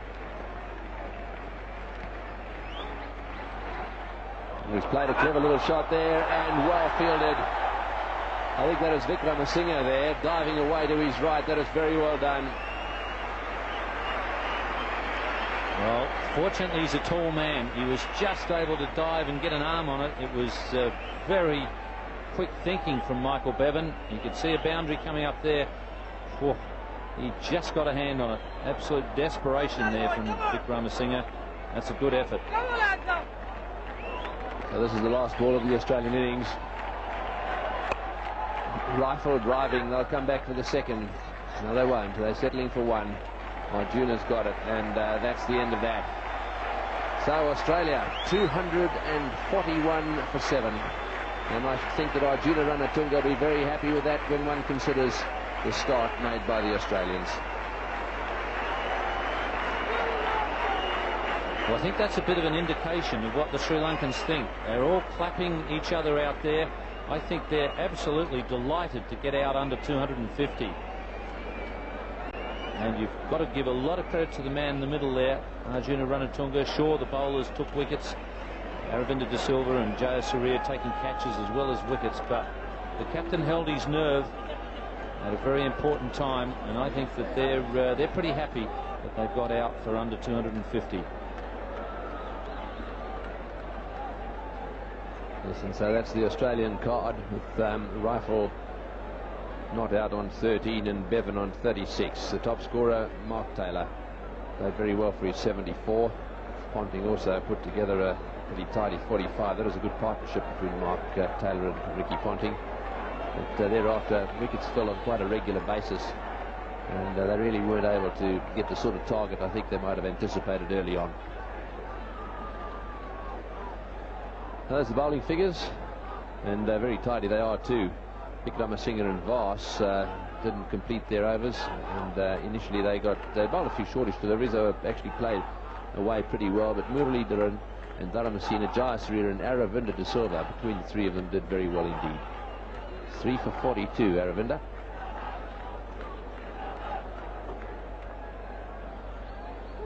So 4.84 runs per over needed. The total that they'll have to get is 242.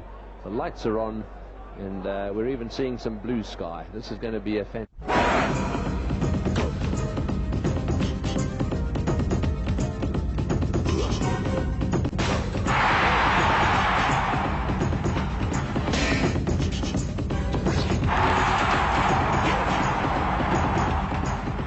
WorldTel presents the Wills World Cup.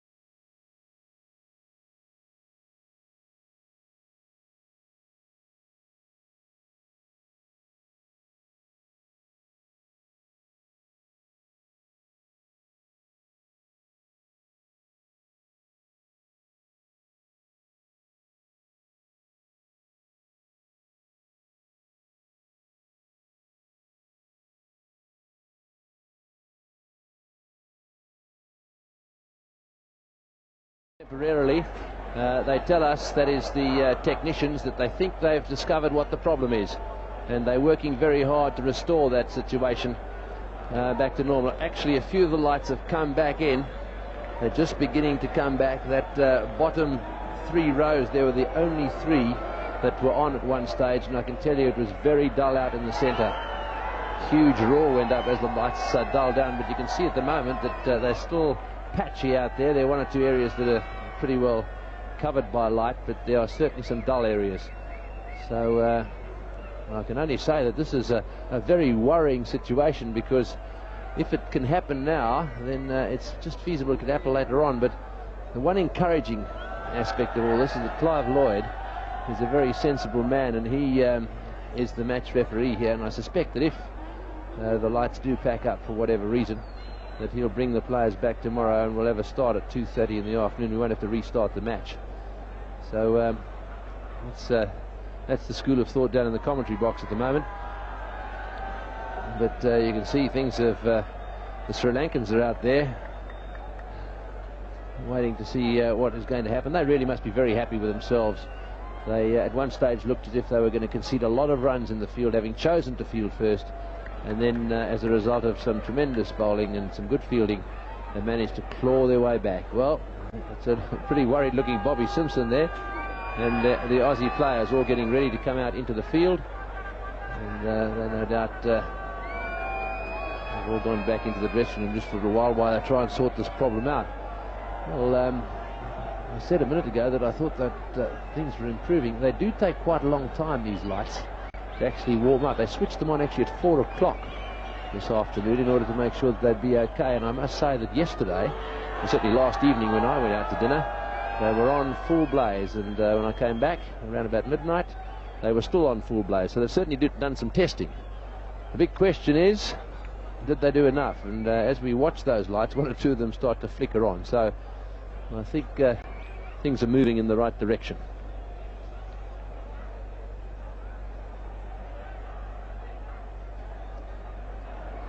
Well, Jeff Boycott's moved in alongside me. No lights in England, Jeff, but have you seen anything like this before? I think it's only happened once in South Africa, where the lights packed up. I think it would worry the Sri Lankans more than the Australians. I know from the Australians' point of view, fielding, they might not pick up the ball too easy in the outfield, but it's a lot worse for a batsman if you haven't got good light. And it really is sad if we can't continue with the lights on properly. It's a great occasion. You want to get one-day cricket over in a day and a night, and not come back for a half a day tomorrow.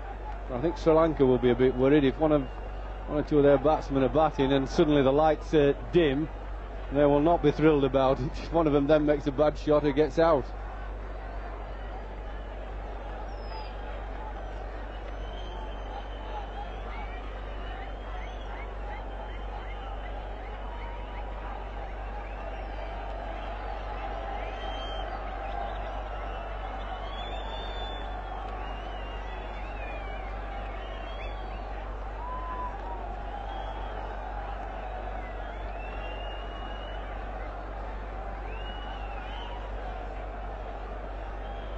Well, Murali Dhiran there, he did such a good job with the ball. Really did spin it out there. He never stopped smiling. He doesn't have to worry for a while now, because he's coming in way down the order. But there's no doubt that the lights are being revved up now. They're beginning to take effect out here, and it seems to me that they've had a little technical problem which they've actually fixed. So it won't be long now before they get out onto the field. Just looking at that Australian batting card. That is it. Mark Taylor played very well for his 74. He lost Mark Waugh quite early on, and he's been a vital part of this Australian batting lineup. And then with Ricky Ponting put together a very good partnership. They in fact put on 101 off 115 balls, and it was when that wicket fell that things really started to go wrong for Australia. So let's have a look at those wickets now, right from the top. The first man out was Mark Waugh, and this is how it happened. Well, he just flipped it off his legs, probably got into the shot a little bit too early, and it was easy catch. Yes, Jai Surya, the fieldsman there, and he was pretty happy about this. This is Mark Taylor getting out. He tried to sweep that one away down towards the square leg boundary. Didn't quite get onto it, and nicely taken. Jai Surya again running around a long way. Slightly misjudged that at the end, but was able to take the catch, and boy, was he happy. I think they realised how important that wicket was. Well, I think this is Ricky Ponting trying to work it behind square, sort of cut it, or half late cut, half just steer it. He did nothing in the end. He just got bowled. He played very nicely. Yeah, Shane Warne was then sent in, and he was out stumped. Watch this. Goes for it, lifts his back leg and starts to go down the pitch, and that was a lovely bit of work. Taken way down the leg side, and those bails were off before he got even close to getting back. And this is where it all started to go a little bit wobbly for Australia, trying to hit it to leg. Got the leading edge, went straight up in the air from Steve Waugh. Very fine player, but the spinners were just beginning to take a little bit of control of the Australian middle order. Just got on top of the batsman a bit. Stuart Law, he was struggling and trying to go over the top here. He almost sliced off the face a little bit. See there, nobody played a dominant innings for a while. The spinners were on top, the fielding was much better, the captain was in control, and well, that wasn't easy. That was really a big gate, just playing through the off spinner. When it's turning, he's always going to be a bit dodgy. There's a huge gap there. Just having a quick look at the bowling figures. There they are. The fast bowlers only bowled 7 and 6 apiece. Muralidharan and Dharamasena got through there 10, and Jai Surya and De Silva did pretty well too. Have a look at the fall of wickets. 1 for 36, Mark Waugh went. Then they took it on to 2 for 137. Good partnership there, and then they started to tumble. Ponting out on 156.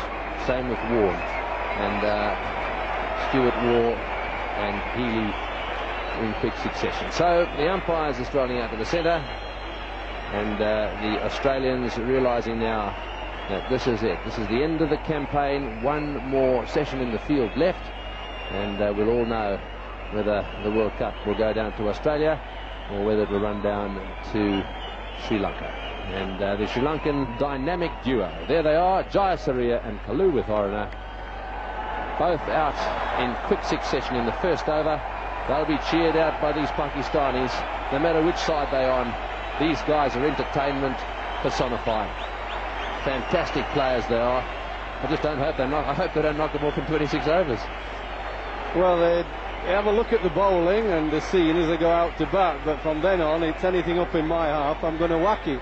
So anything can happen. They could both be back in the 10th in 5 minutes, or they could be whacking the ball all over the place. I think 241 is a defendable target. Everybody's talking about Sri Lanka are quite happy, but they've got the work cut out. They're a very tough competitive side of Australia, and it's certainly defendable, although it is gettable, so we do have a match on our hands. Well, I'm going to get outside and get myself a chair to watch these two bat. They really are enjoyable to watch, and I'm going to hand over to Ian Chappell, who's going to join Jeff Boykoff. Thanks, Tony. Well, that little bit of a mishap with the lights is it all seems to have been sorted out. And the ground now looking quite magnificent under lights.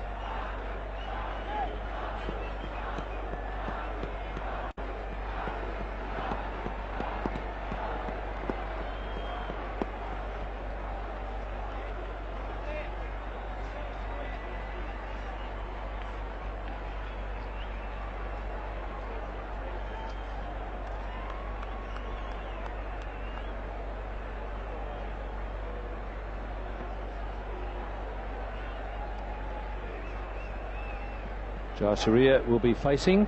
And Glenn McGrath has been given the new ball by Mark Taylor. And McGrath had a bit of a slump in the middle of this World Cup, but he came back well in the semi-final. McGrath has picked up Kalu Witharana in Australia a couple of times after taking a hammering from him, and he did it by pitching right up there, bowling him Yorkers right from the start of the innings. Fairly orthodox field to start with. They have the third man and the fine leg. Mark Taylor is at first slip. and then you have Mark Waugh in a short cover position. He's the second catching man. So nothing out of the ordinary with the field placings to start with. I guess it's a matter of Mark Taylor just waiting to see how these two play.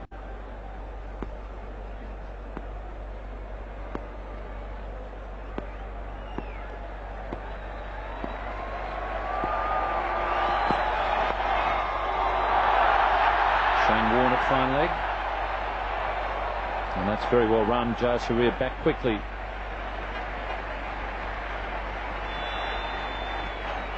Well, I know everybody is watching to see how he throws the bat at the ball, because that tends to be his style, but they score so quickly when they get in, and particularly him, that I think he can afford to just play reasonably sensibly for 2 or 3 overs, because if it's his day, he can take the game away from Australia very quickly. But I don't think there's any need to play like they did against India. Almost first couple of balls they played just slashing at it.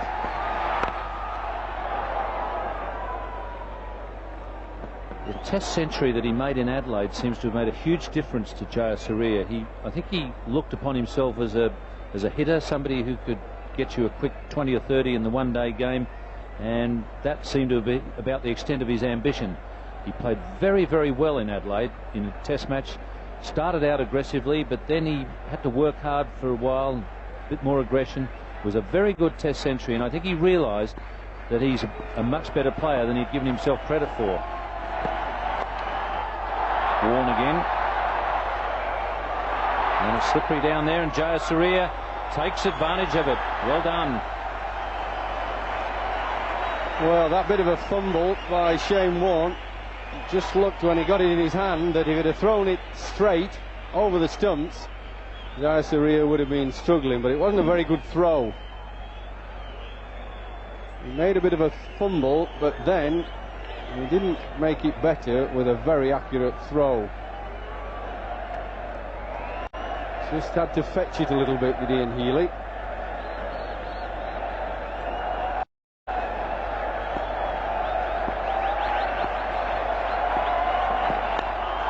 Good shot. Picked that up very quickly.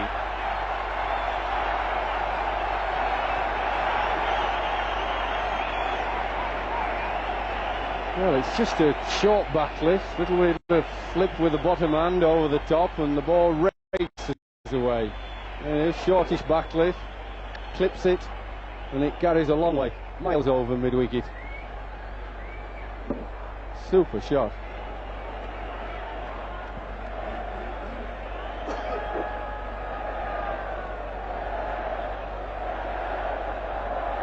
One of the problems for the outfielders will be if the ball is getting damp because of dew, they'll have a lot of problems making accurate throws from the outfield.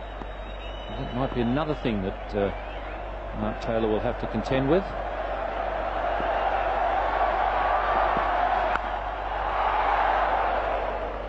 Eight runs off the first over.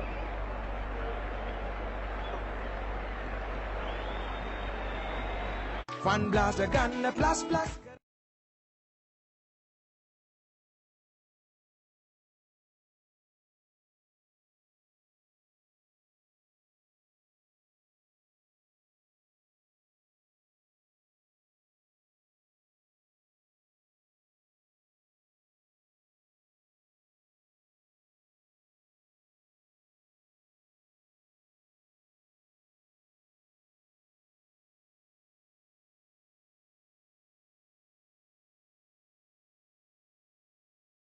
With Arana's turn.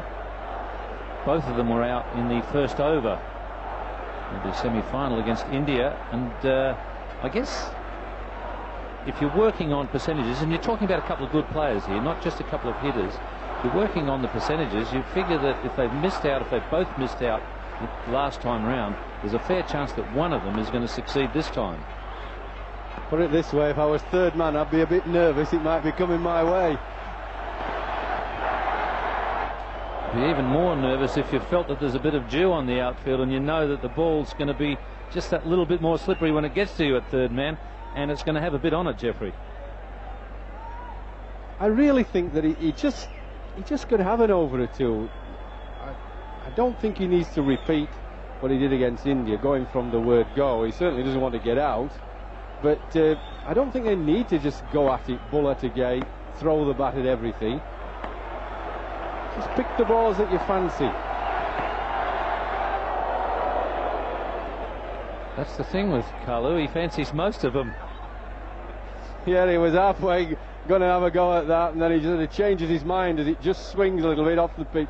Just sort of offered to go away. I think somebody like Fleming, who might swing it a bit, you've just got to give yourself an over or so and see if it's going to swing from him. Because if you start to strike him on the up, where the ball sets off and then it swings, it's not going to finish up in the same place as where it set off. So you just want to see what's happening before you go whacking it over the top. That's one that he really likes. Anything that's slightly short. Here's a run. Jayasuriya may have been caught out of his ground, but it's turned out to be a bonus for Australia, and they've got 3. Michael Bevan was quick in reacting.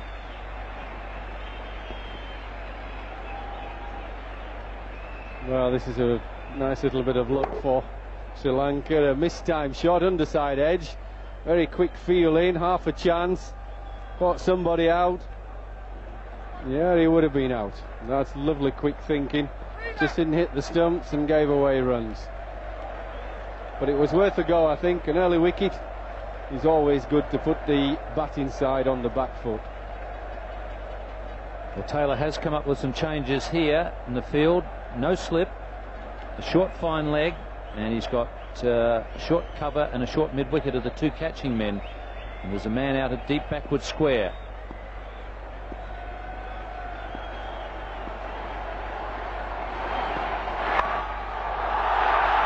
The third man is quite wide.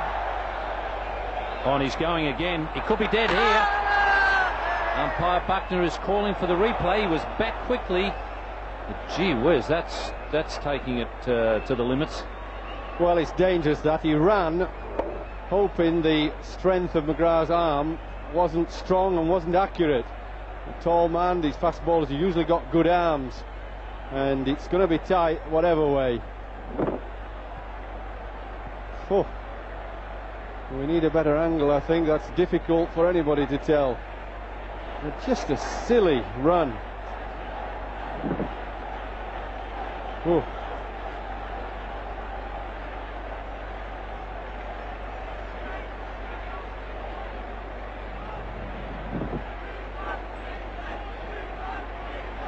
Well, I've seen 1 or 2 guys hung on very flimsy evidence so far in this World Cup. It's going to be interesting to see how this goes. I don't see how you can give them out from head on when they're that close.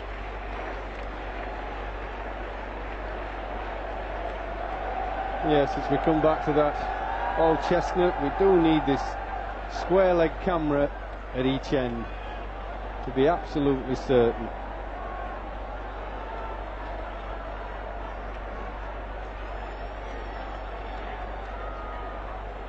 Well, I wouldn't like to give that. I wouldn't like to say whether his bat's on the line and that means he's out, or he's just made his ground. The third umpire can give that out, then he's a brave man. If he gives it out, all Australia will be delighted.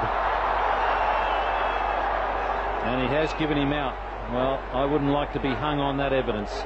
But on the other side of the coin, it wasn't a very smart run. Sri Lanka 12 for 1.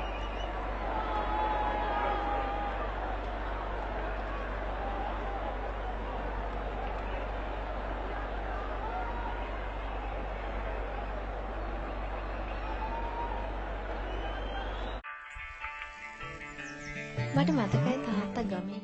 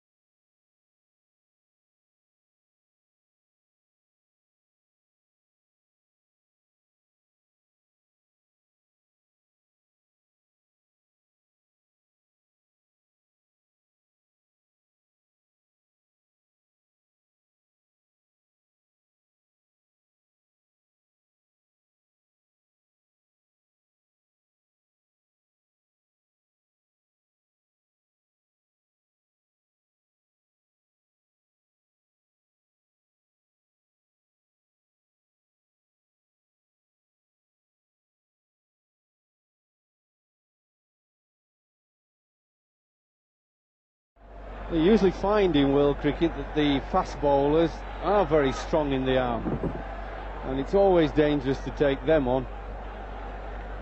Like someone like Devon Malcolm for England, he's not an aesthetic thrower but very strong upper body strength. So I'm not surprised that McGrath has a good arm, and it was just a stupid run really. He was just taking the fielder on, get overexcited with the big occasion. We've all done it, but to do it when it really matters in the World Cup final, that will live with him for a long time.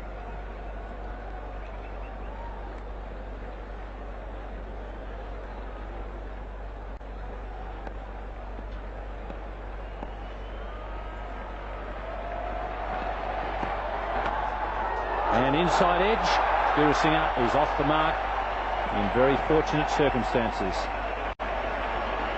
Yeah, really good delivery there by Fleming. Ball coming back into the left-hander. Yeah, he just played outside it as well. It didn't come into him much, but just enough. Always used to the left-handers, the ball going across them. I always think when somebody like Fleming can bowl swingers into the left-handers, they can cause more problems. Most bowlers try to bowl across them. The best bowlers I've ever seen at left-handers are people like Fleming who swing it.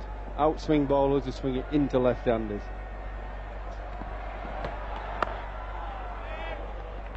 It's 16 for 1. මේක තමයි අලුත් මාලිගාවේ site එක. දල ඇතුලේ මාලිගාව හදලා දල මුදුනේ පූල් එක හදන්න ඕනේ. ෆෙන්ස්. අනේ පියාණනි, පරණ මාලිගාව වගේ හාන්දු වෙන්නයි උස්සල්ලන්නයි ගනි.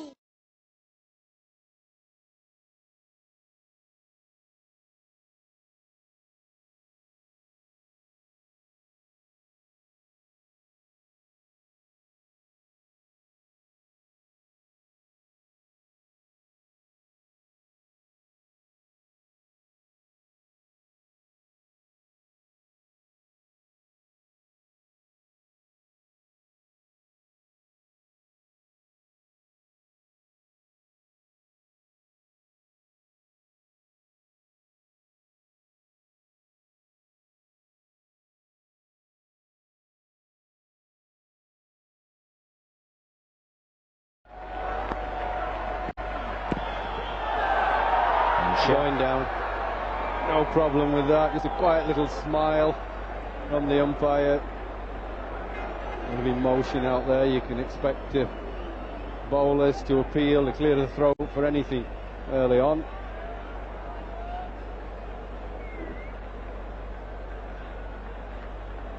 McGrath got Kalu Adharana, LBW, a couple of times in Australia. As I said, he tries to pitch the ball right in the block hole early on to Kalu Adharana. Warner's at third man, attacking the ball.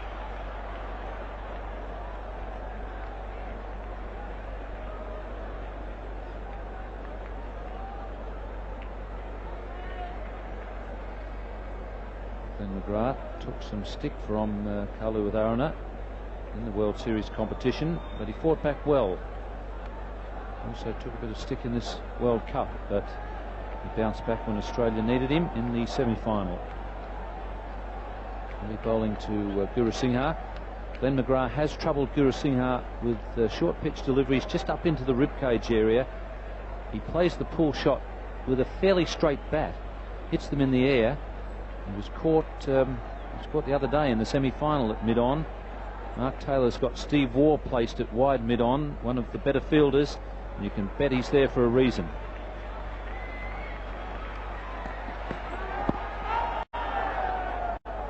Once again, quite a big shout for LBW, mainly from behind the wicket. Yes, he's just shuffling across his stumps. He's not really going forward or back. It's a real little shuffle across. Ball might have hit, but it pitched outside leg stump. But it's not a very decisive shot from the new batsman.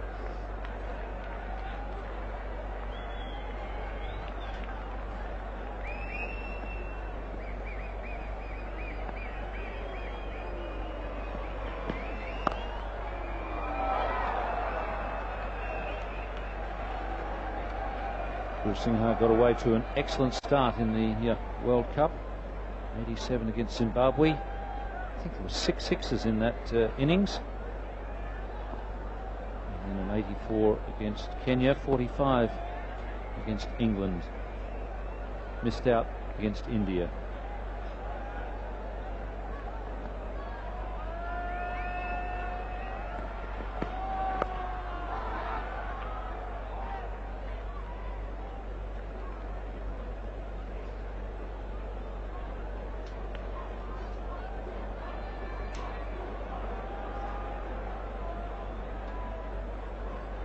Crowd have been pretty noisy. Took a while for them to come in. I think a lot of people were worried about whether the game was going to get started on time because of the overnight rain. They were just a little subdued early on in the Australian innings.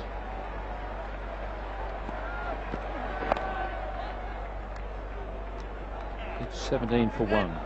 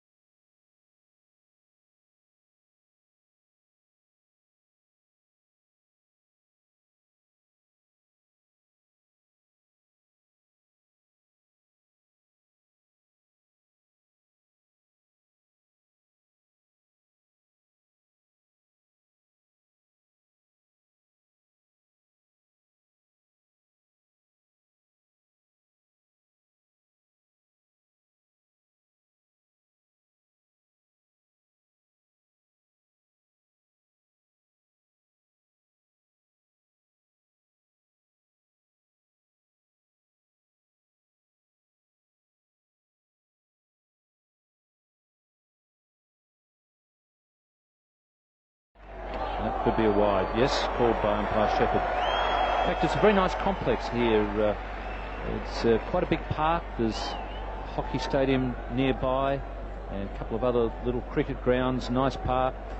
Now running around the area. It's really quite a pleasant area for sport and people who are interested in sport.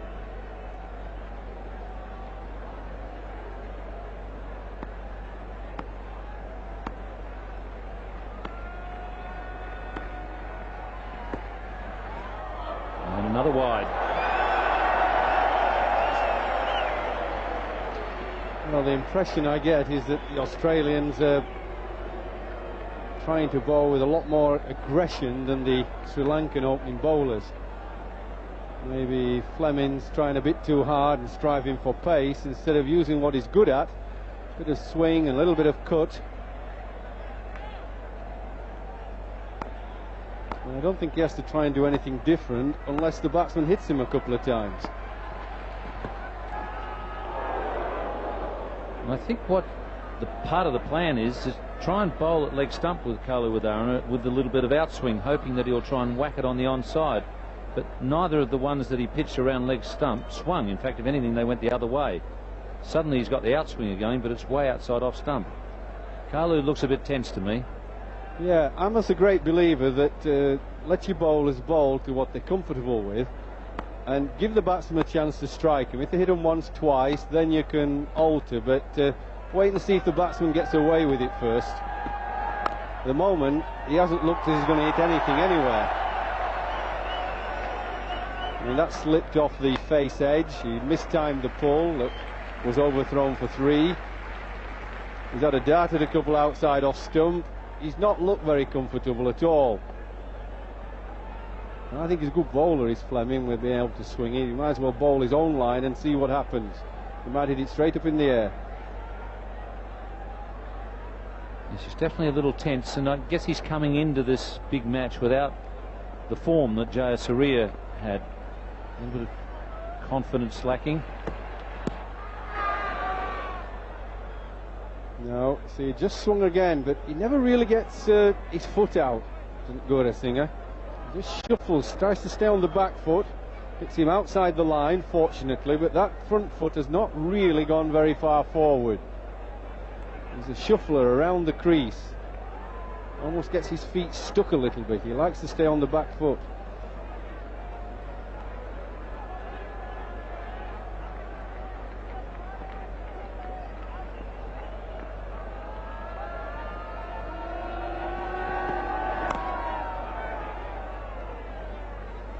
That 4 that he scored came off the first ball, and it was rather fortunate. Inside edge off a good late in-swinging delivery from Fleming.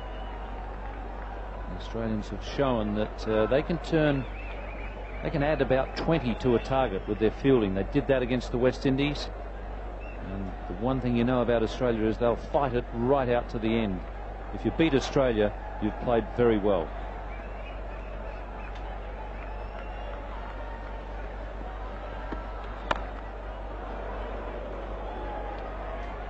A bit slow to react there, Kaluwitharana. Yes, the batsman not quite getting it in the middle either. He was a bit late on it. A little bit of late swing. He threw it up, and it just offered to go in. I think they're going to have a hard task, Sri Lanka, to get this total. I think it's very defendable against a really top-class fielding and bowling attack. Somebody's got to play a little bit special for Sri Lanka.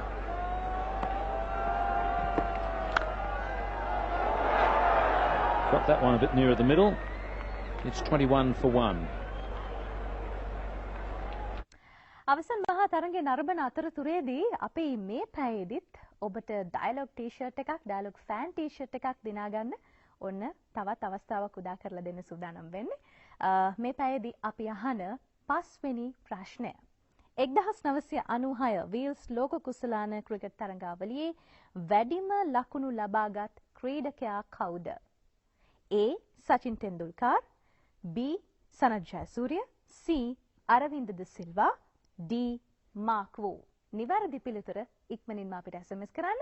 RU හිස්තනක් DI හිස්තනක් ප්‍රශ්නාංකය අංක 5 ඒ වගේම හිස්තනක් පිළිතුරු 4න් නිවැරදි අක්ෂරය සටහන් කරලා 8866ට අපිට SMS කරන්න ඔබට දැම්මම පුළුවන්. එහෙම වුණොත් ඩයලොග් වෙතින් පිරිනමන වටිනම ෆෑන් ටී-ෂර්ට් එකක් ඔබේ කරගන්න පුළුවන්. ඊළඟ පැයදීත් අපි හම්බෙමු. මේ ඕන TV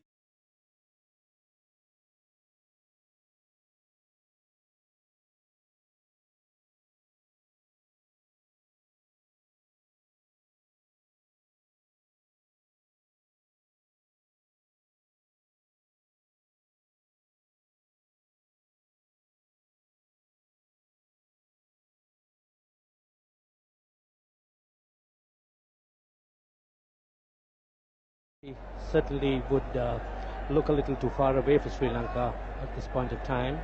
The Australian bowlers mixing up their deliveries, the faster ones with the slow ones, having the Sri Lankan batting very circumspect.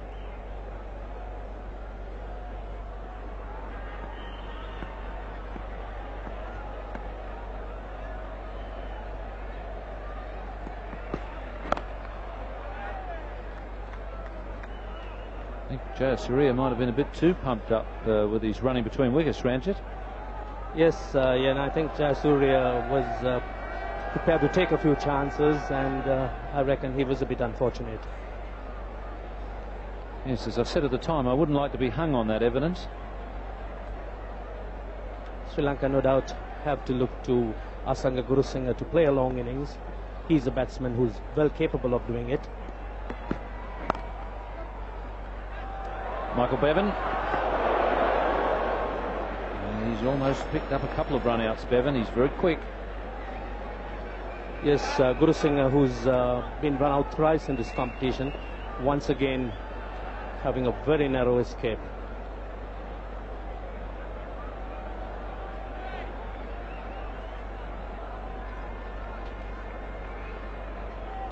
He's had a couple of near misses, Michael Bevan, and he's showing there that he had his man if he'd have only hit.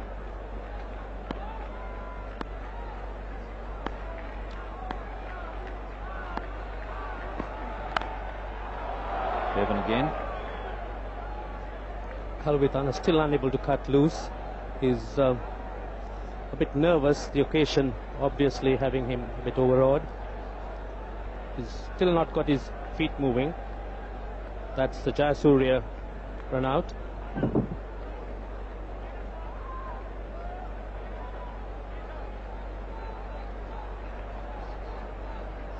Very flimsy evidence.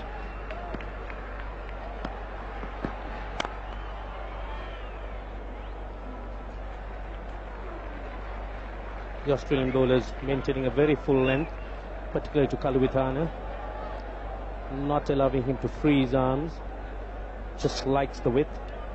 That's it, right down in the block hole. Well, that's where Glenn McGrath's had his success against Kaluwithana, especially early in the innings, right up there in the block hole. He's got him LBW a couple of times.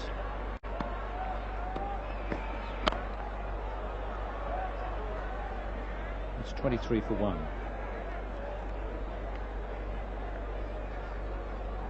එක reload එකකින් මාසයක් පුරා හිතේ හැටියට TV බලන්න. Dialogue television.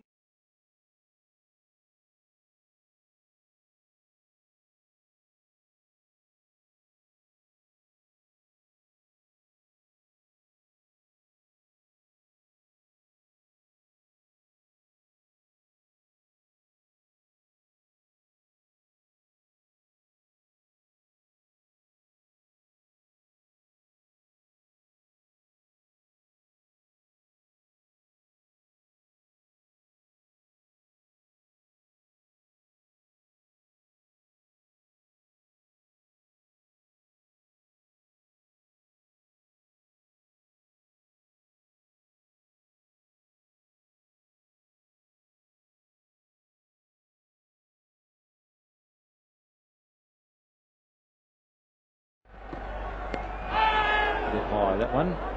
It's in the commentary position now, Ravi Shastri with Tony Greig. Thanks, Ian. Let's have another look at this one. He's getting a ball to swing a little bit, and that's hit him right in the tummy. Have a look at the bounce here, going for the pull shot. Didn't bounce as much as he thought, and it ended up just bobbing down in front of him. 23 for 1, 5.1 overs. That's the run rate at the moment, and the required run rate. Nothing in it at the moment. This is a huge battle on at the moment. Well, that's in the air. This is going to be out. Yes, he's got him. That's out caught. He's gone for the pull shot. That's very well bowled. A short delivery, and it's been pulled away and caught just behind square. Well, this is big trouble for Sri Lanka. Kaluwithana is one of the players who normally gets them off to a flying start, but has looked uncomfortable out there today. This one hurrying on him, beating him a bit for pace, and in the end Kaluwithana managing to only scoop it in the air. The safe hands at square leg of Michael Bevan. So big blow for Sri Lanka, 23 for 2.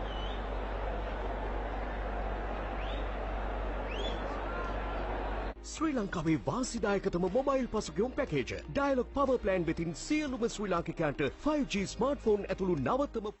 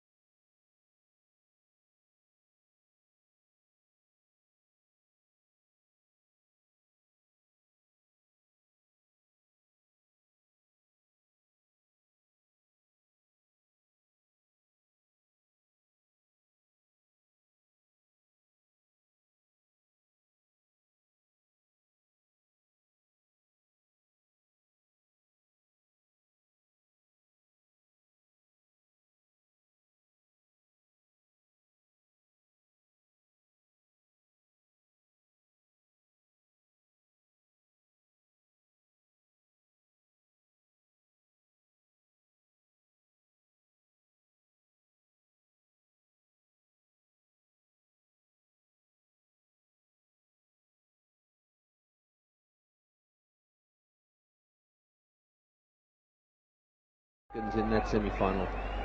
Can he do it again tonight? He's already had a pretty good day, and he's got heaps of experience. This will present a nice challenge for him now. He'll have to settle things down here, while at the same time making sure he maintains his normal game, which is a pretty aggressive game in any event. That's his performance so far. At 66 against India. A magnificent innings. And this is the big one. A bit of swing here for Fleming. Oh, what a good shot to start with. Straight down the ground. He's hit that one away. Will it get to the fence? It'll be pretty close. Ward desperately diving over the rope there and pulling it back. That's very well fielded. What a good shot that was for starters.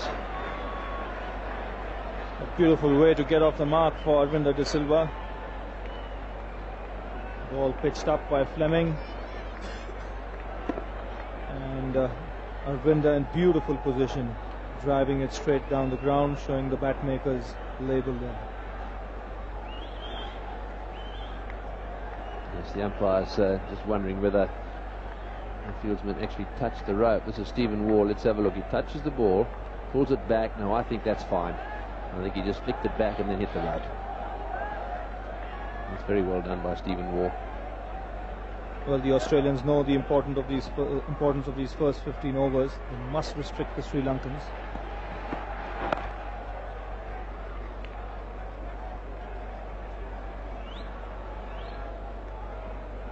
This is the wicket of Kalu Vitarana. The ball hurrying onto him, not quite able to get hold of it, getting it high on the blade, and Michael Bevan taking a simple catch at square leg.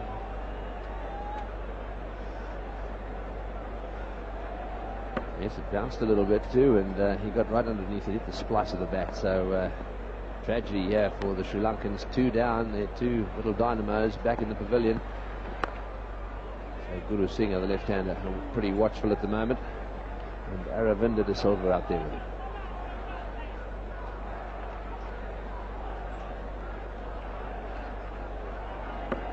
There's that full shot again, and he realised, I think, straight away that it had gone straight up in the end. Bevan doesn't drop these.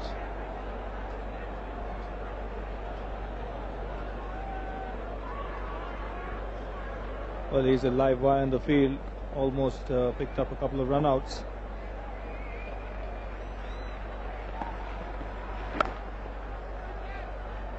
Oh, he's missed that one. Gone for it one-handed. It's got through him, and they'll come back to the second. No, they won't. Aravinda's not taking any chances. That is the end of the over. 27 for 2. ඔයාලගේ වත්තේ හිතුවටත් වඩා ලොකුයිනේ. මොන අක්කටයි අයියටයි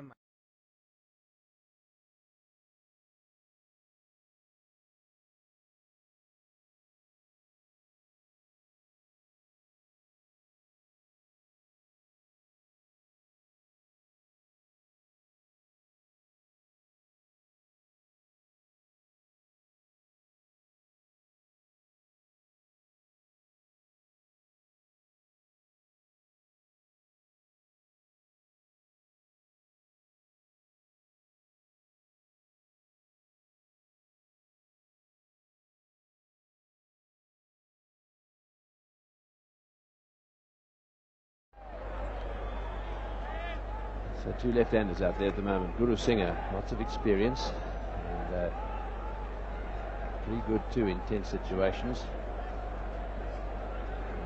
Aravinda down the other end has had plenty of partnerships with Guru Singh. Not much in the comparison there. Suffice to say that Sri Lanka lost 2 wickets. Oh, that's well bowled. That's a good delivery from Glenn McGrath. Pitched outside the off stump and just moving away off the seam. And Guru Singh sparring at that one, very lucky not to get an edge. Actually, that was a very good delivery. That actually moved away from the left hand, a little bit off the seam. So perhaps there is going to be a little bit of movement out there for the seam up bowlers.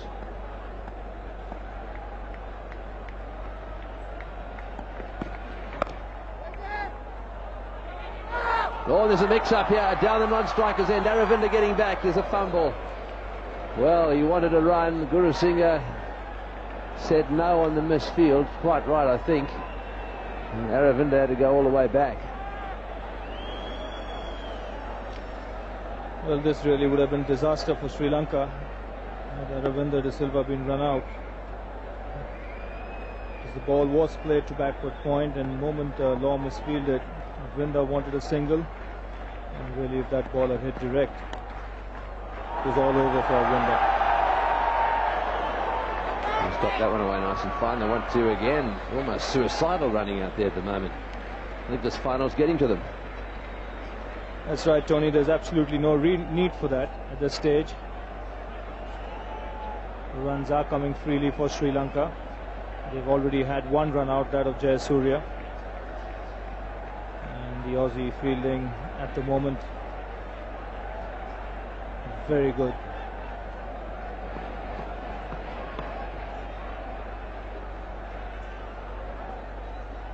"24 run-outs in Guru Singha's career, 3 in this World Cup. 1 or 2 of them because he just was slouching along, should have gone a little bit quicker.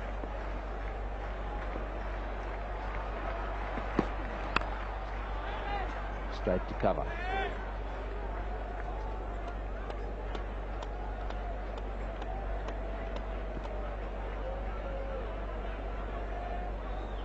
A batting average of 42 against Australia, just the 1 century.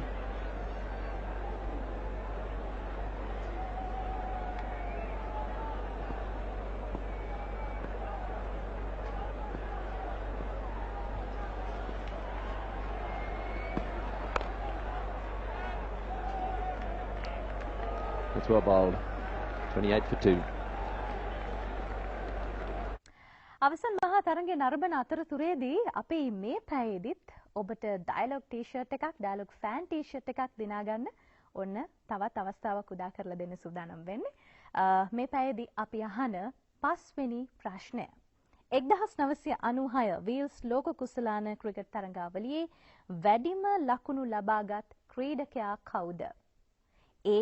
සචින් Tendulkar, B. Sanath Jayasuriya, C. Aravinda de Silva, D. Mark වූ.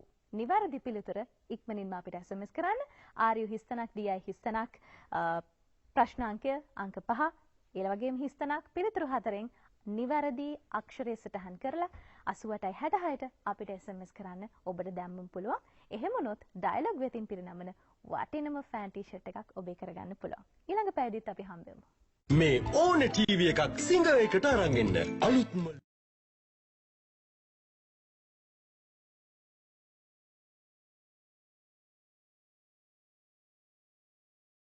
That's a big appeal going down the leg side though. Well, we've had an incredible reaction to the Golden Greats cricket bat. We'll expose it to you in a little while.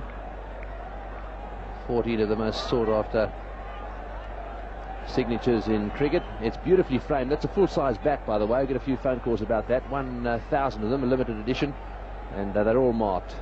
And all the players' names are in the margins there of that lovely frame. And of course the signatures, original signatures on the bats themselves.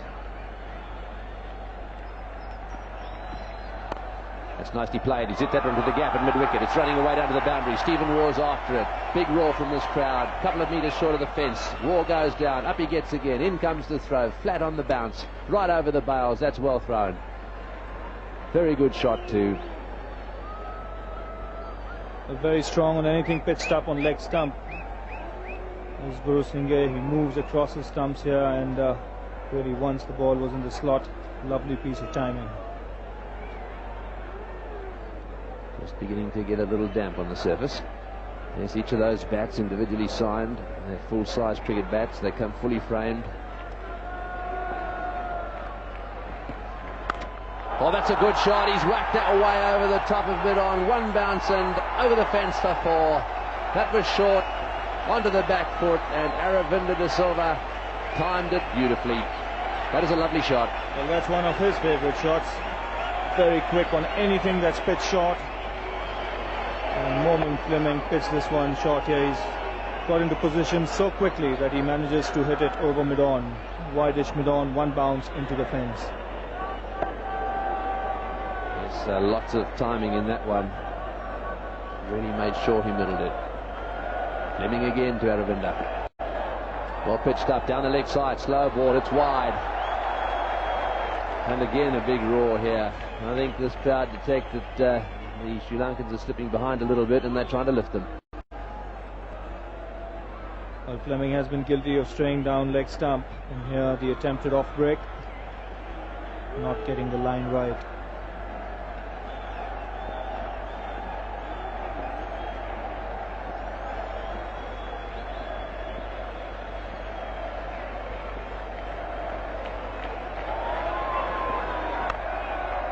play. That time it's picked up at setting it off. Yes, US 1000 for those bats. As we said, lots of signatures there, and all of those players have signed the bats during this World Cup. So there it is, the Golden Greats. That's number 1 of 1,000, and of course that $1,000 includes delivery. Those are the telephone numbers in Australia, New Zealand and South Africa. Just jot that down, get your credit card ready, and make the phone call.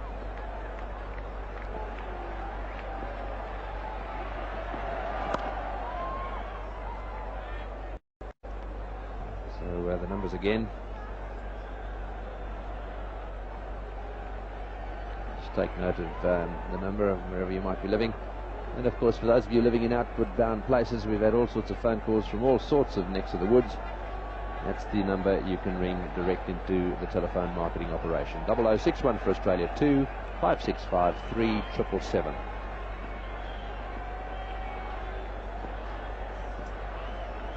This is the last ball of the over. A wide delivery. Is he going to let it go? Yes, he does. 8 runs off the over. Sri Lanka 36 for 2. Fun Blaster.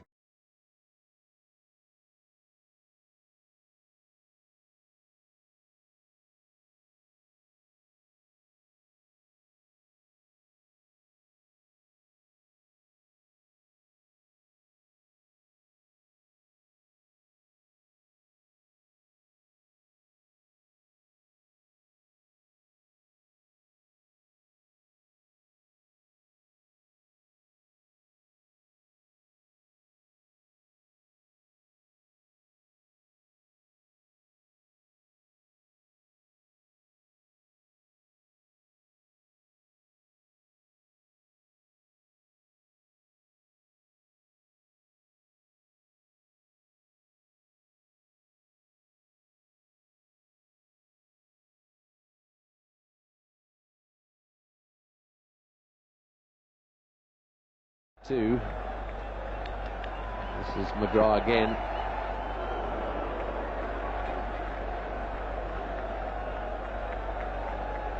There is a bit of movement out there. Last delivery from Glenn McGrath, seaming, leaving the left-hander. Yes, that little glare. This was the little glare he gave the bowler as he gave him his cap. That was borderline, I think that says, to Fleming. You do it again and you'll be called for.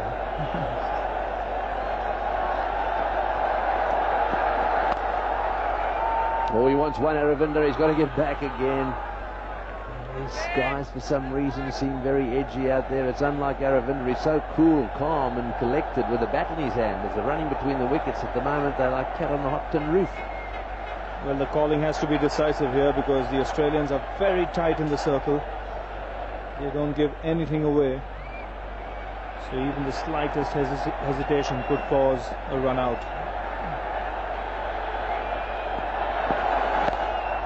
That's well bowled again. Bang on target, middle and leg. Nothing much you could do about that. 36 for 2.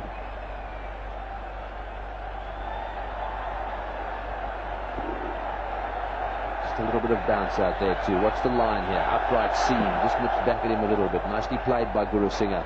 Tension building in this match. This is the big one, the World Cup final.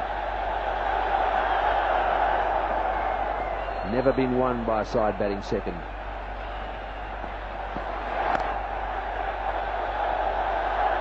And this is a good tight over from McGrath. He's bowled nice and straight. Tucked up the left-hander, not giving him any room outside that off stump. And he has got a bit of bounce as well. 8 runs off McGrath's first over, followed by an over for 1, then 2 in the next over, and then 1. And so far in this one, nothing. Bowling beautifully.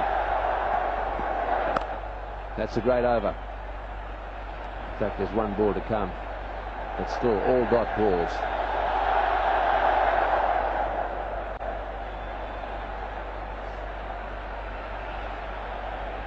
You can see the concentration on his face. He knows the importance of these first 15 overs. There's no need for him to experiment. Sri Lanka have lost a couple of wickets. got to do is bowl straight and make the batsman take risks. Tries to get that one away towards Gridiron and maiden over. Very well bowled Glenn McGrath. 36 for 2.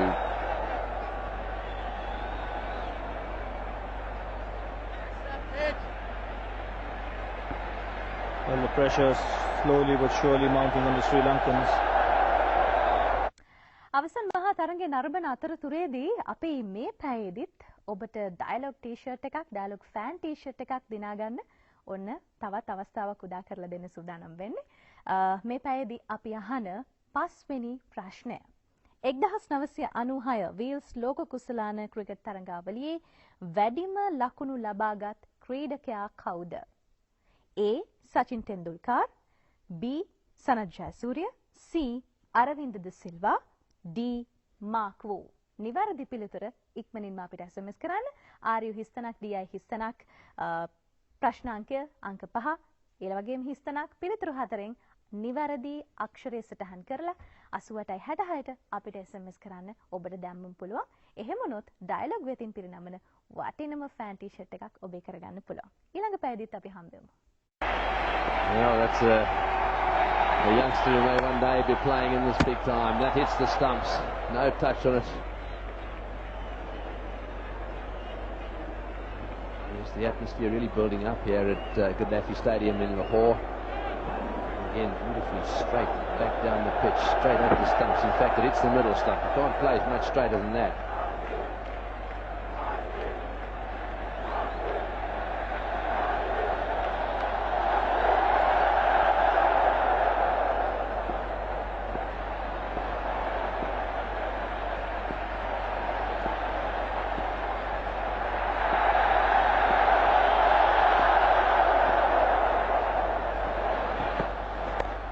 On leg stump that time. That's well played, right into the gap. Aravinda wants the second. Can he do it again for Sri Lanka? That 66 in Calcutta was superb.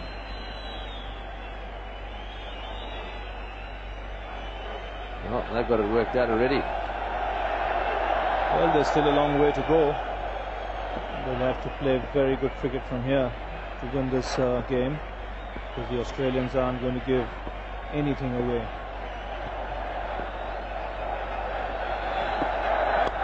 Slow one, he's hit that beautifully. That's a magnificent shot. That will take the pressure off a bit. A slower delivery, he waited for it and smashed it through the onside. Well, De Silva here gets into lovely position. He waited on that and was beautifully balanced when he played the shot. See him rolling his wrists here and finding the gap to perfection. It was in the air just for a second, hence the reaction there from Fleming. 4.3 overs, 1 for 30 by comparison with McGraw's 5 overs, 1 maiden, no wicket for 12.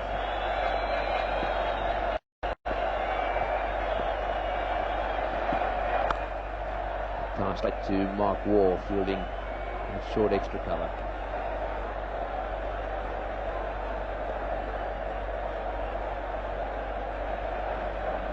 13 of 11 balls. Strike rate of 118.18. What a player he's been for Sri Lanka.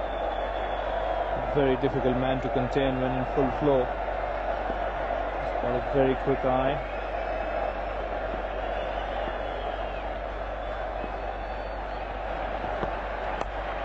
Again, on leg stump. Again, it's whacked away, and that will go for 4. Yes, desperation down in the boundary there from McGrath. He'd gone a little square to try and cut off those lovely clip shots he's been playing.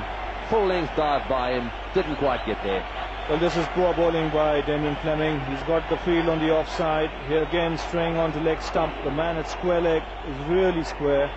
And once Arvinder got this fine, it was 4 runs all the way. Mark Taylor certainly won't be happy with Damien Fleming. So I think he might have a rope burn when diving right over the top of that rope, just skidded over the top of it. Oh, and well, I thought there was a nick there. There certainly was a noise of some sort. Well, a good over that one for the Sri Lankans. 46 for 2.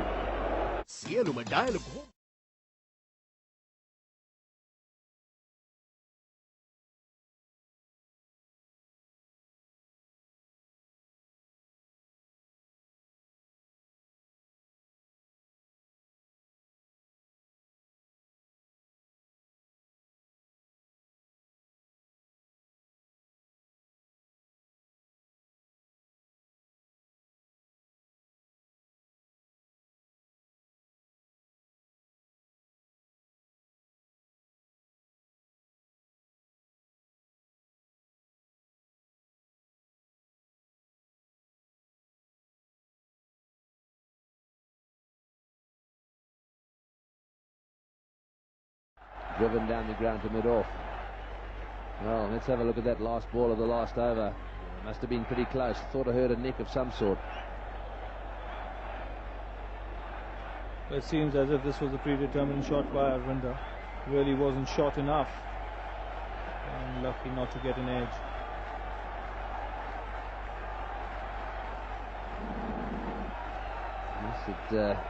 Watch Healy in the background there. All of a sudden he was about to go up and stifled that appeal.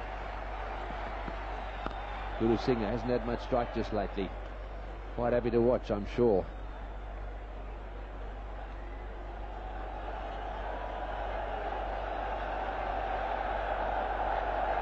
There's no hurry for Guru Singh. What's important now is to preserve his wicket and try and have a partnership with Arvinder, because he's not one to be kept quiet. He's going to go after the bowling. That's his natural instinct, to attack.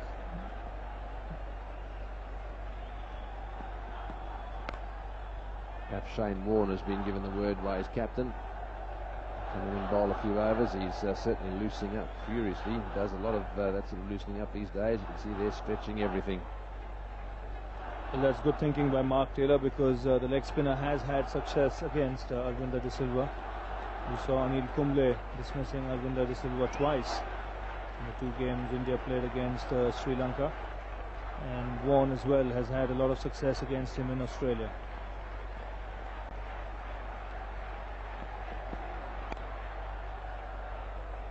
So very watchful Guru Singh at the moment.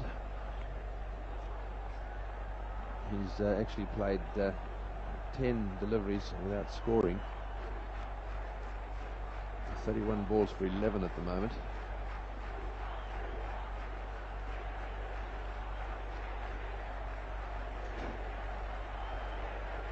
Guru Singh probably has decided that Glenn McGrath might bowl just one more over after this, so he'll be looking to try and see him off. He's managed to get that one into the gap. He tried that last over, didn't quite get it away, but that time managed a single. This is a tremendous performance by McGrath. He's had an up and down time of it just lately, especially against Sri Lanka. They've given him a bit of hammer from time to time, but today those are fantastic figures. And especially when runs are coming at the other end quite freely, he's really kept his concentration together.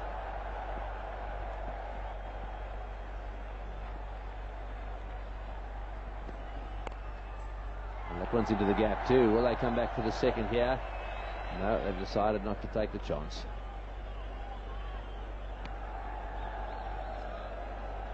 .48 for 2.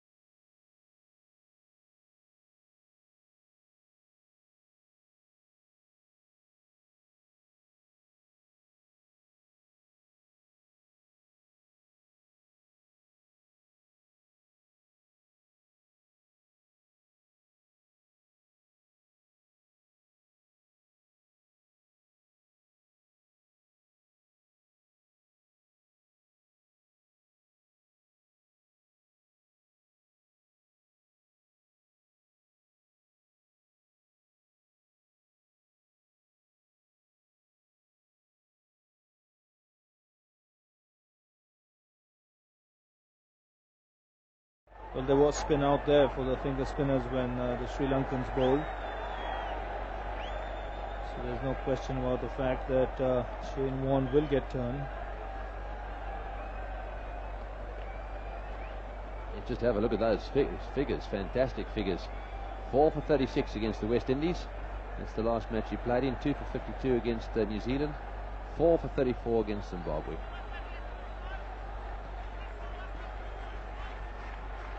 So, first time against the West Indies, didn't concede many runs but no wickets. And here we are today at the start of his spell.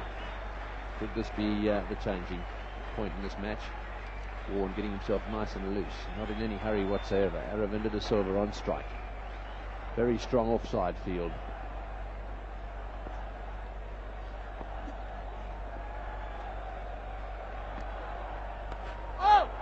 and that one down the leg side. It's off the toe of the bat.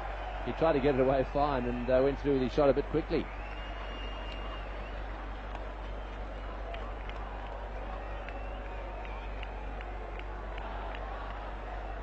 And this is a short ball from Vaughan first up, and look how quickly Arvinder goes to play the shot.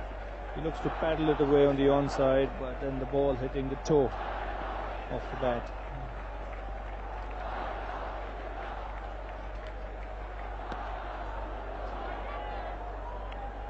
So I think you'll give that a wide. He's got a tremendous all-round record, Shane Warne. He's fifth in the averages in this World Cup. He's third in the economy rate at the moment, and he has the third most wickets. So not only does he get wickets, he gets them very cheaply.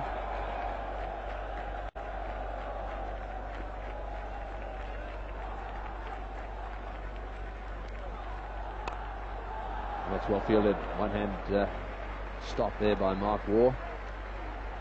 It looks to me as if Taylor's placed himself strategically on the onside as well. Just let's have another look at this one. Watch the ball spinning away.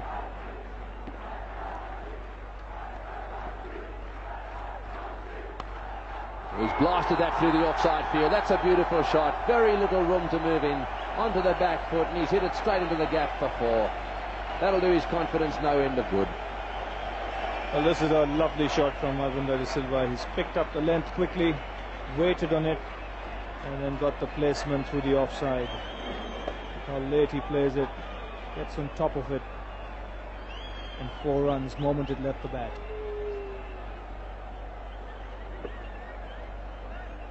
So a little bit of a change. Taylor had a little chat with his bowler. He's moved Mark Waugh a little bit squarer. He's closed up that square field. It's hardly there's hardly any room to move in that area. He's got a very strong field square of the wicket.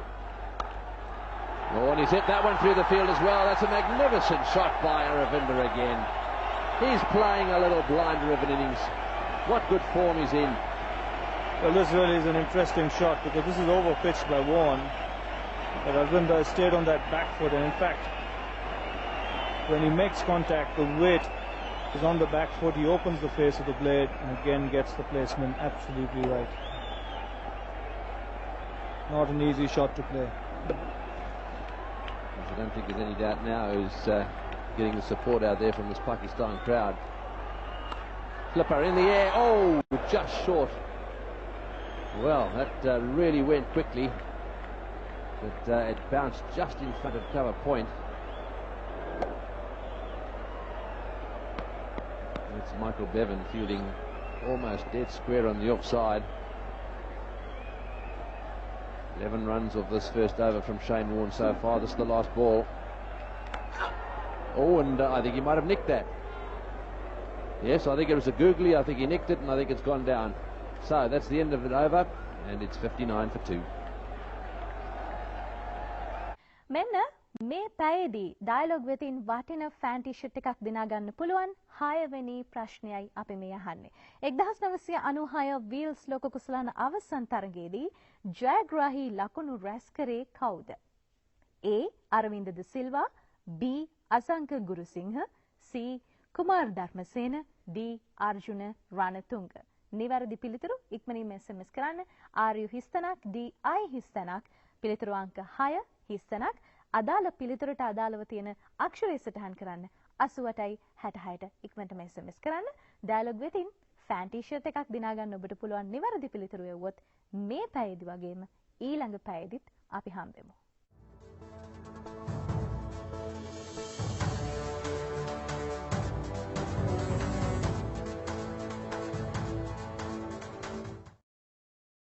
Again, this time to Guru Singha. Down the leg side, he's flicked that one away towards the boundary. I don't think he'll get this one, Curry. Yes, he will. That's good fielding. Shane Warne down there, and in goes his throw right over the bails. That's well done. Very good fielding by Shane Warne. In the commentary box now, it's going to be Richie Beno, and with him, Sonny Gavaskar. Some more heart-stopping cricket at the moment, but most of it being played in this little period by Sri Lanka. 2 setbacks, but their 2 openers gone.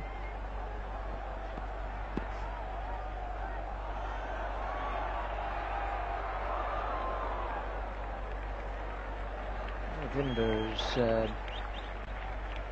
quite on a suicide mission between the wickets out there, but he's verging on it. Well, I think Arvind possibly wants to keep that rhythm going. He's batting so well. He wants to get to the batting end as much as possible. A lot of the stroke players like to be facing the bowlers almost constantly. They don't like to be at the non-striker's end.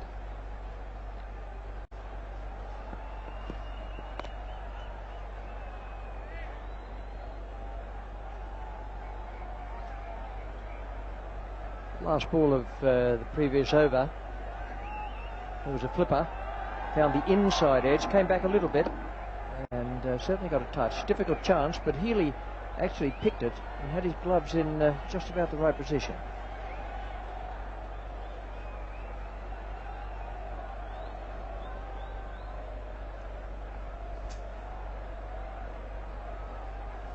McGrath's going to come around the wicket to Guru Singha. Guru Singha's made 14. De Silva has doubled that. Hasn't been in there for very long and is batting quite beautifully.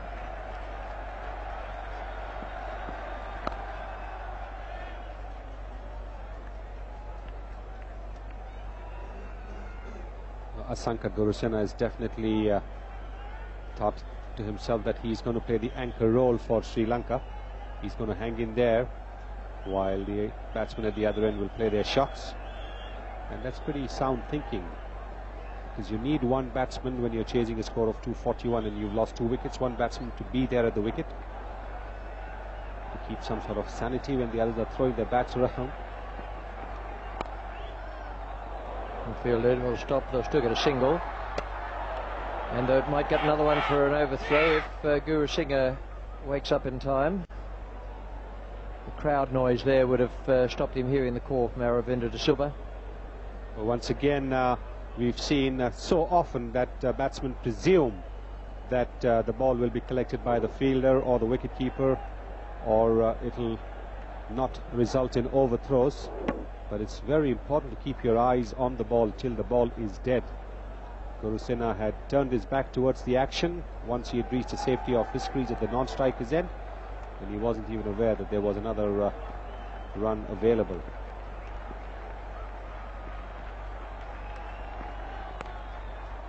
It's 62 for 2 and only 13 overs have gone.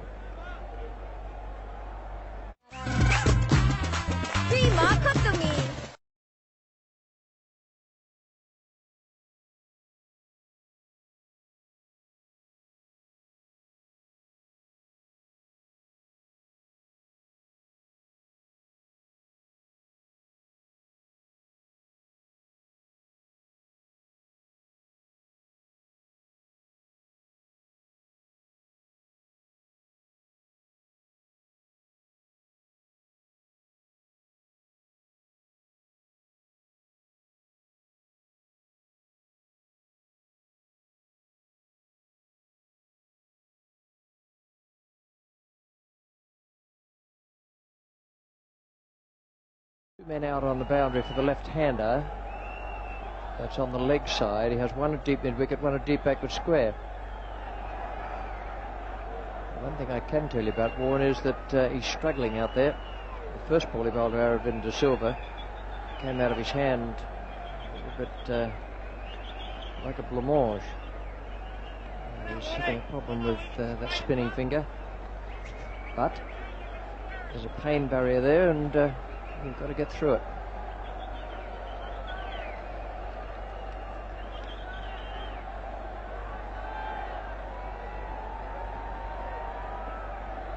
Off his first over.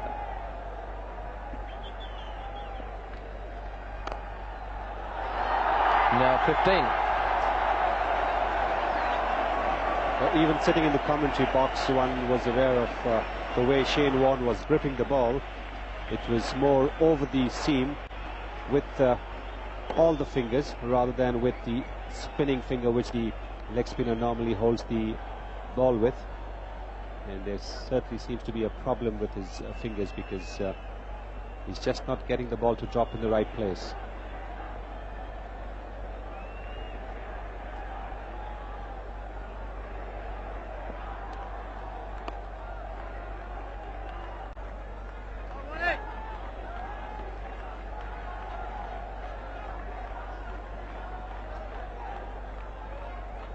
The accustomed cry of Bold Shane is becoming come on Warney.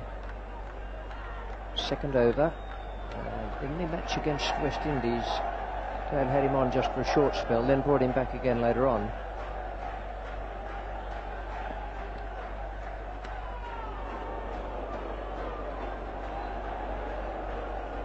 That's the first one he's really let go. Yes, you can see the fingers going over the seam. There you see the little tweak. But it was the quicker one.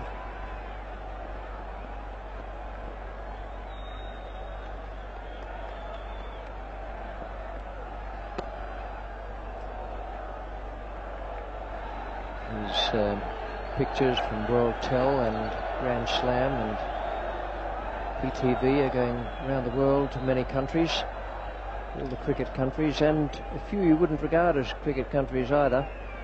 People will be watching this game.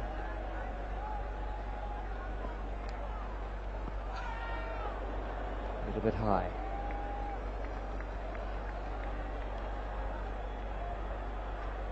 Shane Warne now certainly using the fingers. In the first over he was using more of the wrist, and Asanka Gurusena had really no clue as to the way the ball was going to turn into him. He was playing for the straight through.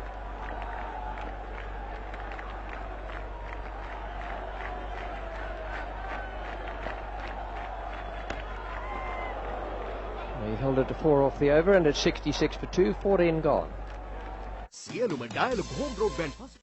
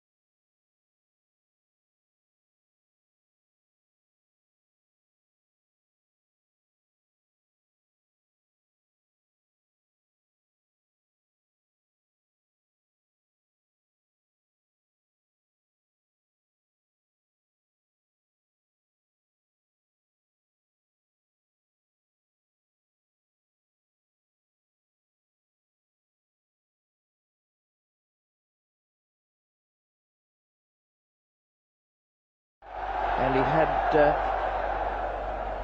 8 from his first over. So that's an excellent spell of 6 overs for 9 from McGrath, who's come right back into top form. Will Rifle be in top form?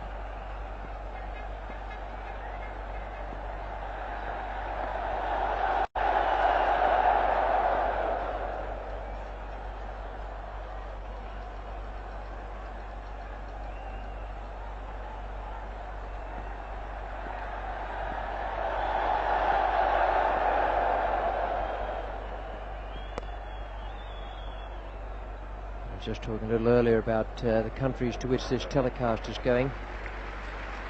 It's Grand Slam and World Tel and PTV and all the regular countries for cricket, but a few who you might not expect to be taking cricket. They may be sitting there, if not on the edges of their chairs, at least saying, well, what's this all about?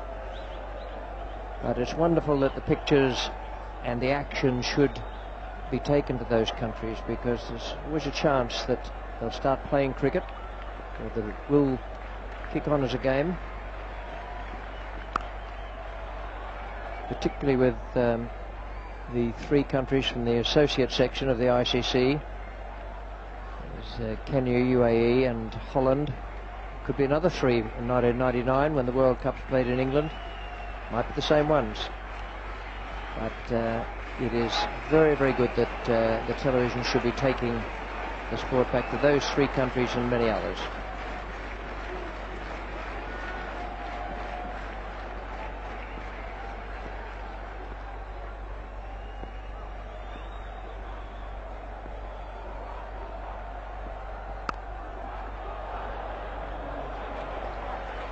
get a single. That's actually good running between the wickets, because for a moment he wouldn't have been absolutely certain how far the ball was going because of the man in a short cover. Ponting was the fielder. Yes, the shot played officially. I think Arvinda is trying to get the ball away as quickly as possible. He's not going to play the waiting game. He's going to push and try and get the runs on the board. He's going to leave the pushing and the prodding to Asanka Gurusena. But that was a risky run he took, because the ball could well have gone to Steve Waugh at mid-off.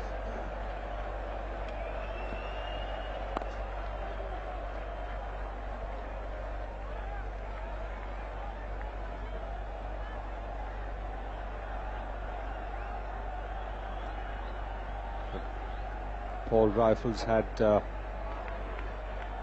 pretty ordinary World Cup so far. He's got 2 for 18, good figures against Kenya, 1 for 45 against West Indies in the group match, and against New Zealand 1 for 38. Didn't bowl too many overs against the West Indies, and he's in his first over here and confronting Asanka Gurusena.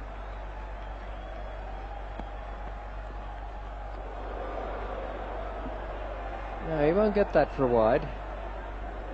He's giving Steve Buckner a long, hard look, but in fact Gurusingha moved inside the line of the ball and then played his stroke. There he goes there.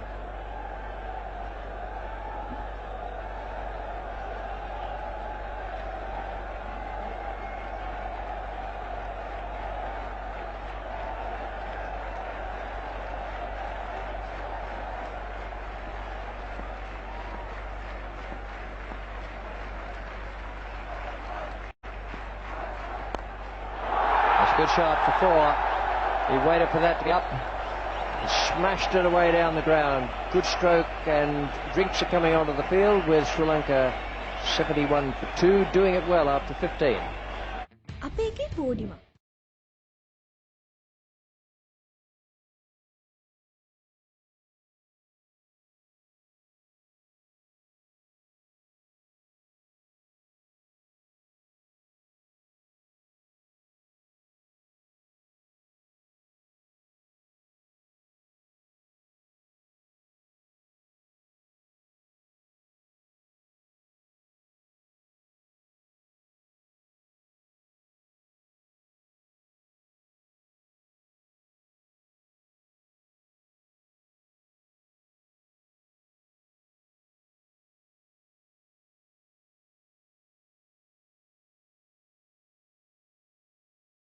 ප්‍රශ්නයයි අපි මේ අහන්නේ.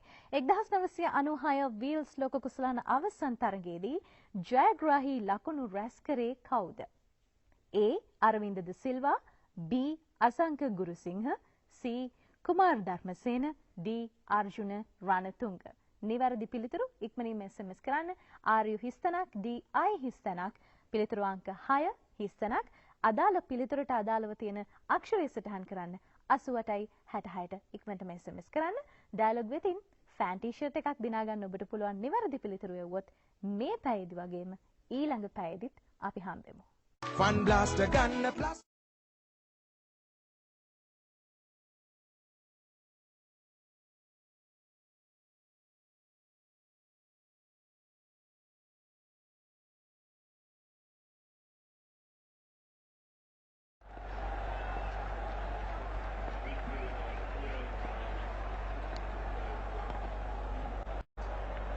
Shane Warne bowling the first ball of the 16th over. The field can now be dispersed. It has been. But there are still 5 inside the circle. Taylor's giving Warne a little bit of extra cover on the offside. There's a man on the cover fence.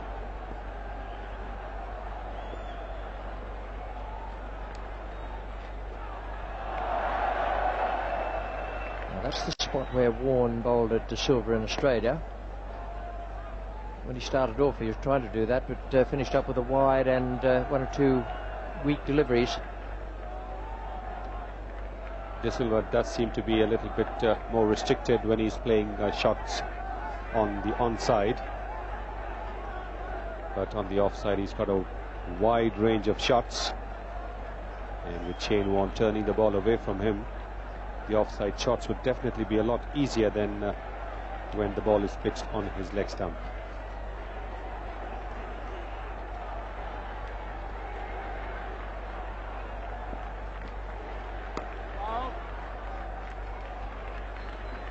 That's good play, sensible play, just to push the single on the offside and give the strike to Aravinda de Silva. Now, this is the city of Lahore, and in the background, rapidly coming to the foreground, the lights in the stadium here, the Gaddafi Stadium.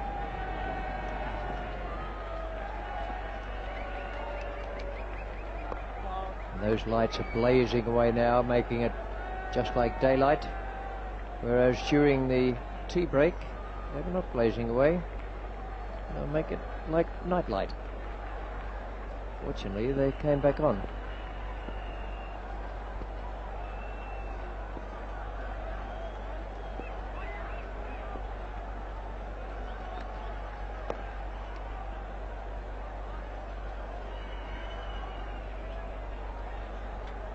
Many banks of lights here, 6 of the towers, and they're doing a good job at the moment.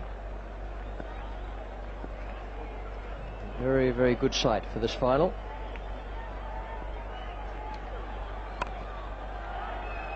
.73 for 2, that was the flipper, and 16 overs have gone.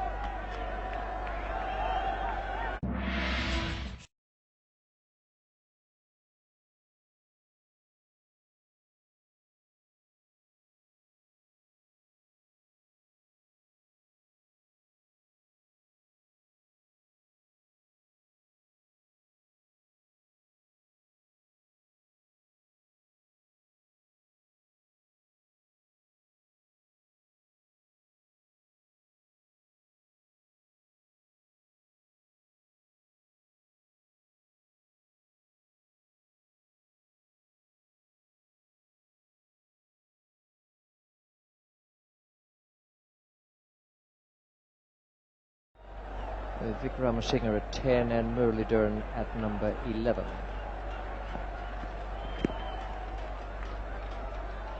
Once again, the strike goes to Aravinda de Silva, and that's good planning. Immediately after the drinks break, the Sri Lankans seem to be playing a little bit more controlled cricket.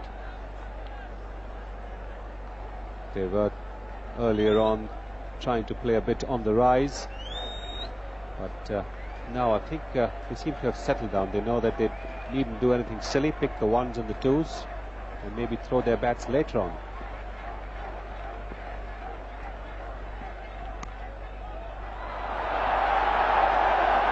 Very close to the shot of the day or night, whichever way you like to look at it. And one can understand that look from Paul Rifle, because that ball was really not a bad ball at all. It was short of a good length on the off stump, and most batsmen would have been quite happy to have played at it defensively. But Aravinda de Silva is in such fine form that he saw it early, moved into position early, opened the face of the bat, and had it screaming away for a boundary.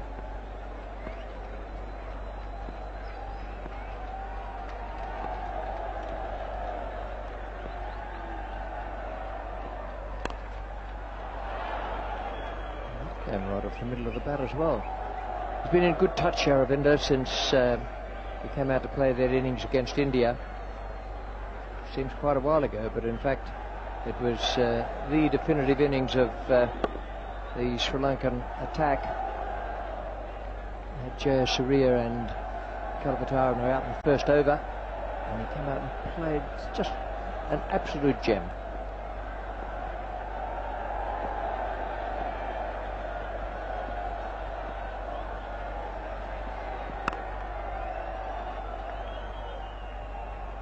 What the Sri Lankans in the dressing room would be hoping for is for Aravinda to keep going. In the past, he has been referred to in Sri Lankan cricket as the Mad Max, because he has these rushes of blood to the head when he tries to give the bowlers the charge. When he has the bowlers at his mercy, he's got maybe 2 or 3 boundaries in the over, but he still wants another one, and has got out trying to play an over-ambitious shot.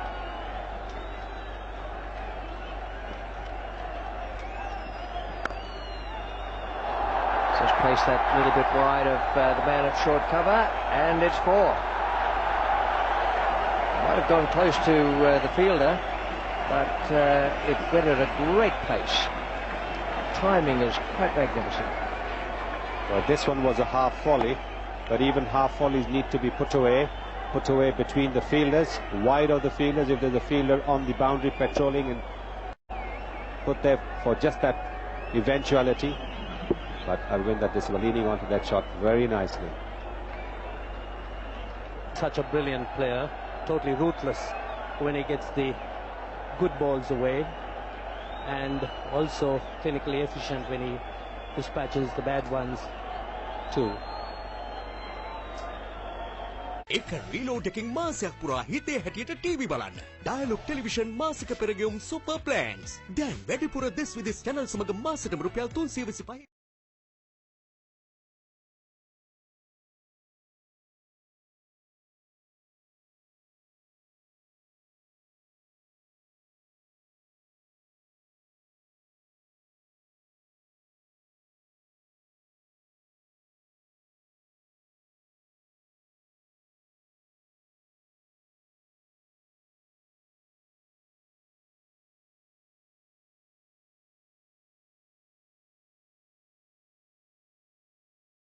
Pull back, Sri Lanka fading at the start, and now with this partnership getting themselves into very good shape. It's a nice little partnership developing between these two seasoned campaigners, De Silva and Guru Singh. They've got into the act and playing with a lot of sense, picking the right ones, not taking too many chances, and seeing that Sri Lanka gets back on the road.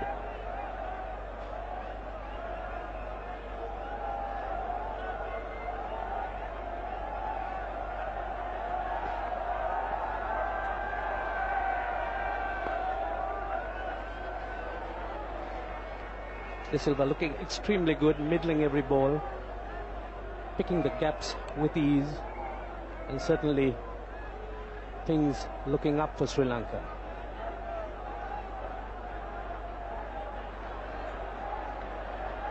Wonderful crowd out here. Charter flight brought courtesy of Air Lanka, filling the crowds here. The Sri Lankans certainly enjoying the wonderful cricket over here.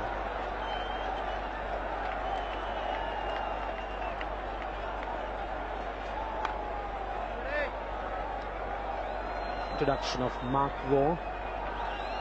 Mark Taylor looking to Waugh to break this partnership.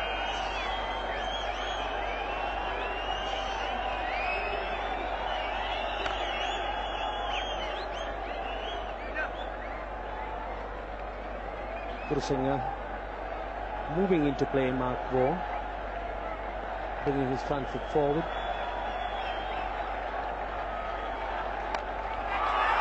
It's in the air. Well, it was catchable. And it got through him. He's a good fielder and he's taken some splendid catches so far. But he reckons that it was lost in the lights. He made good ground to it, and then couldn't get his hands where the ball was. Guru Singh coming down to loft Mark Waugh, and the fielder losing it in the lights, and a bit of a bad miss. Damien Fleming, the fielder. That's the sort of chance that has to be taken when you're looking at problems such as the Australians are. It's 88 for 2, 18 gone.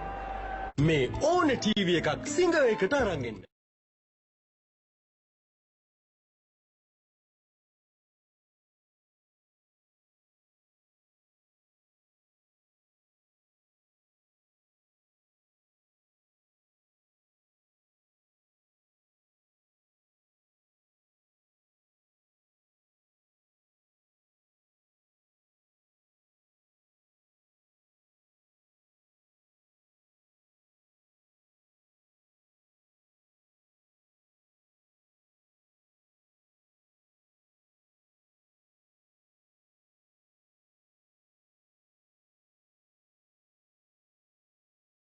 De Silva on 39, he'll have to convert this into a very big innings.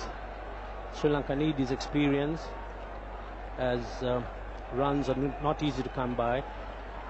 The Australians extremely professional and tight on the field.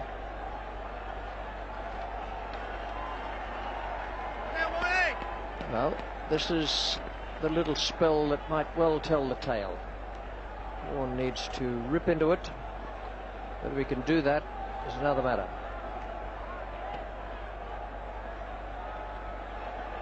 De Silva well prepared to use his feet against the spinners.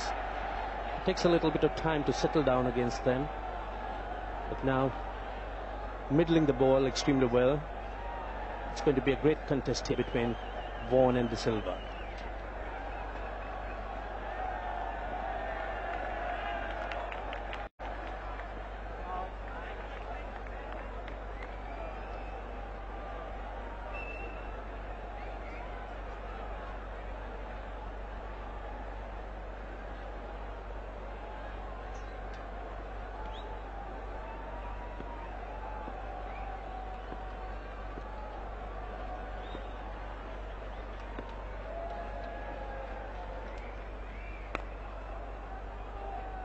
He's bowled 3 leg breaks so far, which is an indication that Warren himself may know that this is the crucial moment.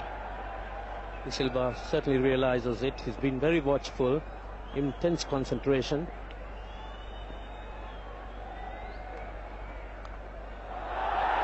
There's a man down deep at backward square, Fleming. Those viewers who may have noticed that Fleming's throwing with a slightly different action from the outfield, that's because of the shoulder injury he sustained in the West Indies. Had to have a complete remodelling of his throwing, not to mention his bowling to be able to get back into the Test side.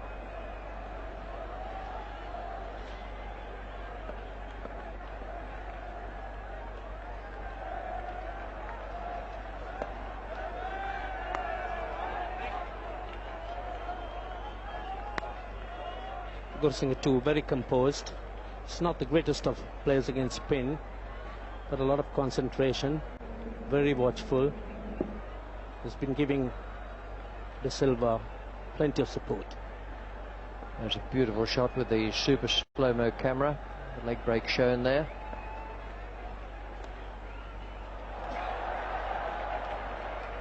Just the single, and Gursinha and Aravinda De Silva are still going well, 90 for 2.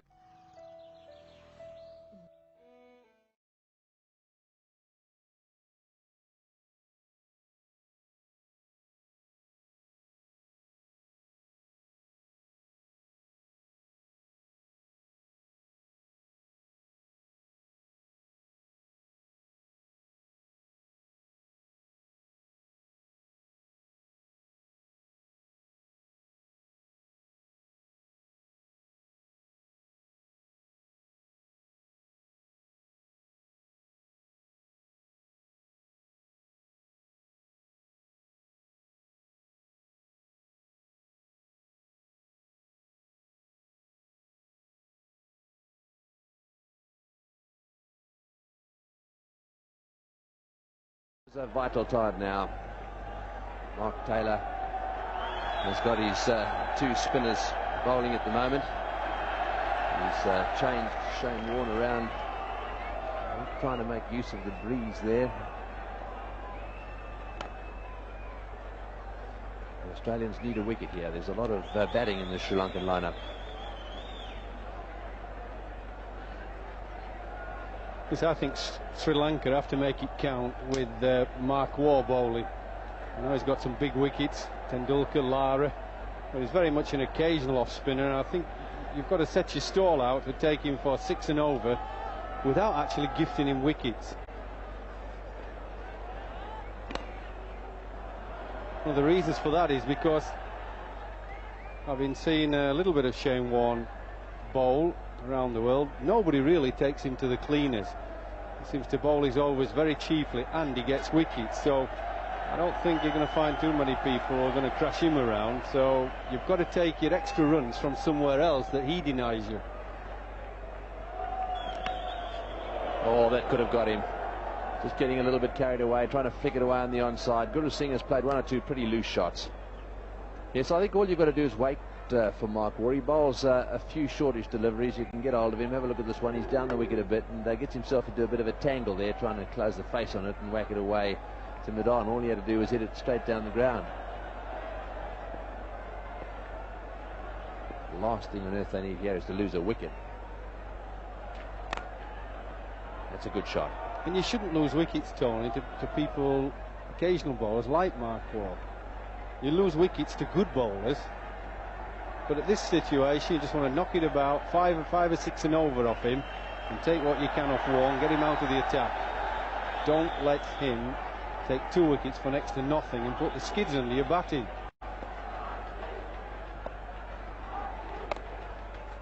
That's better. He's hit that one much better, straight down the ground. They'll settle for one. Waugh not too happy about that. That's been in the way a little bit. And that's the end of the over, 95 for 2.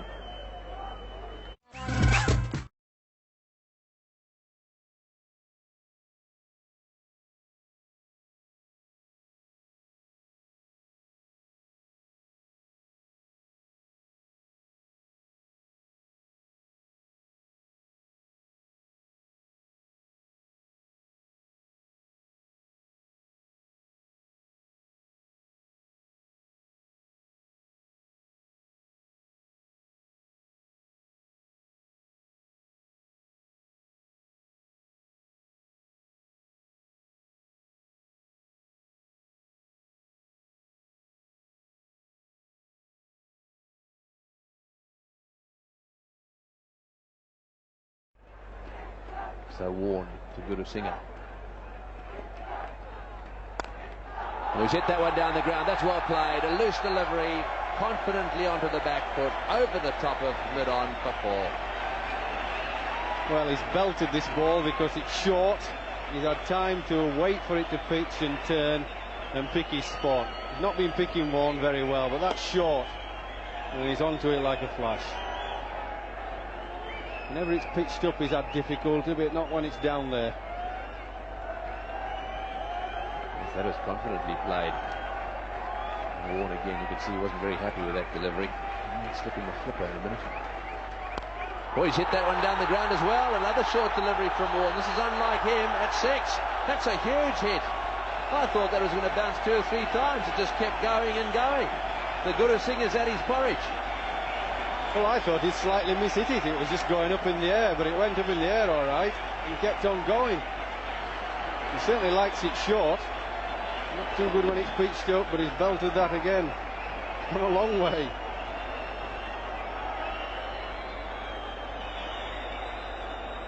Have a look at that. That just kept coming. And watch Guru's face here. He just looked up again and it just kept sailing over the boundary. Oh, and another loose delivery, and that'll go. No, it won't. That's very well fielded. No ball called as well. Rifle really did very well to cut that one off. He came across that outfield. Looks to me to be pretty damp now. Gurusingha beginning to cut loose, giving Shane Warne a bit of hammer. Yeah, you don't often see him bowl 2 balls short, and 1 wide down the leg side. 12 runs off 3 balls. Come on, he's saying. You can do better than this.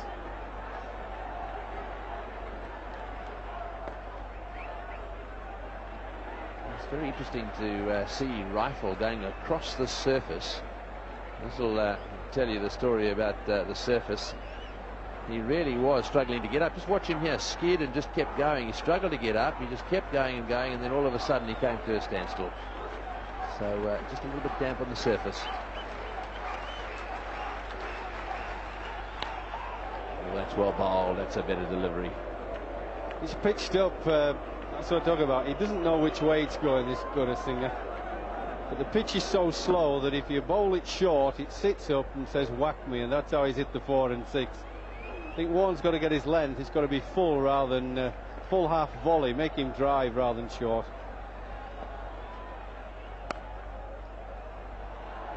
Well, again, very short, and again comfortably played by Gurusingha. So this over really has taken a bit of pressure off the Sri Lankans. 13 runs of this over so far. All of them to Gurusingha.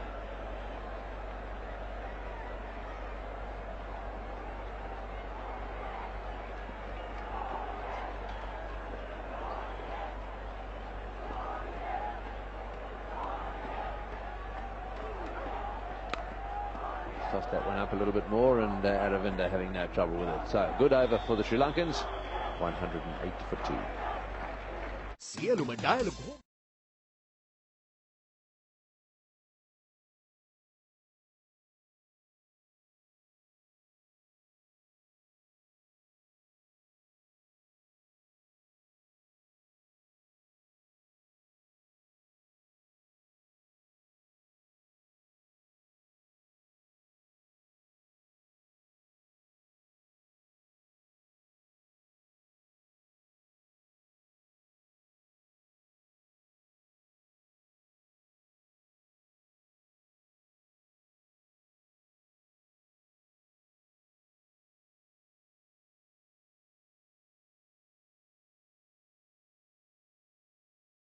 So there it is, 108 for 2.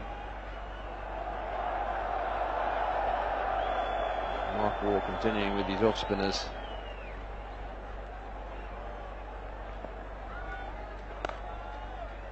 And that one also played away comfortably. So just noticed as Shane Warne walked away, he just rubbed the top of his third finger. He's had a few problems with that finger of his, and just looked to me as if he was rubbing it. He's being brought up now for the right-hander, just positioned behind square on the offside backward point. And that's a full toss, hit straight to extra cover. In fact, I think that Warne might well be taken out of the attack now. I noticed that Stephen Waugh is loosening up out there.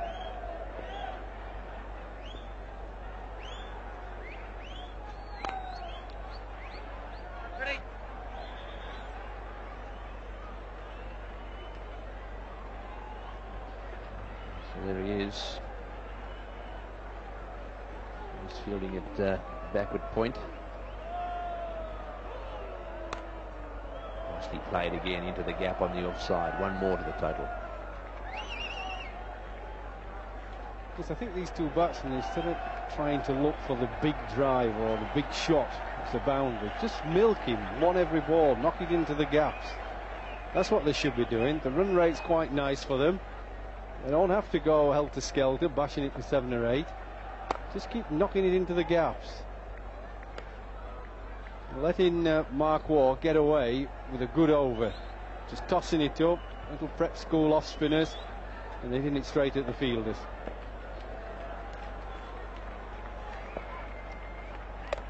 That one's a little quicker, a little short too.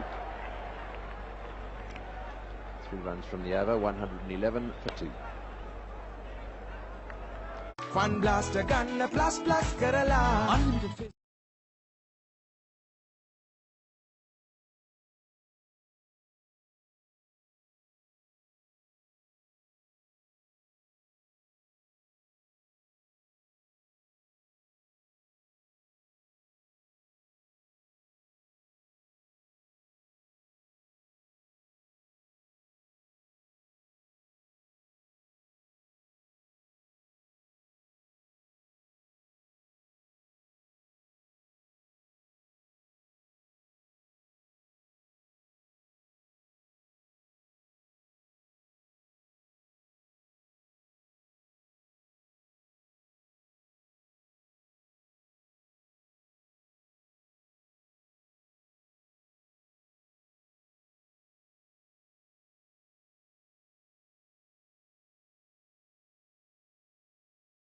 The outfield think about it, what he did wrong, and he's got quite a few options.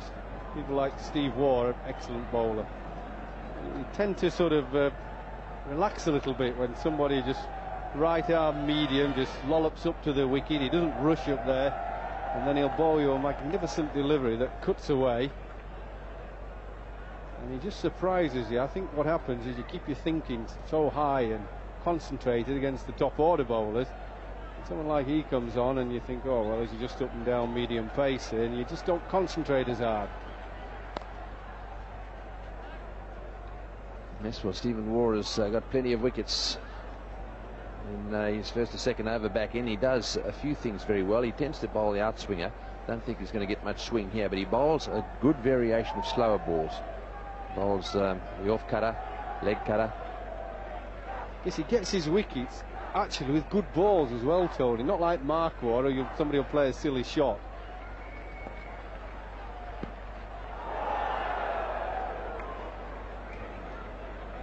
Well, the score's 111, and umpire Shepherd is in the habit of making sure that when the score's on 111, he gives it the little hop. It'll happen now, and it might even happen again. 111 for 2. It stays on 111. This will be torturing umpire Shepherd.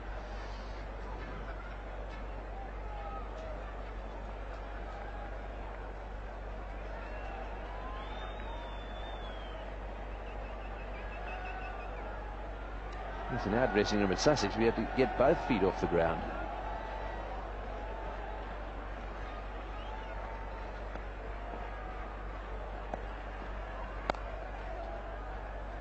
Just a little short there, not difficult to play those away. So I'm not sure that it's all that wise to go around the wicket straight away.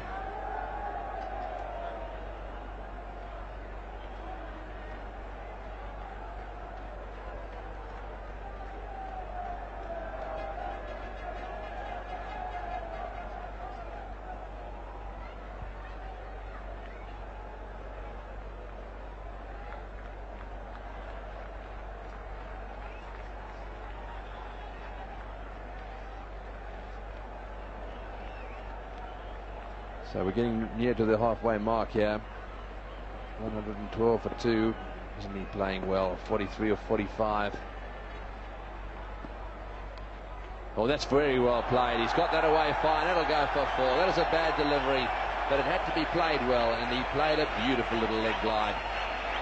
The fieldsman down there wide, so 4 all the way. Yes, it wasn't such a great ball down leg side, but it's a batsman who knew exactly where the field was placed. And he just played a touch shot, just nicely glancing it fine, and letting the ball run away with pace. He knew exactly where the fielder was placed, wide on the leg side.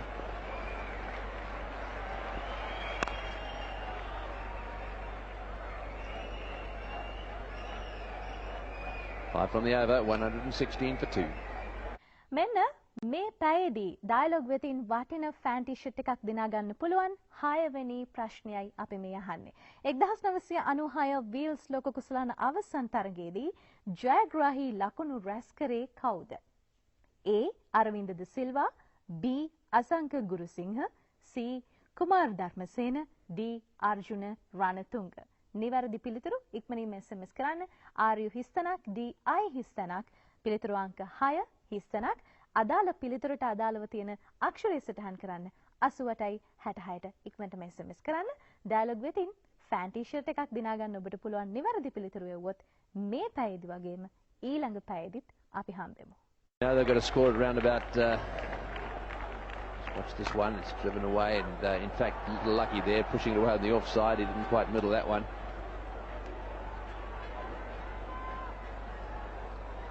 They need about 4.8 now per over, and that really isn't all that tough when you've got wickets in hand. In fact, there it is, exactly 4.65 per over required, and they're going a lot better than that. Yeah, it's just the same as when Australia were batting with Mark Taylor. They were just in a comfort zone, and these two are, but once a wicket or two goes down, then that changes the whole scenario. Ricky Ponting and Mark Taylor were just comfortably knocking it around at 5 and over. But as soon as they both got out, the new batsman didn't find it quite so easy. And I dare say that anybody coming in new won't find it quite so easy against Shane Warne. Yes, that's why Australia need a wicket. They need it desperately now. They need a breakthrough here. That one's short outside off stump. Not a very good shot from Gurusingha. Straight to backward point. Just trying to hit that one just a little hard. So he's got on to 49. He's done very well. 73 balls. And that's it. He's half century. Well, he had a few close calls early on. But Asanka Gurusingha has made a half century here in the World Cup final when it really mattered. Yes, he's not the most elegant player, but he's very effective, and he's done it when it matters in a pressure situation. God, beautiful shot. Width again, you see, as we were saying when Sri Lanka were bowling. Give the batsman width. When you're bowling slow, you've got problems. 50 for De Silva, an elegant 50. 2 half centuries then for the not-out batsman. Put Sri Lanka in a good position. What they've got to do now is keep the wickets intact and don't throw that initiative away. Yes, look at those figures, 50 off. එක reload එකකින් මාසයක් පුරා හිතේ හැටියට TV බලන්න.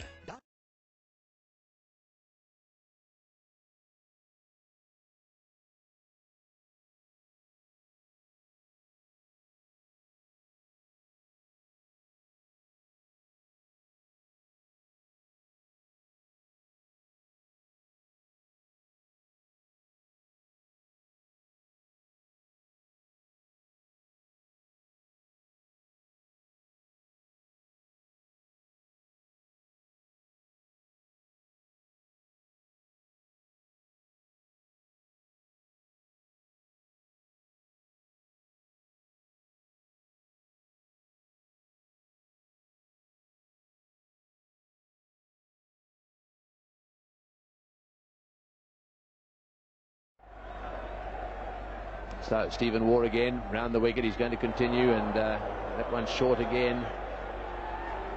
He went for the pull shot there, missed that one, and no wide given. He's obviously having a few problems on the front crease there, Stephen Waugh. I think what's happening is that over the grass, the leather undersoles there are getting damp.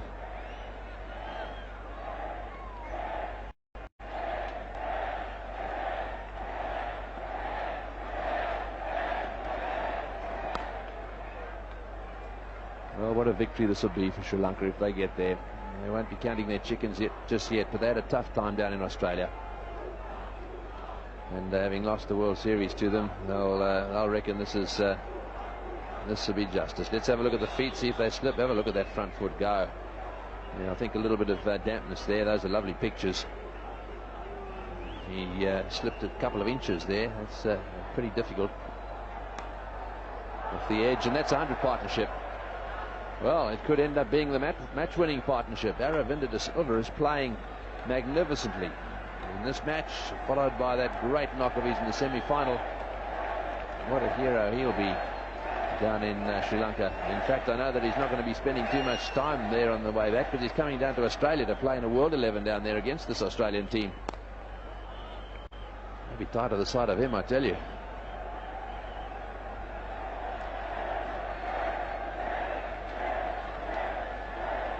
They're going along neck and neck, 51 apiece at the moment.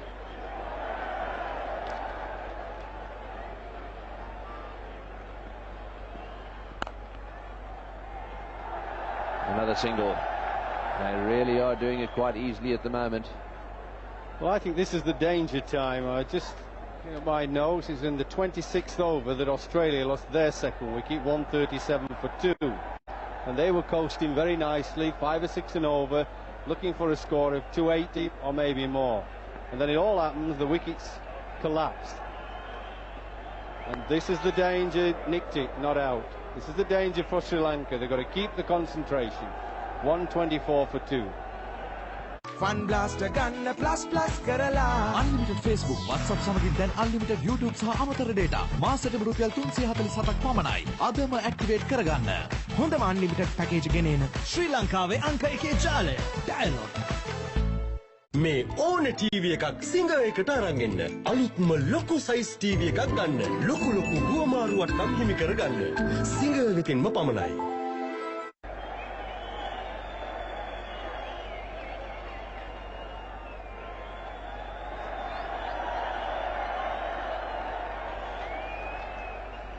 So there it is, 124 for 2 now, and just 25 overs have been bowled. So right bang on the halfway point. They've got to get 241. They've got 124, and they've got 8 wickets in hand, and that's the important factor at the moment.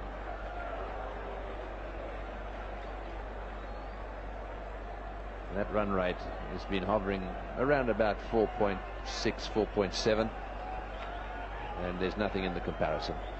Well, this will be interesting. They've used Michael Bevan a lot, and it'll be interesting to see whether Gurusingha can pick him. He's likely to bowl a few little jaffers, this Michael Bevan, but he also bowls a few loose deliveries as well. Short delivery, that's well fielded. Well, he didn't make many runs with the bat, but he can certainly give himself a couple for this. Brilliant stop. Left hand top stop was that.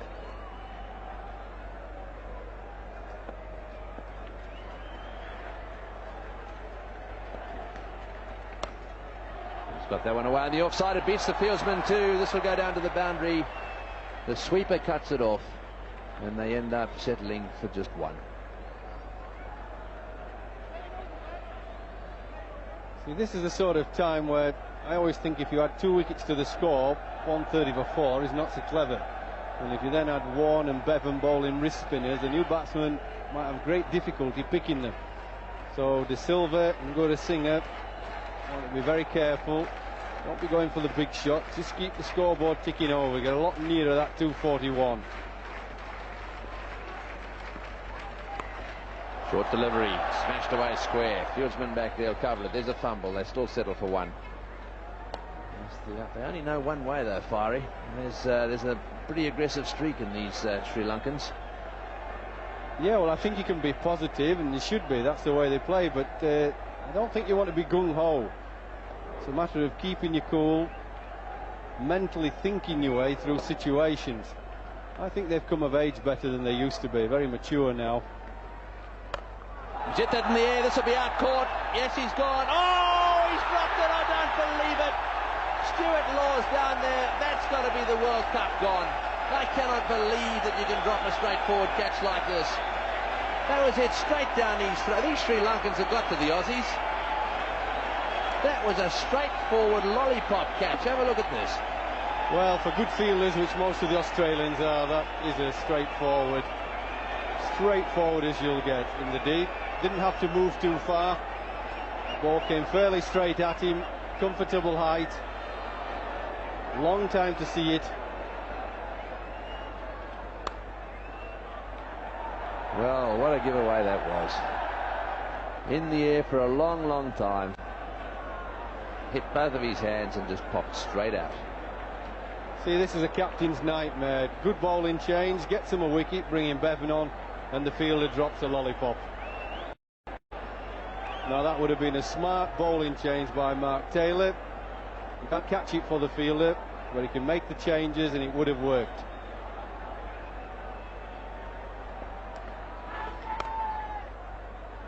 Gurusingha pushing that one down the ground to mid-off for one. And so Sri Lanka 129 for 2. Going for the Dialog fan T-shirt එකක් දිනා ගන්න පුළුවන්. ඔන්න මේ පැය අපි අහන 7 වෙනි ප්‍රශ්නය. ජයග්‍රාහී ලකුණු රැස් කළේ කුමන පන්දු යවන්නාට එරෙහිවද? අපි මේ අහන්නේ ලෝක කුසලන් ක්‍රිකට් තරඟාවලියේ අවසන් මහා තරඟේ ජයග්‍රාහී ලකුණු රැස් කළේ කුමන පන්දු යවන්නාට එරෙහිවද? A. Shane Warne, B. Glenn McGrath, C. Paul Rifle, D. Damien Fleming. නිවැරදි පිළිතුර අපිට ඉක්මනින්ම SMS කරන්න. ආර්යු හිස්තනක් DI හිස්තනක් ප්‍රශ්නාංකය 7 ඒ වගේම අදාළ පිළිතුරට අදාළව තියෙන අක්ෂරය සටහන් කරන්න 8066ට ඉක්මනින්ම SMS එවන්න. ඩයලොග් වෙතින් වටිනම ෆටින ෆෑන් ටී-ෂර්ට් එකක් ඔබේ කරගන්න පුළුවන්.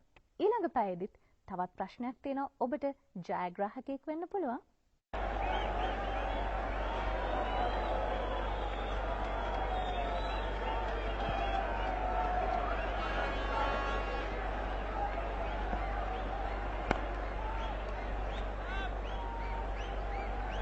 Stephen Waugh continuing, and Stuart Law not feeling too good out there, I wouldn't have thought. There we go again. That's the short delivery, pulled away. It's high and down to deep mid-wicket. There it goes, in and out, and he wouldn't have felt too good as that one dropped to the grass. And that's a bit of a bottom edge. It's running away over this outfield quite quickly, and it'll go for 4 as well. Well, it wasn't a very good delivery either. That was quite short, and it was a bit of a bottom edge, but went away very quickly to the fence for 4. So the scoreboard really reeling at the moment.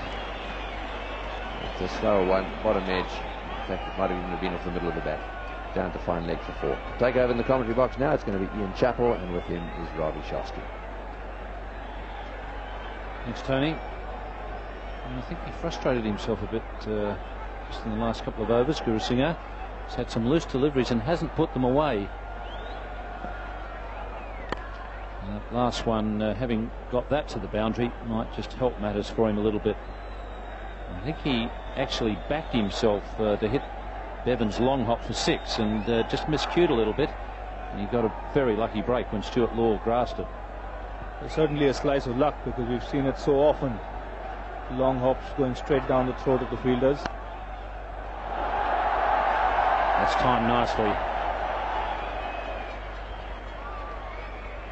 But this is the opportunity for Sri Lanka to really take the game away from Australia. If they can bat together, these two, for the next 5 overs or 6 overs, they can really put pressure on the Australians. Because the ball seems to be coming onto the bat. The dew in the outfield could have just helped the wicket to bind.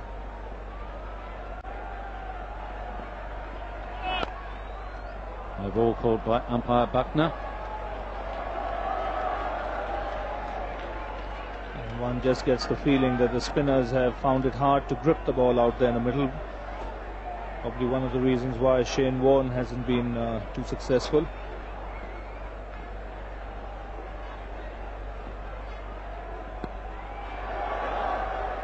It was interesting. Guru Singh turned to umpire Shepherd and just asked him how many balls to go. I think he's having a little bit of trouble with his concentration and just thinking that there's only a couple of balls to go. I'll just play them out and have a bit of a breather.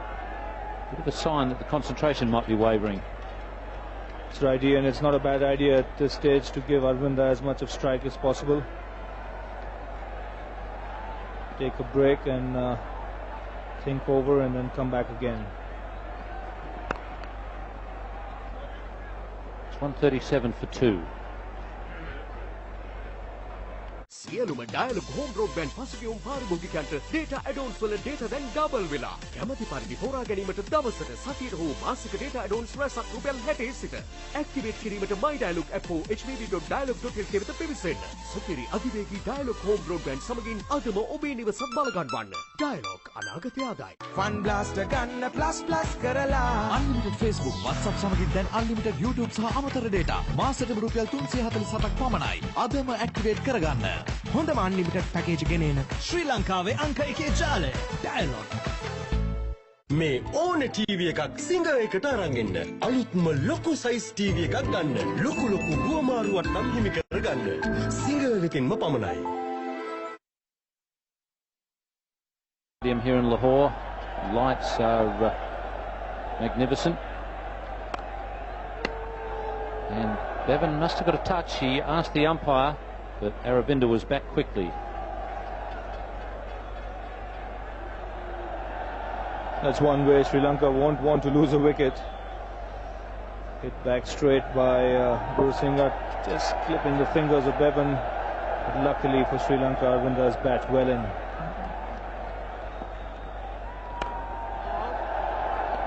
I have to say that was good backing up by Aravinda. He did it absolutely correctly. He hadn't got into top gear, and as soon as the ball was hit straight, bang, the bat was back in the crease quickly. That's your best defence against the straight drive and being run out at the non-striker's end, which is probably the worst known way to get out.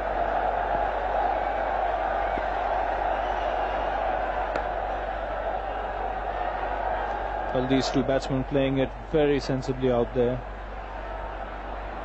They know here that Sri Lanka are in with a huge chance to win this World Cup.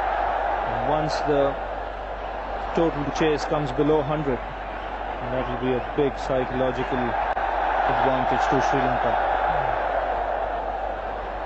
I'll tell you what, if they win, I'd like to be on that charter flight home tonight, Rafi. That'll be a party on the plane.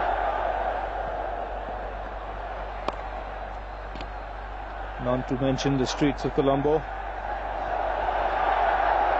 It's their first World Cup final, and if they can walk away as winners, it really will be a great achievement. But still, A lot of cricket to be played, still over 100 runs to get. At the moment, Sri Lanka definitely on top.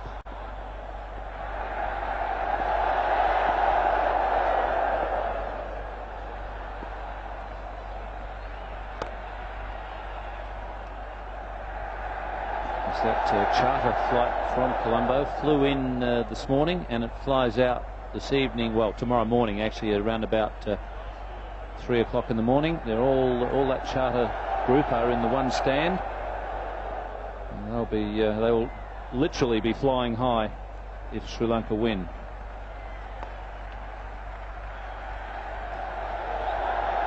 .101 needed for Sri Lanka.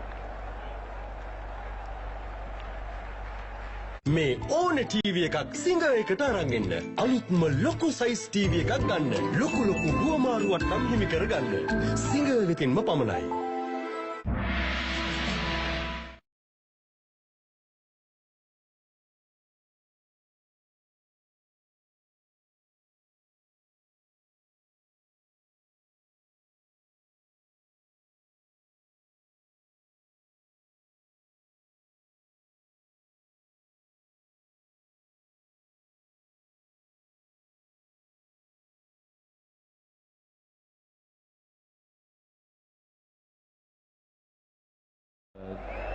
Keeping up a very good run rate to Sri Lanka, despite losing a couple of early wickets.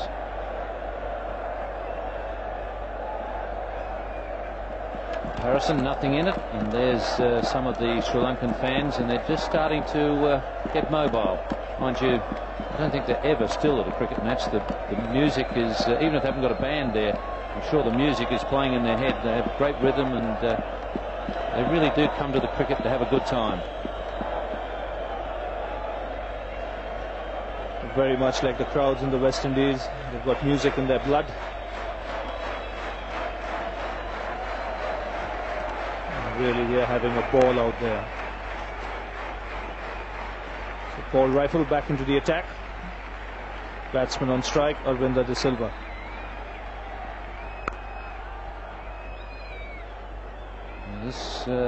We're sort of getting into that same area that we're in the semi-final now, where the West Indies were cruising with Lara, their best player, and Chanderpaul giving him great support. Similar situation here with Aravinda, if not their best player, he's certainly their most talented. He should be their best player. And the Guru is playing very solidly. They've got the target down to about 100. And this is where the Australians are tough. Other teams fold in this situation. And suddenly it just becomes a little easier. A few runs come along and the other side realise they're on top. But that doesn't happen too often with Australia because they don't fold, although Stuart Law has put that catch down. But this is crunch time in the final. Certainly is, Ian, and very important. That's why these two batsmen keep talking to themselves, keep their concentration going, because this next 6 or 7 overs could well decide the game.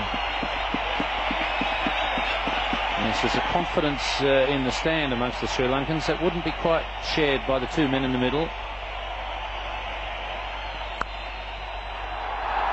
Good save there. Marquardt getting a hand on it. This is what Australia do in this situation. Just save the odd run here, the odd run there. We saw them do it to the West Indies and provoked a bit of panic. I think the West Indies just panicked off their own bat as well, but they were provoked a bit by Australia. And what it does is it puts further pressure on the batsmen. And that's what the Sri Lankans must realise. They mustn't panic, because at the moment they're really going well. The left-handed, right-handed combination doing a fine job.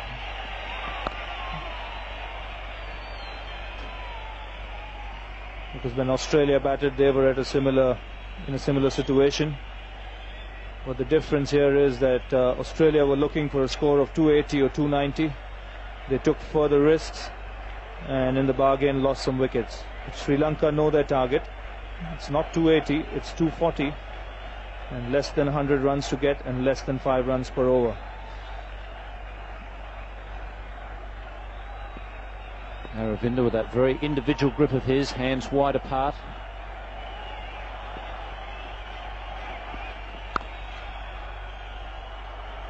It almost hit a boundary in that gap between his hands. It is a funny grip, but he certainly has timed the ball beautifully out there. Ever since he came into bat, where he hit that straight drive down the ground, he's looked an impeccable touch.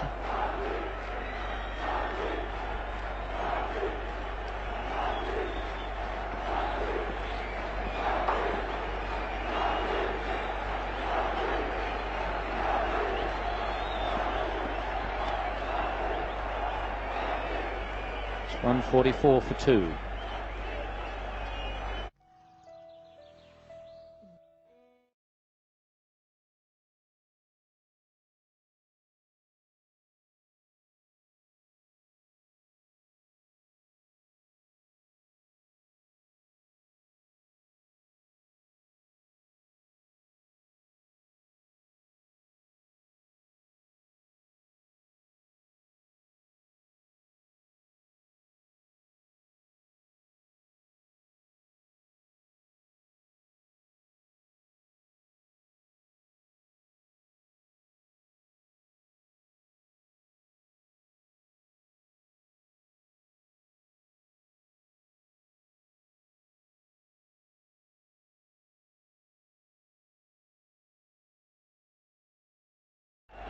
.74 to the skipper.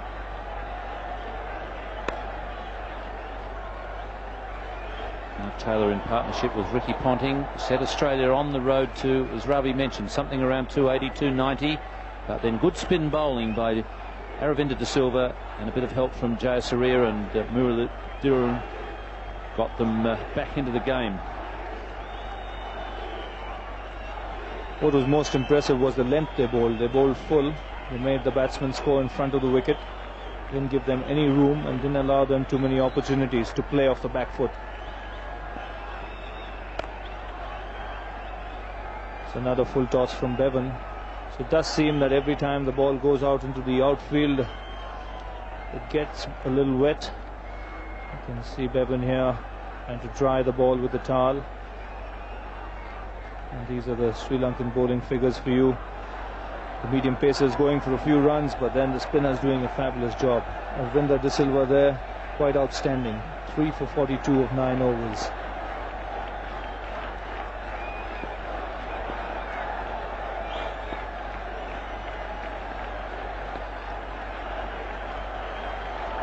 The runs coming easily. It's just a matter of whether Sri Lanka can keep their head or whether Mark Taylor can pull something, pull a move here that can create a little bit of panic. Australia have had 2 tough finals, a chase against New Zealand, and then they defended magnificently against the West Indies. Talking to Ian Healy at the airport the other day, and he said he didn't think there'd be 3 close ones in a row. He said he thought that one side or the other would probably win easily. I don't know if that was wishful thinking, if the nerves were starting to get a bit taut after 2 close ones. Well, the West Indies certainly won't forget that game. They had it in their pockets.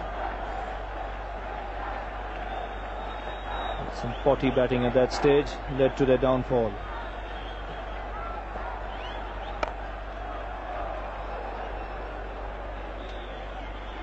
This is why Gurusingha frustrates himself at times. He gets loose balls and doesn't put them away. Suddenly the pressure of the scoreboard not ticking over quickly enough builds up.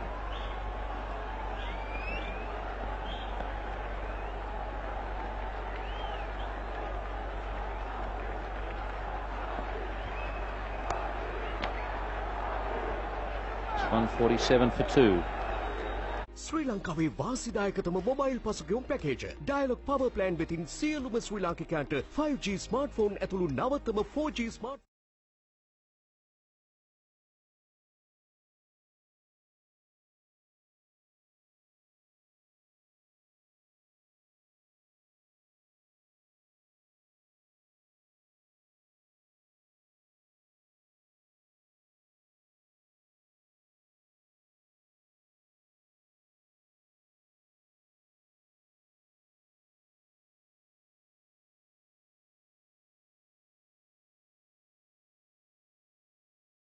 Why he hasn't put away a couple of the loose deliveries. Now just rushing, says that he doesn't hold the bowler up for too long.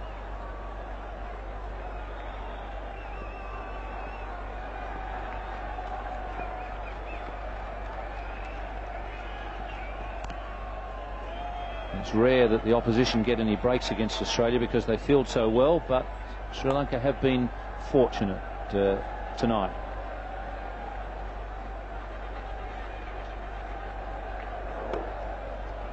Damien Fleming was the offender on the first occasion. Gurusingha lofting that one away, and as he slid into it, the ball just going straight through his hands.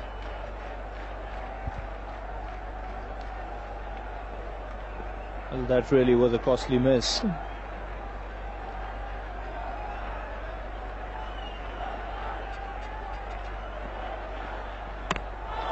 And he's bowled him. So a real loss of concentration there from Gurusingha, and that'll revive the Australians. Just what Sri Lanka didn't want. Well, just what the doctor ordered as far as the Australians are concerned. Gurusingha had asked for a fresh pair of gloves. Really losing concentration here, giving rifle the charge, making no contact and having his off stump pegged back. Big blow for Sri Lanka, 148 for 3.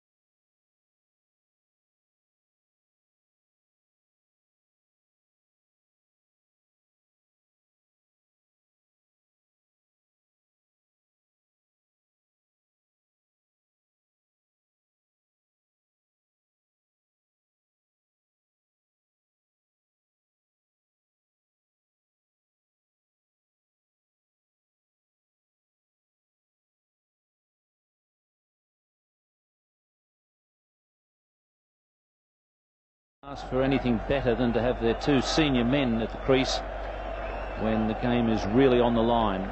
But what Gurusingha has done by losing concentration and I think frustrating himself by not putting away loose deliveries, what he's done is revived Australia, and we saw how dangerous that can be in the semi-final. Absolutely right, Ian. They've got a sniff that they have a chance here now. The Australians, you certainly see a spring their stride.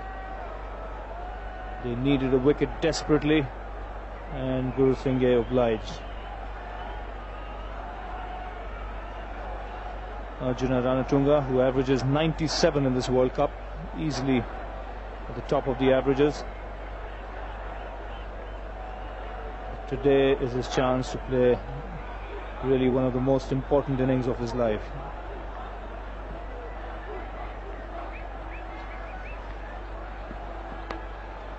And he's off the mark with a boundary. He's got a very cool head, the captain. And let's see if he can keep it that way under World Cup final pressure. Well, he got a lot of runs in the semi-final against India there. Again, opening the face of the blade at the very last minute. The man at third man is square, and he had absolutely no chance of stopping that.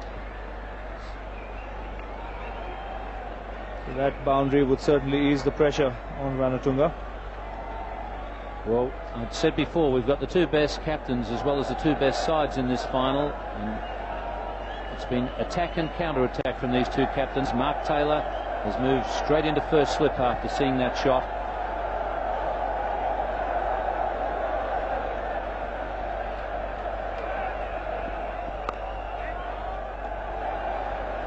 Neither captain will sit back for long and just let the game slip away from them. They both captains try and do something to haul the opposition back in. Well, that's the right thing to do, because if you let the game slip away, allow it to get into a pattern, then things really don't happen. But Mark Taylor is one of those kind of captains who's a perfectionist. He saw that one ball going through the slip cordon in there very quickly.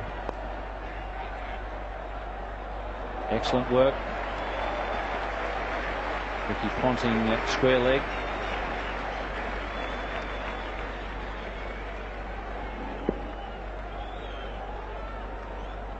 Good quick call there from Arjuna Ranatunga. Running between wickets isn't his strong point. And he was very quick to put the hand up there and let his partner know he wasn't coming.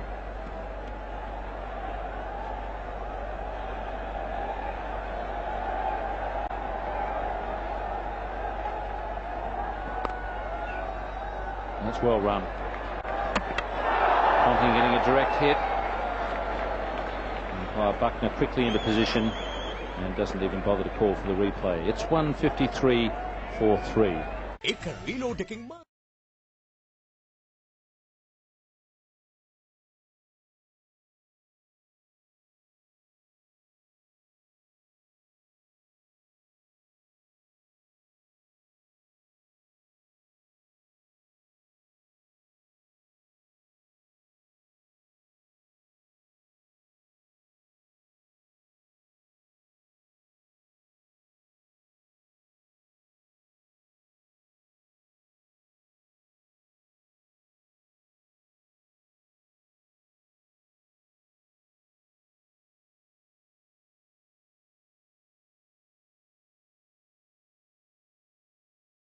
Bowled by Paul Rifle, just given the Australians a bit of a sniff that they may have a chance to come back, produce their third incredible victory in the final series. Rifle with 1 for 22, Fleming 1 for 34. McGrath bowled extremely well early on, but Rifle virtually handed his wicket by Guru Singha. Singha giving him the charge, really had lost concentration and got a bit frustrated. And once again we see Mark Taylor, as soon as he gets that feeling that there's a chance, on comes Shane Warne. Warne has done it so often for Australia. Can he do it once more? Well, this will be a good test of Warne's temperament. He's gone for a few runs in his first 5 overs.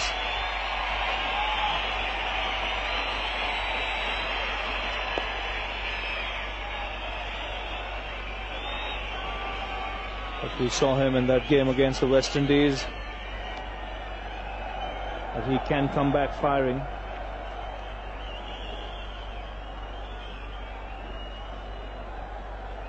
Well, there was quite a significant moment there. Shane Warne, this is before he bowled his first delivery. He's bowling to Arjuna Ranatunga, and here is the psych job. Ranatunga has told the press that he believes there's a fair amount of hype involved in Shane Warne's bowling.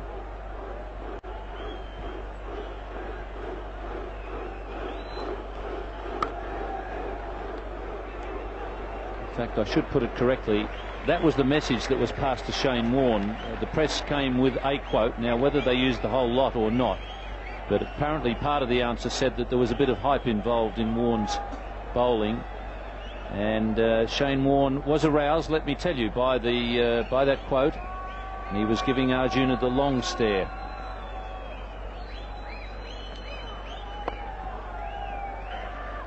And they should be looking for 2. And a collision with Shane Warne. There's 2 easily now on the misfield.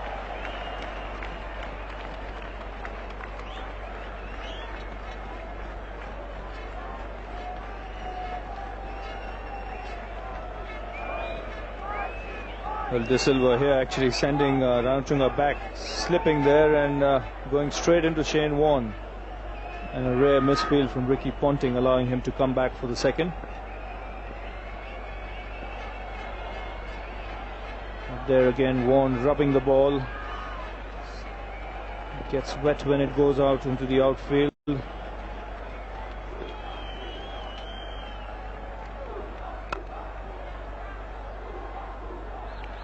Yes, I think you got an idea of what the ball is really like when you saw Shane Warne's face when the ball came back to him last time, and shaking the head now. Doesn't like it. Well, it's never easy because he's one bowler who likes to give it a rip. And when it's wet and slippery, you can't do that. It's the leg break. He'll be very lucky to get that one.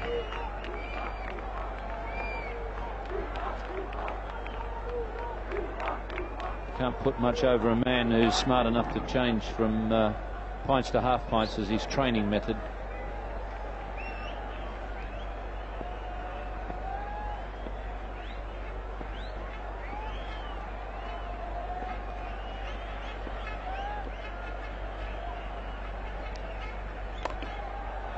Oh, Mark Waugh again. It's 156 for 3.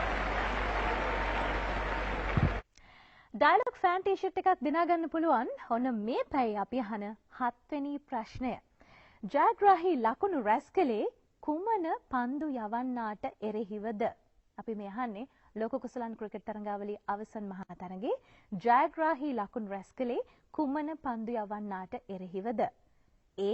Shane Warne, B. Glenn McGrath, C. Paul Reiffel, D. Damien Fleming. නිවැරදි පිළිතුර අපිට ඉක්මනින්ම SMS කරන්න. ආර්ය හිස්තනක් DI හිස්තනක් ප්‍රශ්න අංකය 7 ඒ වගේම අදාළ පිළිතුරට අදාළව තියෙන අක්ෂරය සටහන් කරන්න 8066ට ඉක්මනින්ම SMS එවන්න. ඩයලොග් වෙතින් වටිනම පටින ෆෑන් ටී-ෂර්ට් එකක් ඔබේ කරගන්න පුළුවන්. ඊළඟ පැයේදීත් තවත් ප්‍රශ්නයක් තියෙනවා. ඔබට ජයග්‍රාහකයෙක් වෙන්න පුළුවන්. මේ ඕන ටීවී එකක් සිංගර් එකට අරන් එන්න. අලුත්ම ලොකු සයිස් ටීවී එකක් ගන්න. ලොකු හුවමාරුවක් තම්බි කරගන්න. සිංගර් වෙතින්ම පමණයි. Captain and vice captain in together. The run rate and the run rate required is around about the same figure. Arjuna Ranatunga. Sri Lanka needed to keep the Guru Singh De Silva partnership intact, but a sudden rush of blood and Guru Singh is gone. This has given Australia a new lease of hope, and there's Ranatunga and De Silva now at the wicket.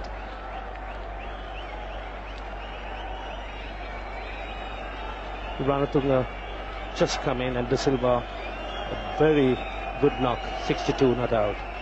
Certainly a masterly one.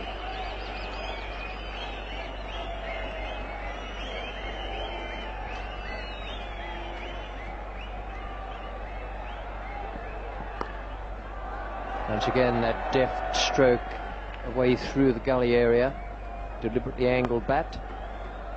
Tunga endeavouring to take his side along to the moment where they can receive that World Cup trophy.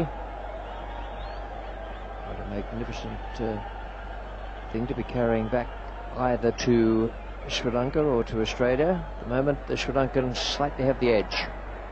Still 7 wickets in hand. Certainly Sri Lanka requires De Silva to play to the end. He's held the fort and played brilliantly.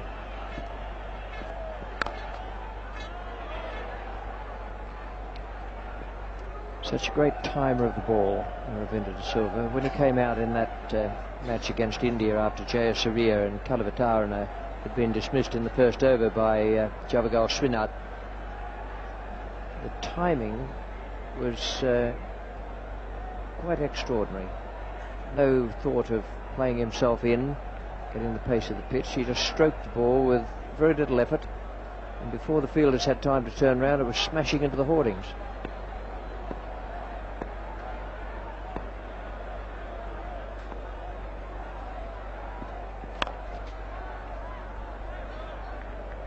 Once again, it shows how De Silva quickly gets into position.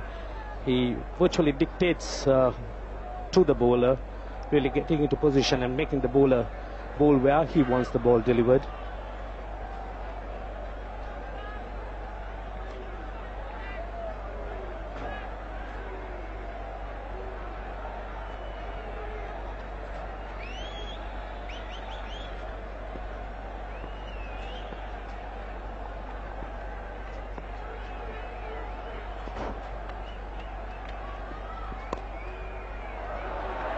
Nicely placed. Fleming, the fielder. We've shown you the winners' trophy. That's the runners-up trophy. It'll be very nice, but be a heart-wrenching moment for the losing captain when he collects that. However, these two teams have, as Ian Chappell pointed out, been the best in the competition, and they also happen to contain the best captains.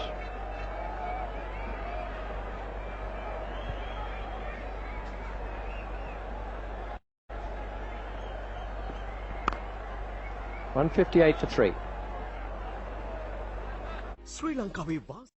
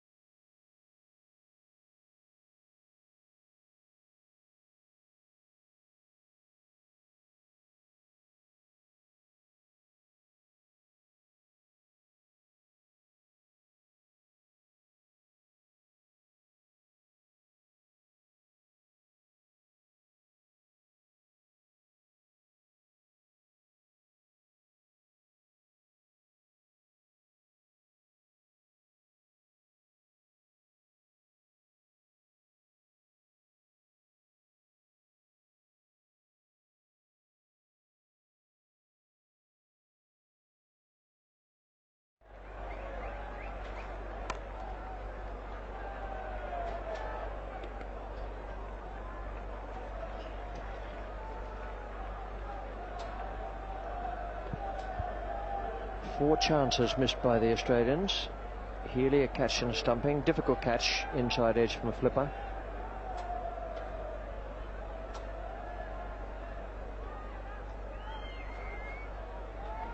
Catches by Stuart Law and Damien Fleming. Two of the best catches you'll find in Australia. Good evening, Geoffrey Boycott. Evening, Richie. Evening, everybody. Yeah, it's so important for Shane Warne to bowl well. He's a big match winner, but I think also if I was Ranatunga, I'd be talking to De Silva, and I'd be saying to him, don't be playing shots like that. You've got to bat through the innings, and we'll bat around you. This is not really short enough to be doing that. De Silva's the man that can win it. He's put him in a strong position, but if he gets out and then it's two new batsmen starting, the game's on for Australia then.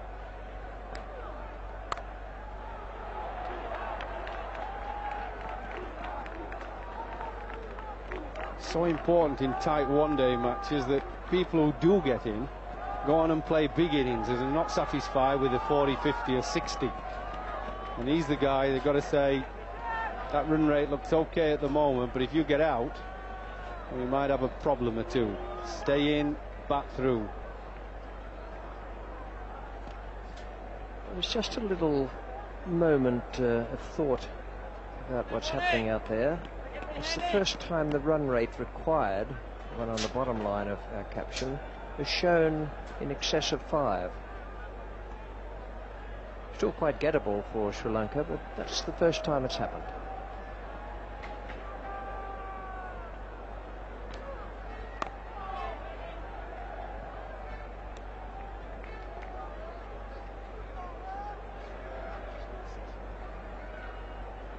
Six runs from the last 3 overs, and Taylor now has 6 men inside the circle. He's giving Ranatunga the chance to hit straight down the ground if he wants.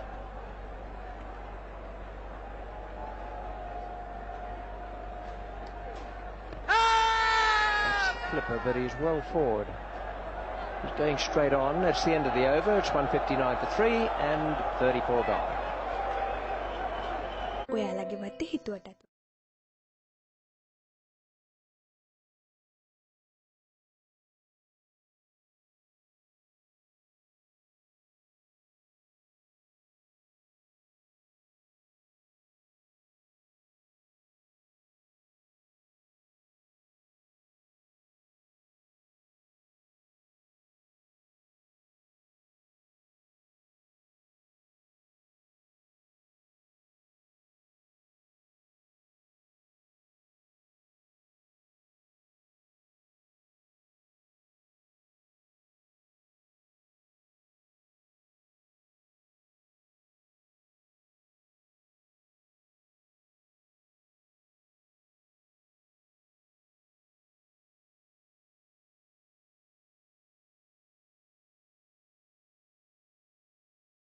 teams at the moment.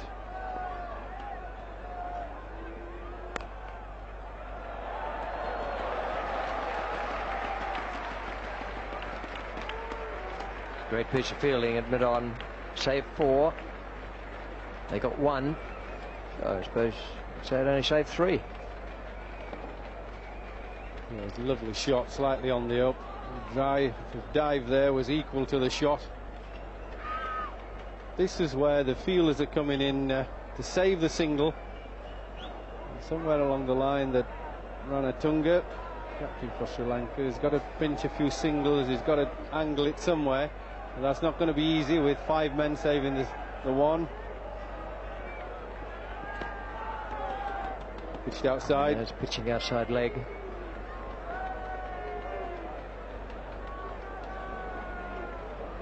Be just a little touch of nerves there. They're going along very well. Not too many worries at the moment with the captain, vice captain in, and an asking rate of only 5 and over. There's just that thought I mentioned that it's the first time it's actually got up above 5. They've got stuck a bit, Richie, since Ranatunga came in. Pressure's just being pulled in by Australia. It seems to me the captain, Ranatunga, is playing across the pad. Instead of playing at the ball, he's sticking his pad on the line, a little bit circumspect, and then playing around his pad. Doesn't seem quite so confident. The foot's there and he's having to come around it, and he's then trying to get the leg out of the way. He's been playing Shane Warne like this as well. Foot's going too far over.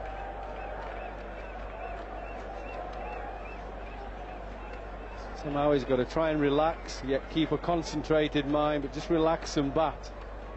He needs to get the runs flowing a little bit.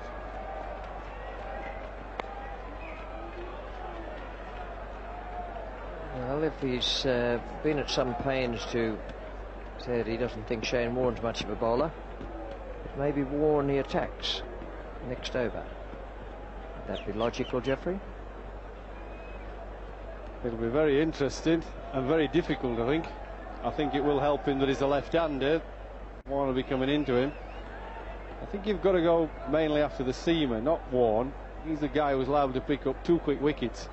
People don't read him very well. I think I'd want to play his 3 overs very sensibly, get him out of the attack, get his 10 overs over with.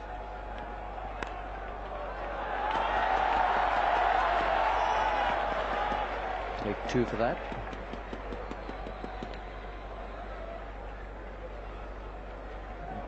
It's extraordinary what an effect 2 runs can have where none have been coming. Suddenly the batsman will feel a surge of relief.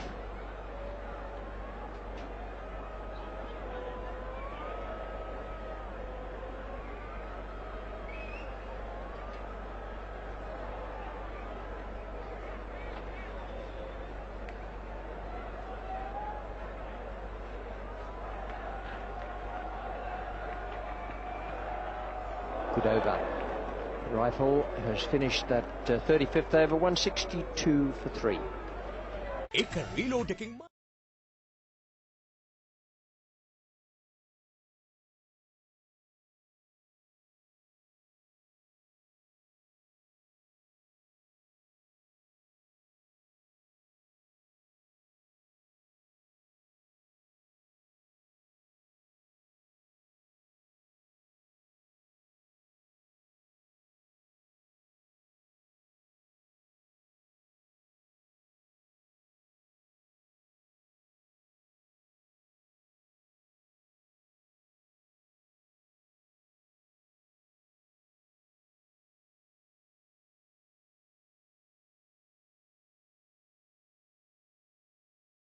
The Silver.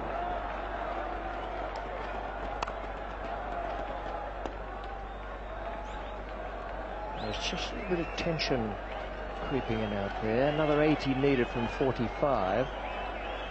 So that asking rate not quite up to 5.5 at the moment.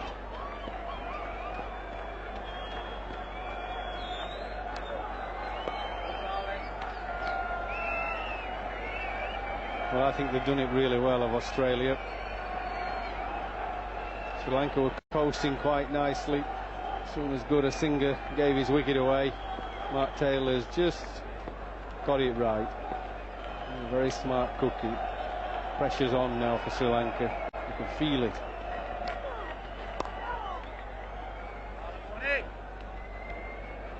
The overs at the moment are quite different from that semi-final at Chandigarh, where McGrath was left around about this point with 7 to bowl. In fact, he's bowled 7 now.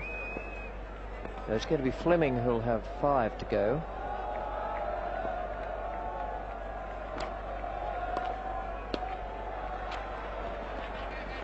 Let's get the single there. Steve Waugh and Mark Waugh. They'll have to bowl out 10 between them. Bevan's there as well. Taylor would use him, I suspect, if he picked up another wicket. It's also a question of what Taylor will do with Warren's last 2 overs.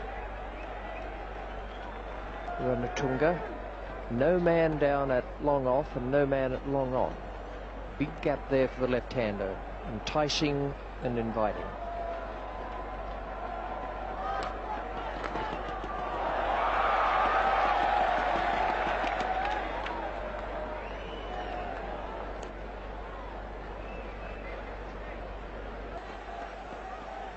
Tunga knows there's just one to come, so does De Silva.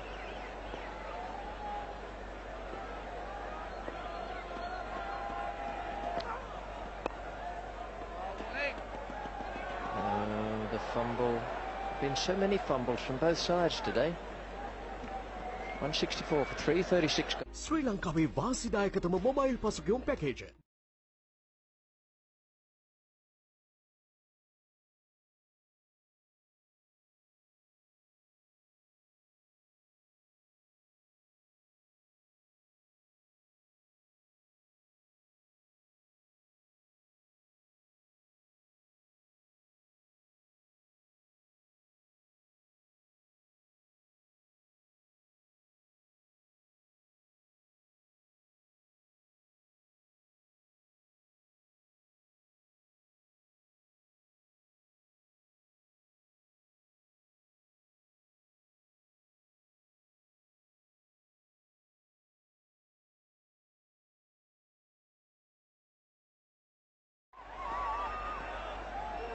So the runs have dried up a little bit. I think they need a couple of good overs, do Sri Lanka. Not necessarily big ones, but a couple of overs where they get 5 or 6.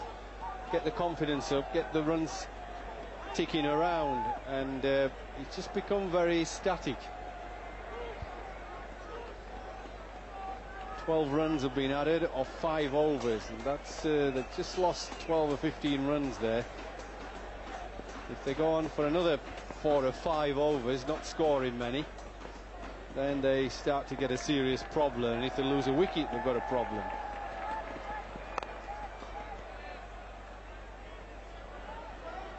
Even De Silva's found it difficult to pierce the gaps, and he's been playing quite beautifully. He's the man that's got to bat through it. Somebody should have told him, bat through to the end, make 100, and let us do what we have to do at the other end. If we lose a wicket or 2 at one end, it's okay, but if you start losing wickets at both ends, then you're in serious difficulty.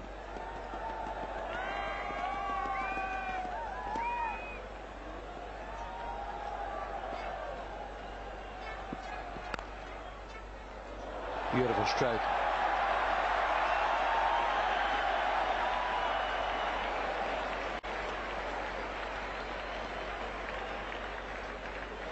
Thought it was going for 4, and they didn't run quickly on the first one. Only finished up getting 2. Well, really poor running was this. I mean, it went through. The guys had to turn around and chase it almost a few yards from the boundary rope, but just running very sloppily. Should have been easy 3. Every run is vital at this stage.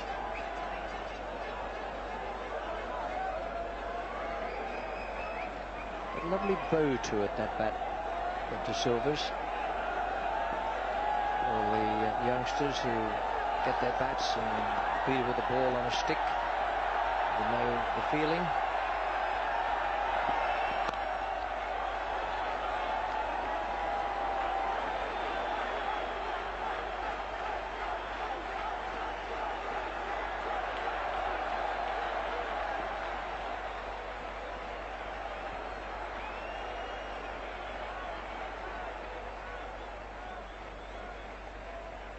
It's kite, I think, possibly motor controlled.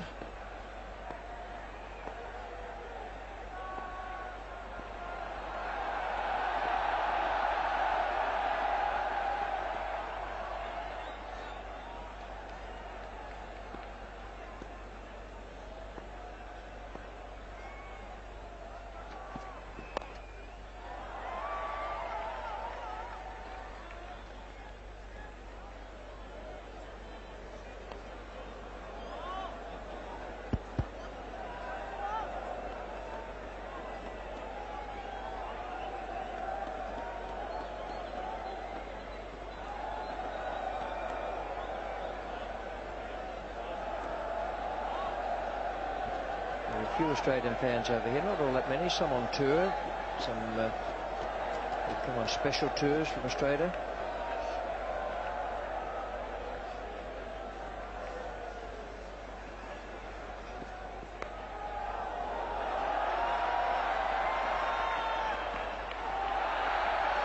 Another fumble. 5 off the over, which is just what Sri Lanka needed. 170 for 3 from 37. Fun blaster.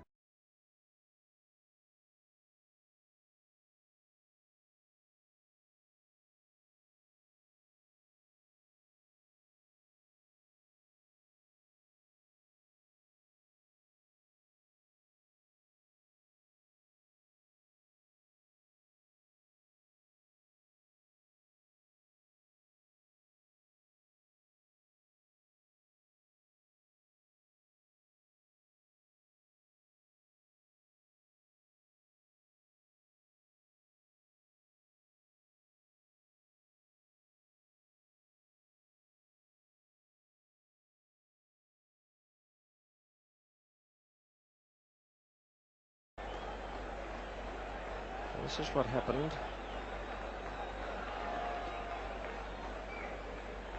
He just recovered it from a boundary. Great stroke.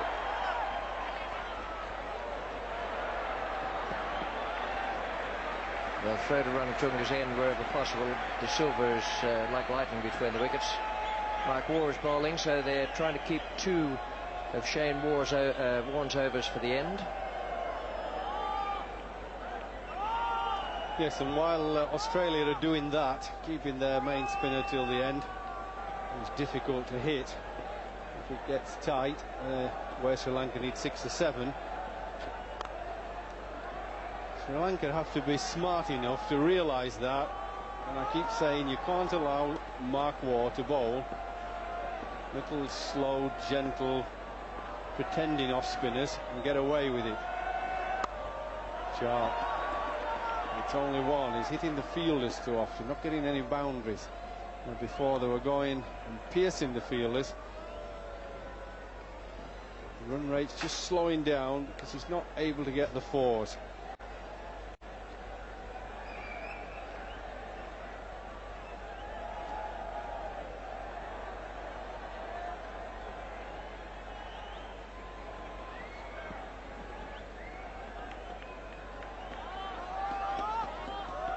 Tension the spectators, not just in the dressing rooms of the 2 teams.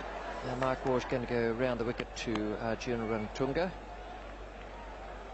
It was another left-hander where he had a chance missed by Healy, a stumping chance earlier.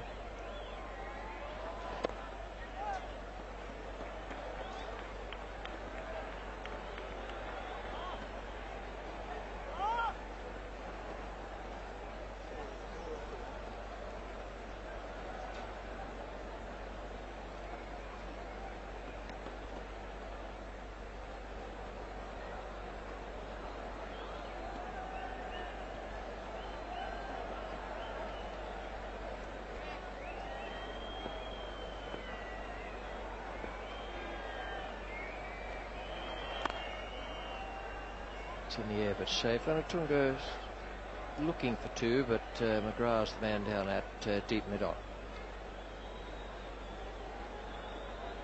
The last 2 overs Sri Lanka have played it very sensibly.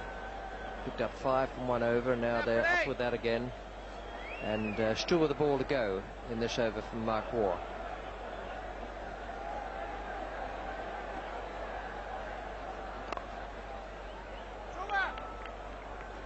175 for 3:38 gone. Dialog fan T-shirt එකක් දිනා ගන්න පුළුවන්. ඔන්න මේ පැය අපි අහන 7 වෙනි ප්‍රශ්නය.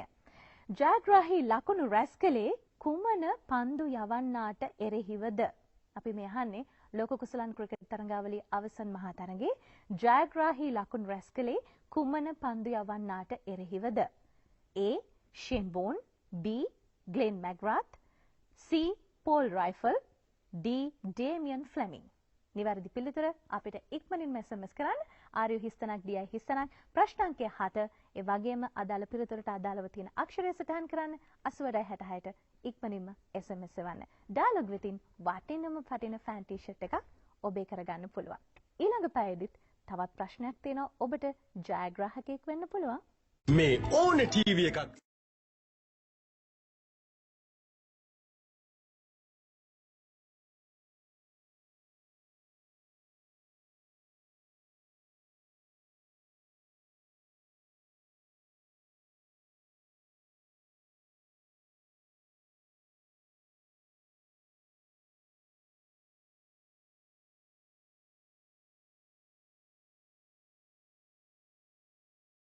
against the others. Fairly equal Stevens at the moment. Wicket's the key for Australia. Keeping the scoreboard ticking is the key for Sri Lanka.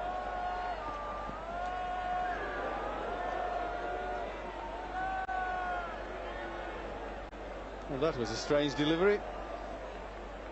Didn't look as if he bowled a particularly slower ball.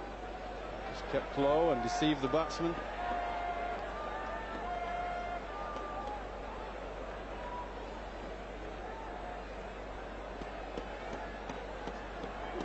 Tension has got to the batsman. There we are. Not often you see him non for 39 off 8. Not been the best of days for him. People have not read him too well, yet he hasn't got any wickets yet.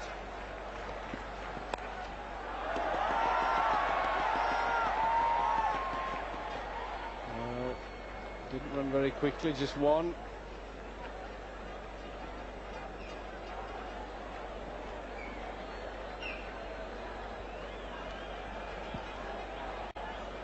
Packed house here at Gaddafi Stadium in Lahore.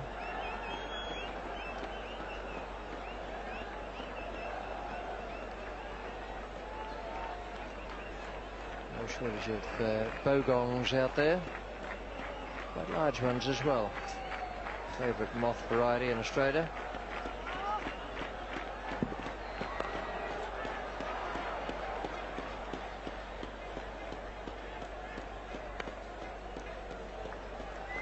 Just looking at the Australian bowling figures at the moment, looks as though Rifle will bowl now, and then McGrath can finish with 3, and that'll take care of the 6 overs to be bowled at that college end. Then Taylor has a choice with Fleming and Warne. One of them will not bowl out his full 10 overs. They've got through 11 with those other 3 bowlers, the 2 Wars and Bevan.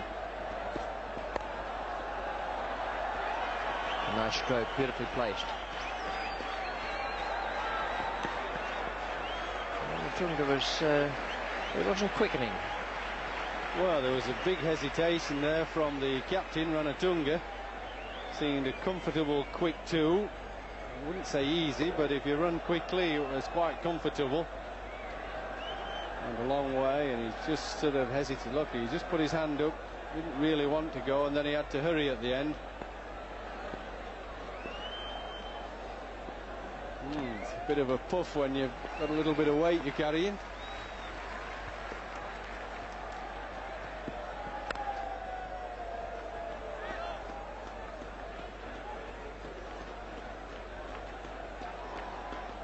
Tunga will also be calling. He'd like some gloves, and I suspect there'll probably be some water brought out as well.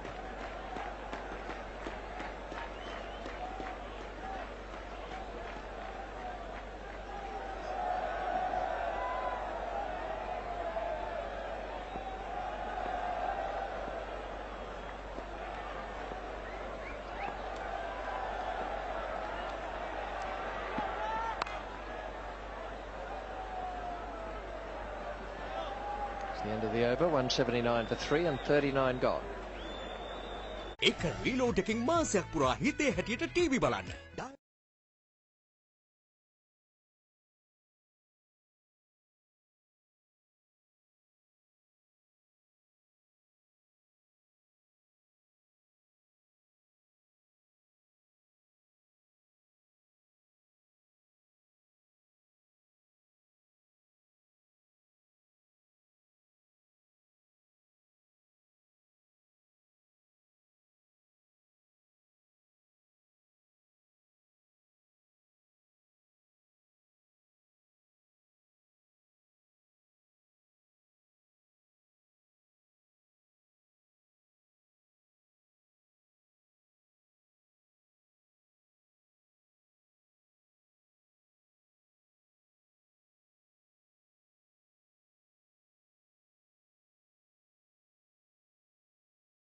On now.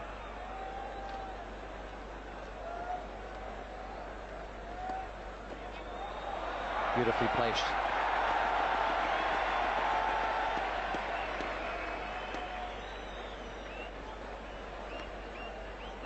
Well, this is a very deft touch shot. Tried to whack it out of the ground, just waited for it and played it very fine. Beautifully played.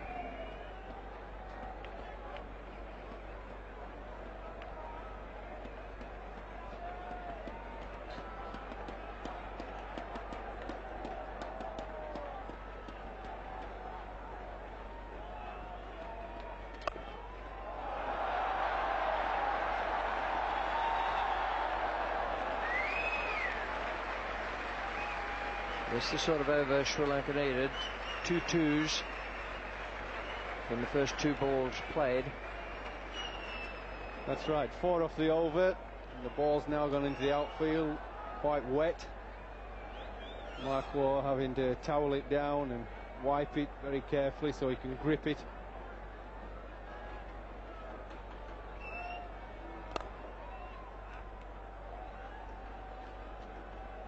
Five from the first 3 balls, so Sri Lanka are well on target for what they need there.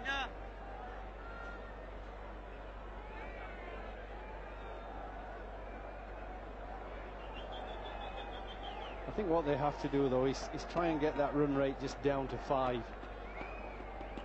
They don't want to keep it up near 6 or even at 6. 5.5, just get it down to 5s if they can.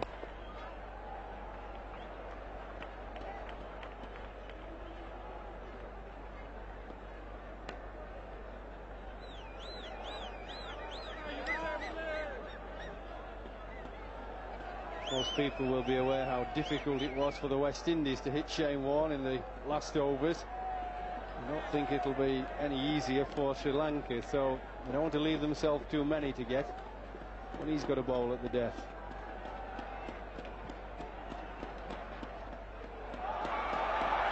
That's very well played. They'll need to play that short third man quite a bit finer. It wasn't a nick, it was a very, very good shot. Really cute shot. Bit of class here. Wonderfully played. Lovely wrists. Let the ball come on. Waited and waited. Very smart work. First boundary for 8 overs. 10 off this over so far. Wonderfully played. Get after the weak bowler. Get after Mark Waugh, but don't give him your wicket. And they've done it to perfection this over so far.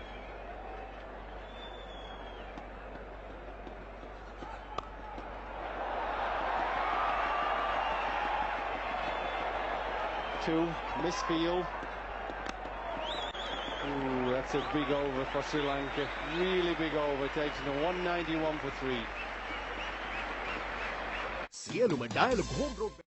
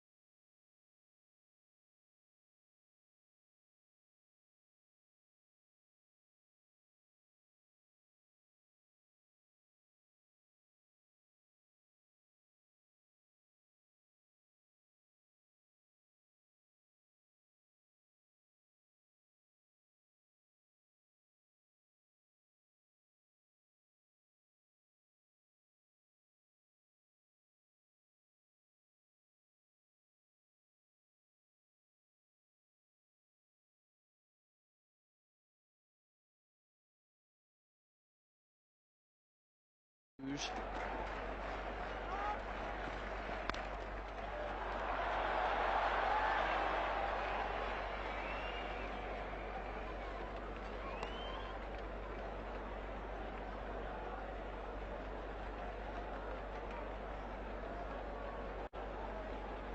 if you're a Sri Lankan supporter, you'll be saying bat through De Silva, right through the innings, make 100, and they should get home.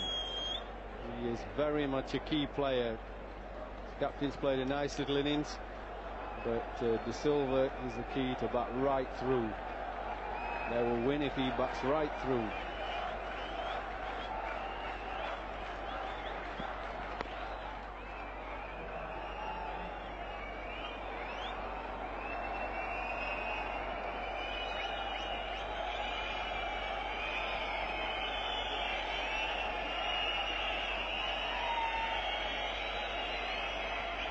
Taylor's keeping himself in at slip alongside Healy. There is a chance there with that little stroke. Rangatunga played so well off Mark Waugh in the last over. He tried against Rifle the previous over and played and missed.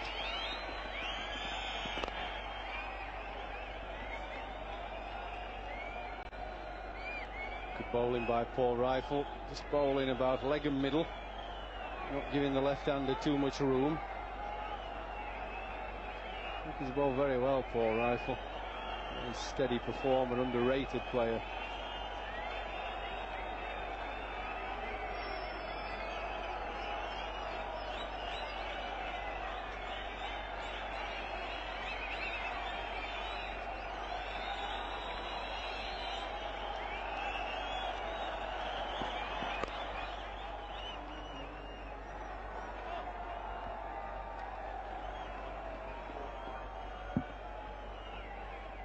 Well, this is the over I was talking about, so far anyway.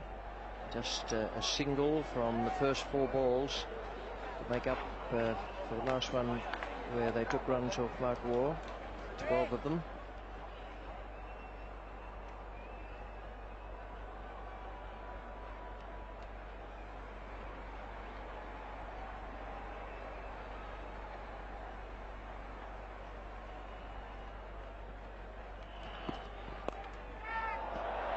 Just out of reach, and they'll get runs for it. They might even get 3 if they move quickly enough.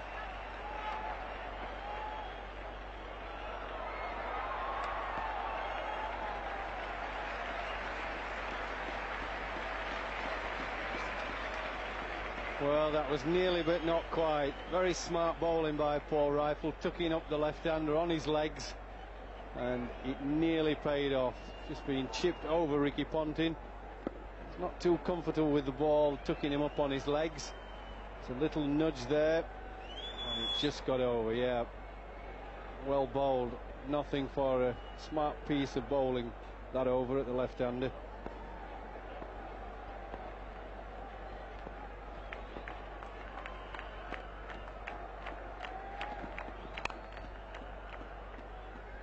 Four off that over, 195 for 3 in 41.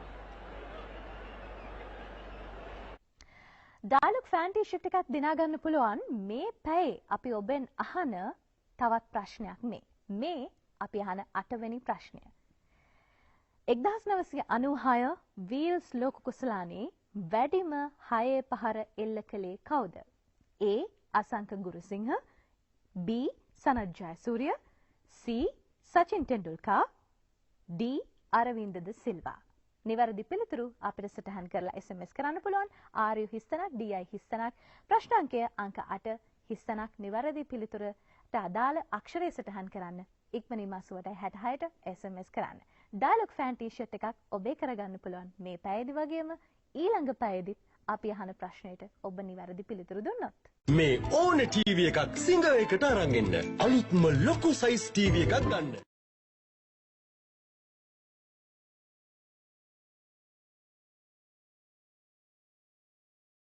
they I'm sure would be there at the finish.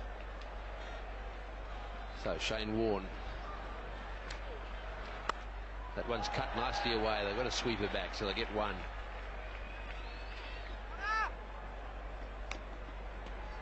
Yes, and I suppose it's a sweet revenge too.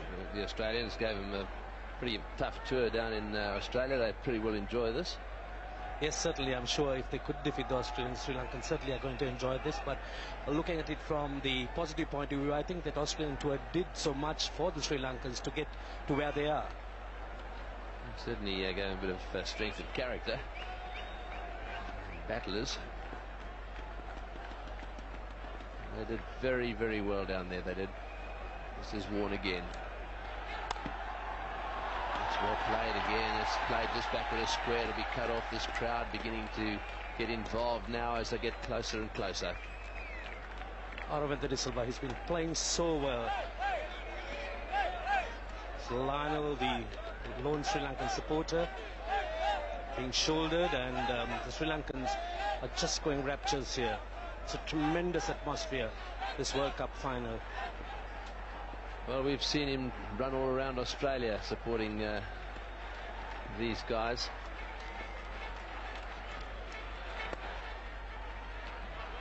So that last single brought up the 50 partnership.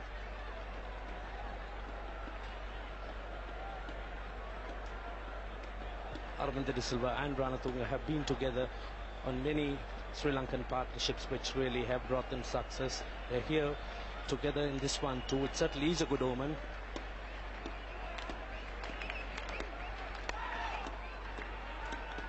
Ranatunga looking for one. De Silva not interested that time. De Silva, what a fine innings this has been. He's a man for the great big occasion, and he's certainly obliged.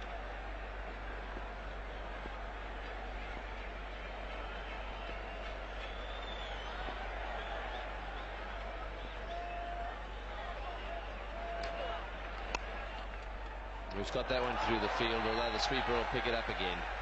They'll get two. So what will they be doing down in Colombo at the moment? All huddled around TV sets, no doubt. The parties will be starting. I'm certain everyone must be behind or watching a TV set at some point, Tony. I don't think any work is being done there, or anyone would be in bed. That's 200 for 3 Sri Lanka in 253 balls.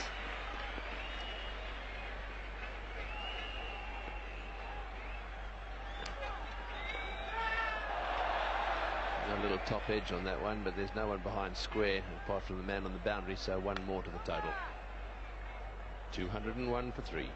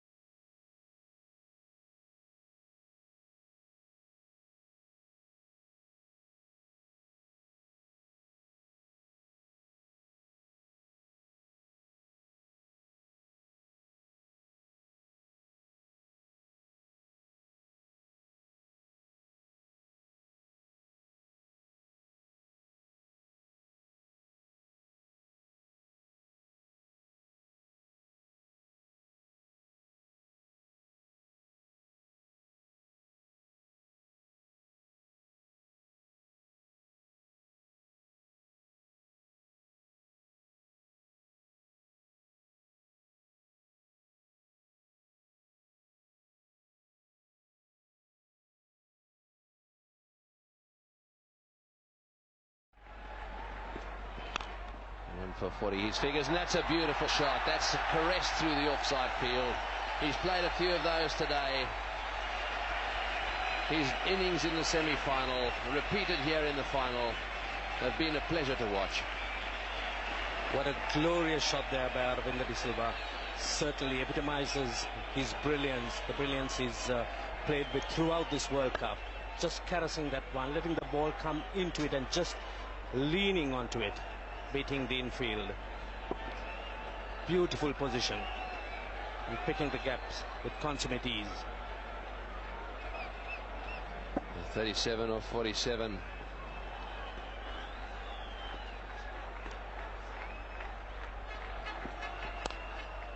And that's a beauty as well. What a shot.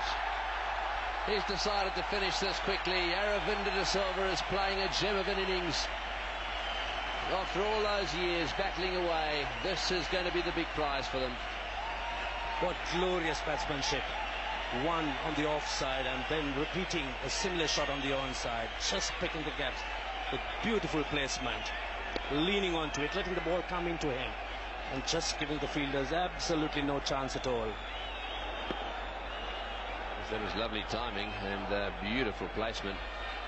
Well, they really are on track now. 33 runs off 46 balls.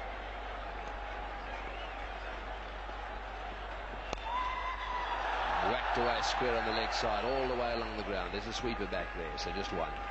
That's De Silva in all his glory. Absolutely brilliant batsmanship. So just a single there off the third ball. And so 3 more to go. 2 lovely drives. 32 runs of 45 balls for the World Cup.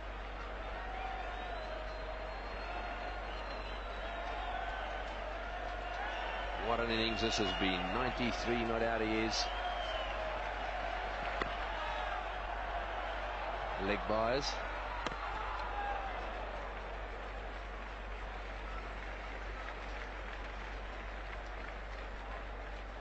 What a fine cup final this has been for Ravinder De Silva, following up his extremely good bowling performance with absolutely brilliant innings. One of the finest innings played by him in recent times.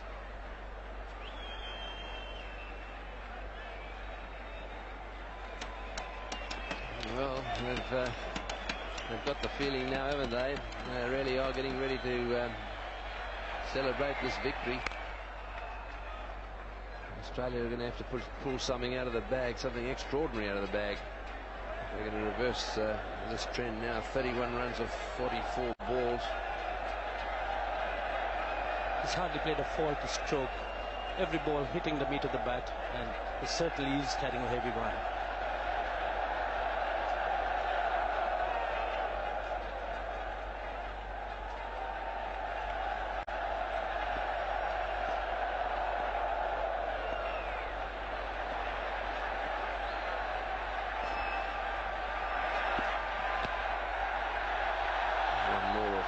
So that makes it a good one for Sri Lanka. 11 runs off that over. 212 for 3.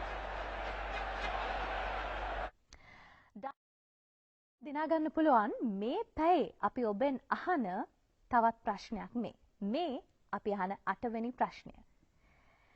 1996 wheels ලෝක කුසලානේ වැඩිම 6 පහර එල්ල කළේ කවුද? A. Asanka Gurusinghe, B. Sanath Jayasuriya, C. සචින් ටෙන්ඩුල්කා, D. Aravinda de Silva. නිවැරදි පිළිතුරු අපිට සටහන් කරලා SMS කරන්න පුළුවන්. RU හිස්තනක්, DI හිස්තනක්, ප්‍රශ්නාංකය අංක 8 හිස්තනක්. නිවැරදි පිළිතුරට අදාළ අක්ෂරය සටහන් කරන්න. ඉක්මනින්ම 86ට SMS කරන්න. ඩයලොග් ෆෑන් ටී-ෂර්ට් එකක් ඔබේ කරගන්න පුළුවන් මේ පැයේදී වගේම ඊළඟ පැයේදීත් අපි අහන ප්‍රශ්නෙට ඔබ නිවැරදි පිළිතුරු දුන්නොත්. සියලුම dialogue home broadband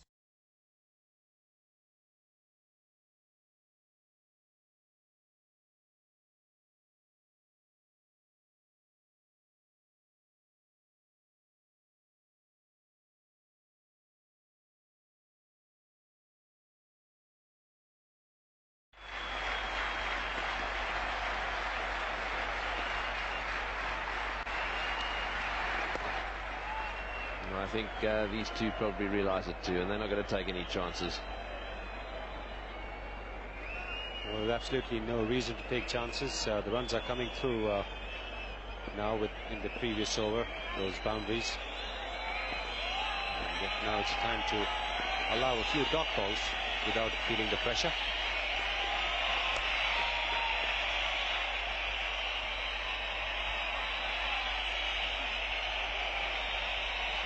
Well, they've had their lows in the World Cup, Sri Lanka. Have a look at those matches from 75 to 92. 26 matches, lost 20. No result in 2. Won only 4.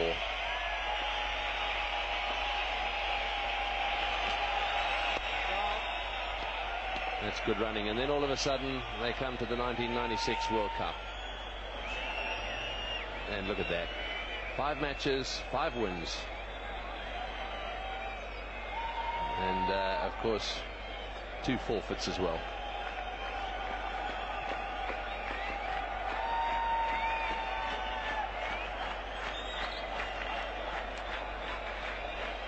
Well, everybody in the team has contributed, starting from the captain Ranatunga. He's got his team together, and there's been Kaluwitana, Jayasuriya who've given them those explosive starts. Middle order, Arvinda, Asanka, Gurusena, they played their part. Oh, he's got that away, and it looked to me as if Warren should have caught that one. His head went up, he got a hand on it, and it's gone for 4. He hit it back at him pretty firmly. Warren normally very good off his own bowling. Let's have another look at this one. The Australian fielding in this match has certainly been below par. The Australians normally catch anything in the air, and I think this perhaps is an accurate indication of the kind of day the Australians have had on the field. A pretty simple catch, hard hit, all right, but these are the kind of catches that Warren would take 9 times out of 10. Because that was through him before he even realised it. Full toss in the air. This is going to be over the top. Yes, over the top for 6. He smashed him away for 6. These Sri Lankans are giving the Aussies a real hiding. 223 for 3. Australia made 241, and they're now going to win this easy. Well, the fielder had come in a few yards from the boundary ropes, and this is a difficult one to hit. The full toss above the waist. The one below the waist you can control, but the one coming above the waist is difficult to hit. But Ranatunga put everything into it, and it has sailed over that fielder at square leg for a 6.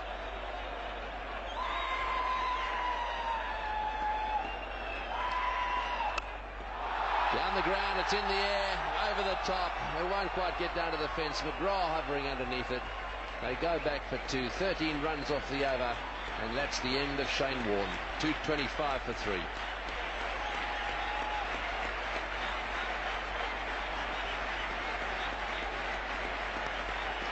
So I think Shane Warne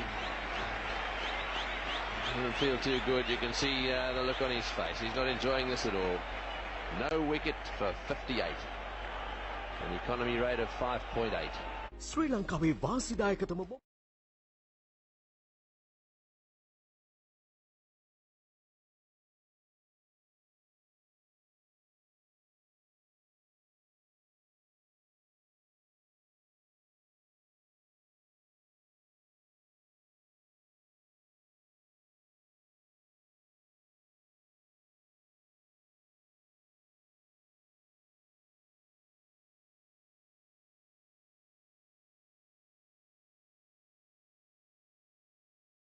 in the final.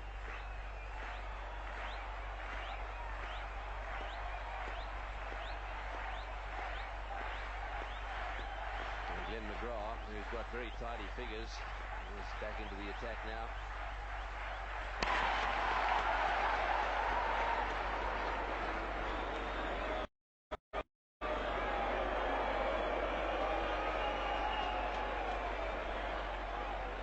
Well, McGraw will have to pull out something extraordinary to stop Sri Lanka from winning from this position.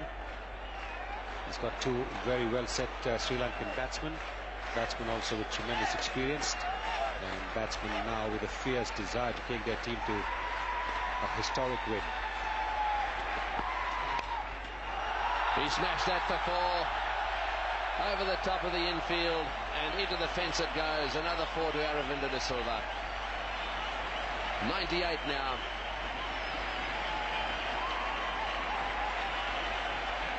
Well, the Sri Lankans have known Aravinda can bat. They've also known that he's capable of chucking it all away. But this time he's played a calm, composed, a very purposeful innings.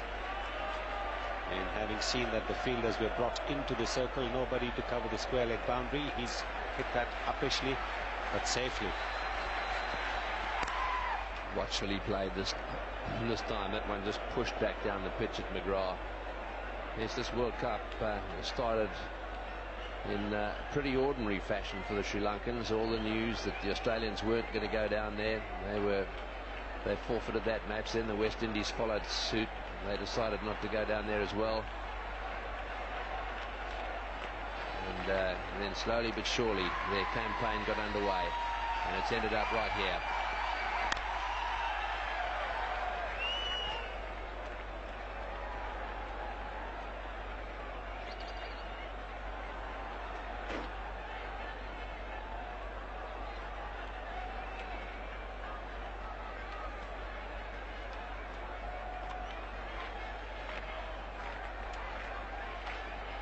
Because of the forfeits, Sri Lanka were always going to get through to the quarterfinals.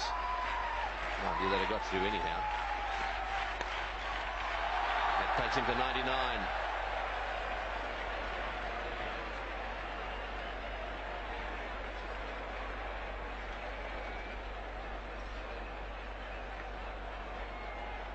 What an innings this has been. He's played two crucial innings for Sri Lanka. The one in the semi-finals against India, when 2 wickets had gone in the first over, and now over here he's one short of what would be a tremendous 100. He has 100 in the competition in the group matches, but this is probably the most important 100 he's got. Miss Flood Lloyd scored 100 in a World Cup final. Over the top and just through the fingertips again. Well, they haven't quite managed to get those catches to hand. They've dropped a couple of dollies, and there have been a few that have gone through fingertips. The luck not running with the Dialog fan T-shirt එකක් දිනා ගන්න පුළුවන් මේ පැයේ අපි ඔබෙන් අහන තවත් ප්‍රශ්නයක් මේ අපි අහන 8 වෙනි ප්‍රශ්නය. 1996 වීල්ස් ලෝක කුසලානේ වැඩිම 6 පහර එල්ල කළේ කවුද? A. Asanka Gurusinghe, B. Sanath Jayasuriya, C. සචින් ටෙන්ඩුල්කා, D. Aravinda de Silva. නිවැරදි පිළිතුරු අපිට සටහන් කරලා SMS කරන්න පුළුවන්. RU හිස්තනක්, DI හිස්තනක්, ප්‍රශ්නාංකය අංක 8 හිස්තනක්. නිවැරදි පිළිතුරට අදාළ අක්ෂරය සටහන් කරන්න. ඉක්මනින් මාසුවට 66ට SMS කරන්න. ඩයලොග් ෆෑන් ටී-ෂර්ට් එකක් ඔබේ කරගන්න පුළුවන් මේ පැයේදී වගේම ඊළඟ පැයේදීත් අපි අහන ප්‍රශ්නෙට ඔබ නිවැරදි පිළිතුරු දුන්නොත්. Lloyd has made 100 in a World Cup final. So has Viv Richards. And that's it. This is going to be the third. Oh, beautifully played. That's a great century. A great century made when the chips were down by a fantastic batsman. And that really does tell the story.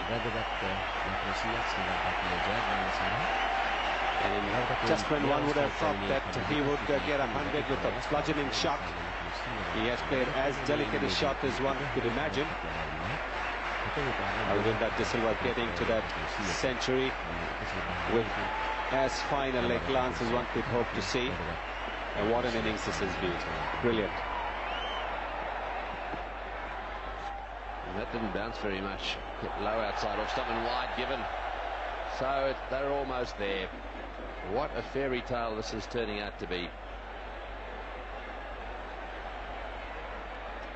45.1 overs and they only need 5 runs. They've dished out the Aussies, the biggest hiding they've had for a while. The Australians will be feeling very ordinary. Mark Taylor, who's captain of this side so well, just cannot stop these Sri Lankans. And that's well fielded.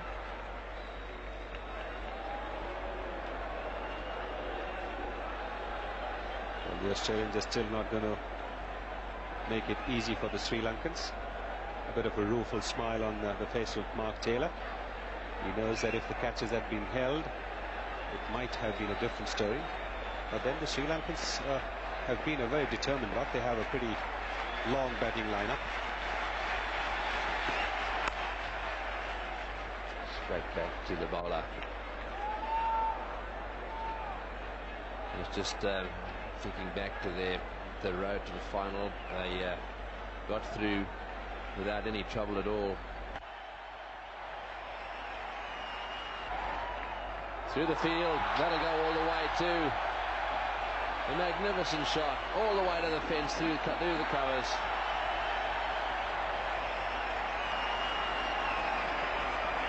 Well, they've taken that to 241 now for 3, so the scores are level. They need one more run to win this World Cup.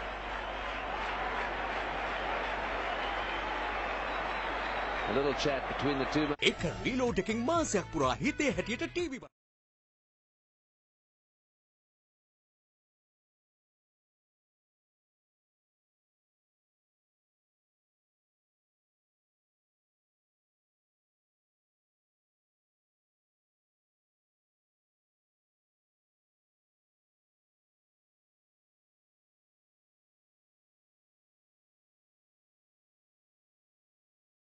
Such a short period of time, and here they are now taking away the ultimate one-day trophy.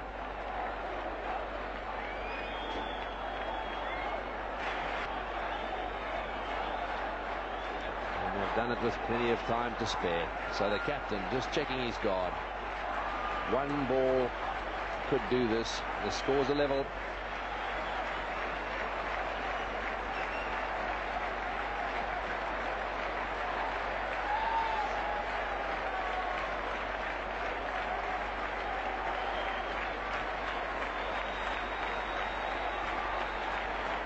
So Glenn McGrath is coming round the wicket. All the Australians are in, saving one, bar the fine leg fieldsman.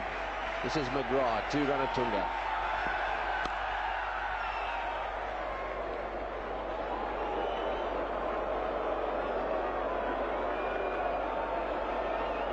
Arjuna Ranatunga a few years ago was in some strife with the Sri Lankan Cricket Board authorities, but he's come back very well after that.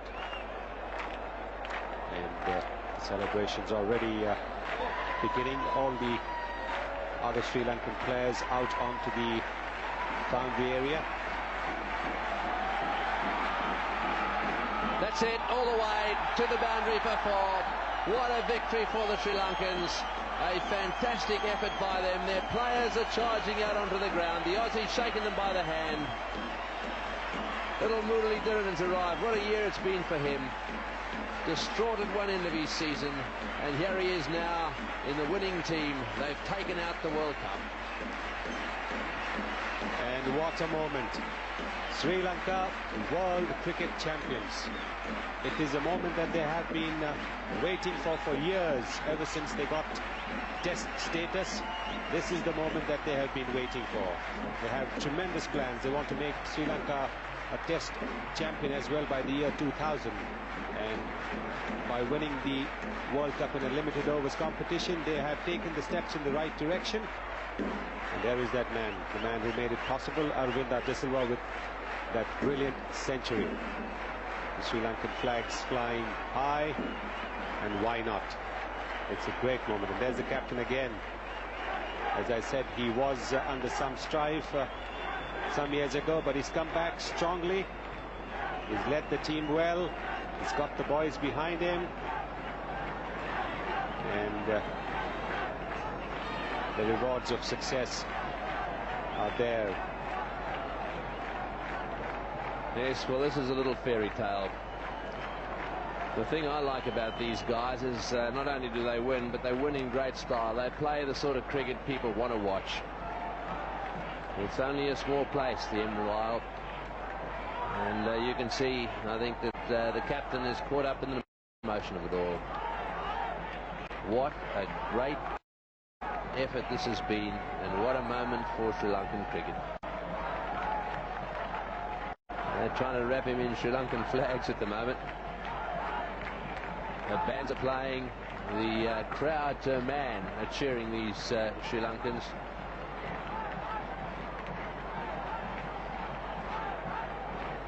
And Aravinda, who's played 2 brilliant knocks. And that's Mahanama with him there.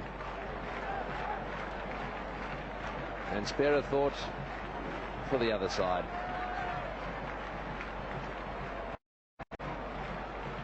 The Australians have had a tough day today. They really have been whipped. And it's not a good feeling.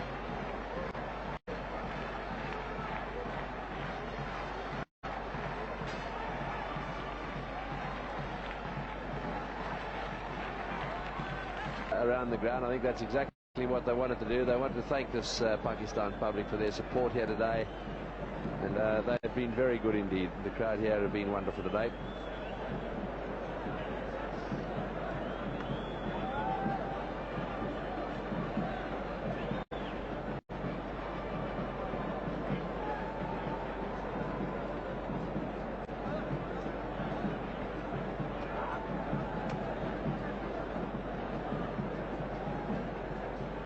So there we are, the Australians, having lost the toss, were asked to bat first. They had their 50 overs, 241 for 7, and the top score there by Mark Taylor. Played very well, good partnership with Ricky Ponting and Stuart Law making 22. Michael Bevan also chipped in, not out 36 down the order. And unfortunately one has to say that they looked as if they were going to score somewhere around about 300 and didn't quite make enough. Those are the bowling figures, and they look pretty good to me. The off spinners doing very well there. Dara Messina, Jaya Surya and De Silva all bowling very well, and Murali Dhiran as well, 1 for 31. So they could be very proud of their performance in the field. I think that's really what set this victory up, and really when it came to batting, it really was a coast for them. They ended up with 245 for 3, and have a look at Aravinda De Silva. They're knocked out 107 following his brilliant 66 in the semi-final, and of course out there with Ranatunga as well on 47. The two of them not out, and they managed to get the required runs. From Australia's point of view, those are the figures. McGrath was very economical. Fleming was a little expensive early on, although he got a wicket. Warren couldn't get a wicket, went for 58, and Rifle got 1 for 49.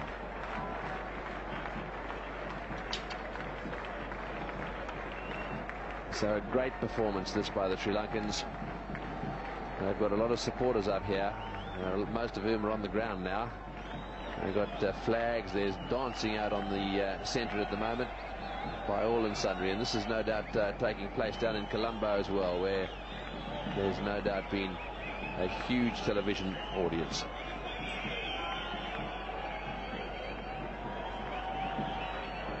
So with these scenes developing here at Gaddafi Stadium, and very peaceful they are too. The teams are in the dressing rooms with that cup, and all that remains to be done is to congratulate the Sri Lankans for a superb performance in this World Cup. We hope you've enjoyed our telecast, and we look forward to your company at some future date when watching the cricket.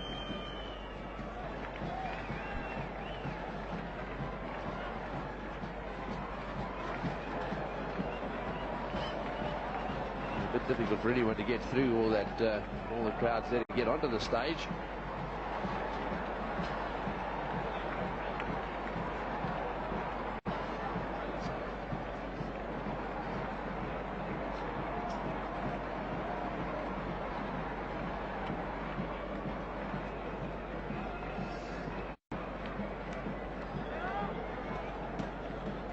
Well, that's this incredible scene here at the Gaddafi Stadium.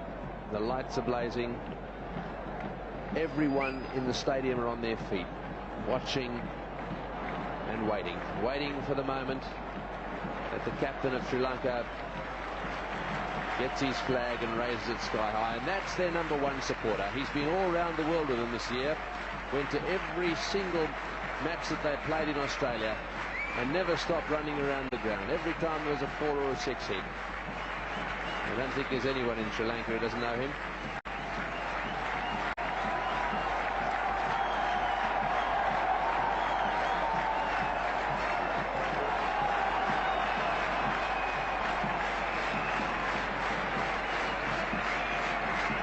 Yes, I think that tells a story. And he always wears his white cricket gear as well.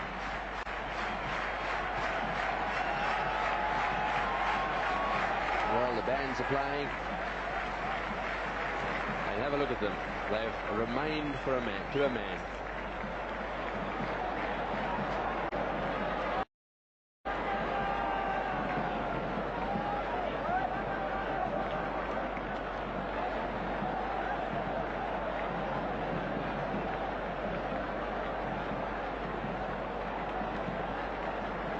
Well, they're the cameramen with the Sri Lankan team, and I think they're trying to get them a little closer to the stage. And what's more, they've only just got this game in time. It's now beginning to pour with rain.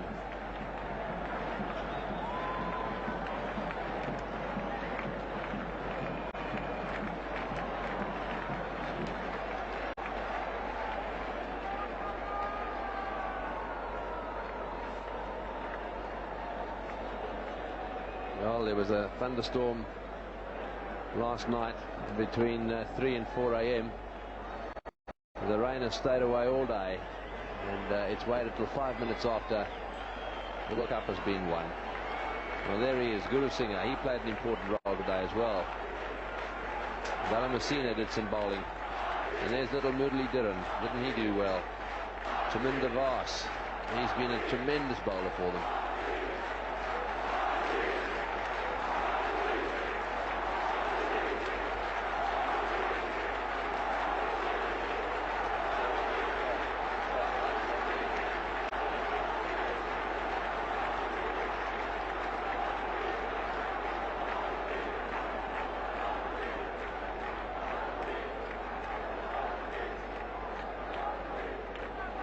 That's Dav Watmore. His family will be watching this in Australia.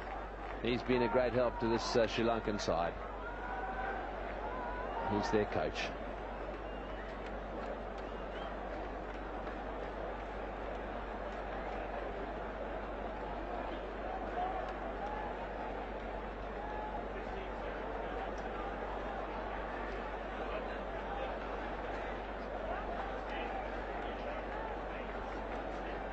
So Ian Chappell has got himself all prepared. Let's go down to him now for the presentation.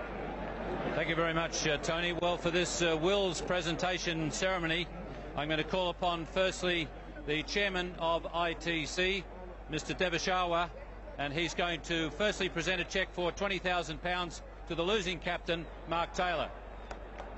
If you'd like to fight your way up here, Mark.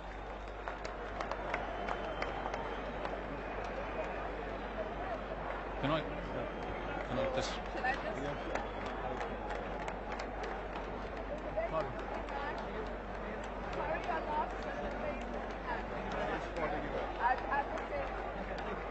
Mark, excuse me, just 1 second. Mark, yeah, just bad luck. Just not enough runs, I guess, in the end. Oh, yeah, a bit of both. I think we were just outplayed. I thought Arjuna's men played very well. They had a good game plan. We got to a good start, which we don't always do against Sri Lanka, but they pegged us back well. They stuck to their game plan with the bowling and held their catches, which we didn't do, so they deserved their win. Yes, that was rare, wasn't it, for Australians to drop a few catches? Yeah, we seem to have a bad run with our hands in Pakistan. We can't seem to hang on to them over here, but no, so we were outplayed today and they deserved winners. All right, well, thanks for the part that you and your team have played in the tournament. Thank you, Ian. Enjoyed it very much. Thank you. Well, there's the losing captain of Australia, Mark Taylor. Now to present the award for the man of the match. We also call upon the chairman of ITC, Mr. Devashawa, to present £5,000 and a trophy to the man of the match, who is Aravinda De Silva. Aravinda. Yeah.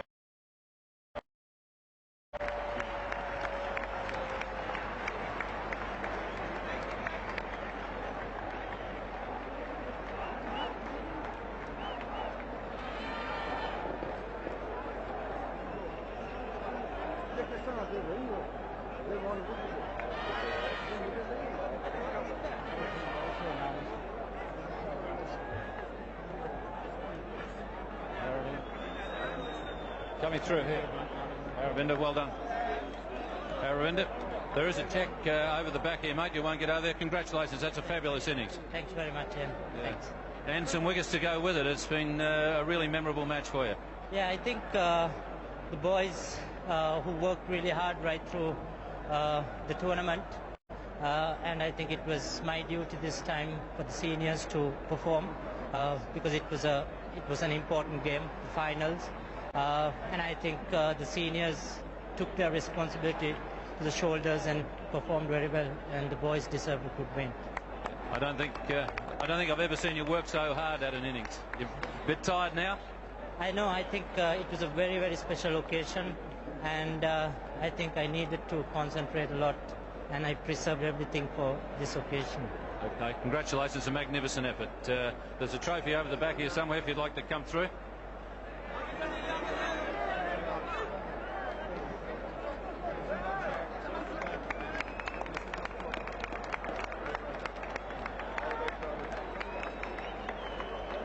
Congratulations there to Aravinda De Silva. Now there is a special award, and this is going to the player of the tournament. Now, the player of the tournament? Yeah, the trophy. Who is the player of the tournament? Jayasuriya. Sanat Jayasuriya, if he'd like to come forward, please. Special trophy for player of the tournament.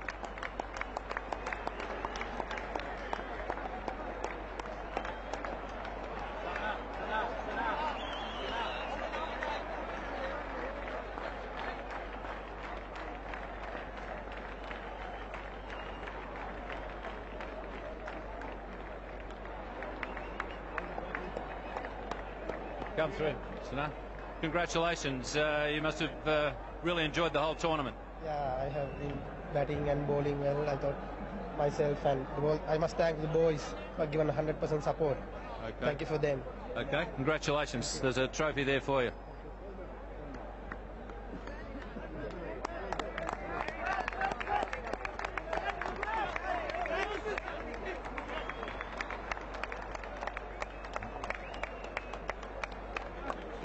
Okay, now I would like to call upon the Prime Minister of Pakistan, Mrs. Benazir Bhutto, and she is going to present the winning cheque for £30,000 and the trophy to Arjuna Ranatunga. Arjuna. Prime Minister, would like to go through.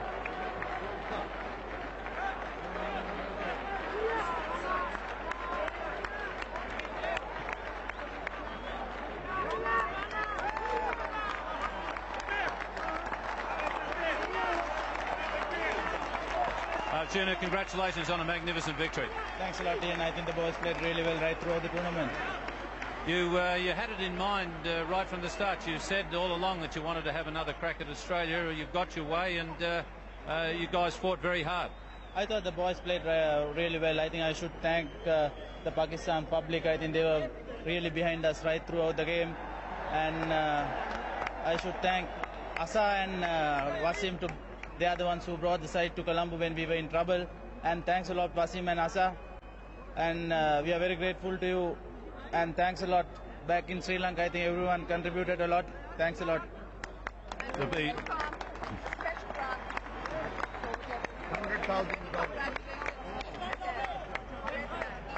And I can tell you, Arjuna, there's a special award in there, $100,000 US for Sri Lanka for winning.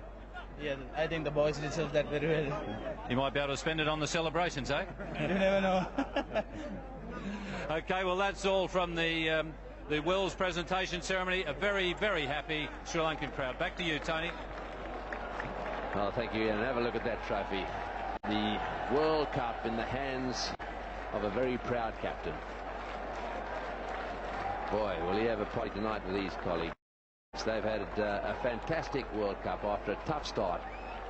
And the Prime Minister of Pakistan, Benazir Bhutto, having a little chat to him out there just before he disappears into the dressing room. So a great moment, this in cricket history. I think they all want him to get that cup up again, so all those photographers.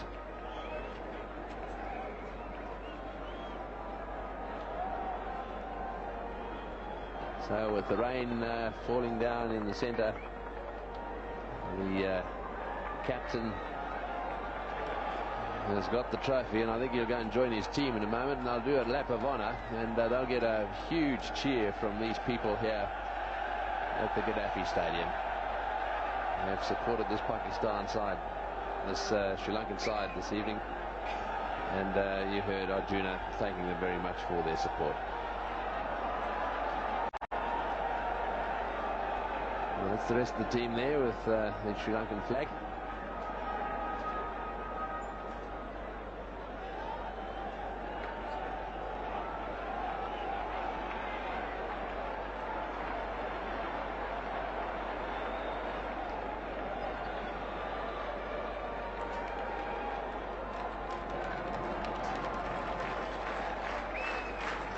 So the players have got it at last. Guru Singh has just got hold of it, and this will be the lap of honour now. They've all got their hands on it. It's the one they've been after, and they've got it. That certainly is happiness. Well, slowly but surely they'll move away, and I'm sure take that trophy around this ground for the lap of honour. All they've got to do is get out of the crowd, first of all. Have a look at him. That's their number one fan there. He can't wait to get his hands on that. In fact, he's taken over. He's got it all to himself.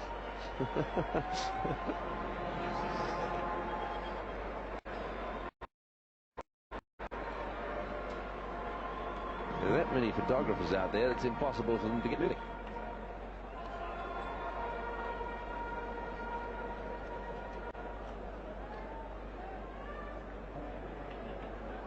So they'd love to do their lap of honour, but unfortunately they're absolutely engulfed with people. What a great performance by the Sri Lankans. And they're starting to move now. The cloud beginning to give them a hand.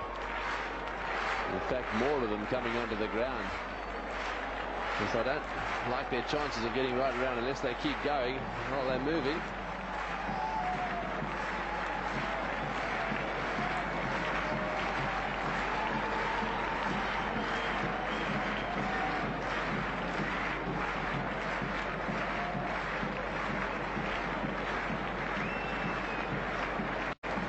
We've got a bit of a break in the fence, and I think half the crowd now coming out of the ground, so unfortunately this is all going to come to a grinding halt, I reckon.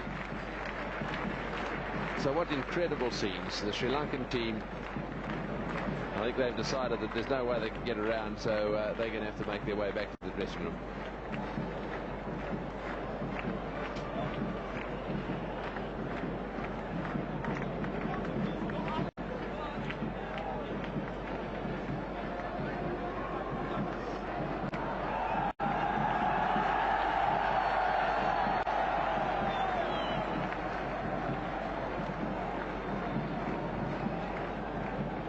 That cup's getting some treatment.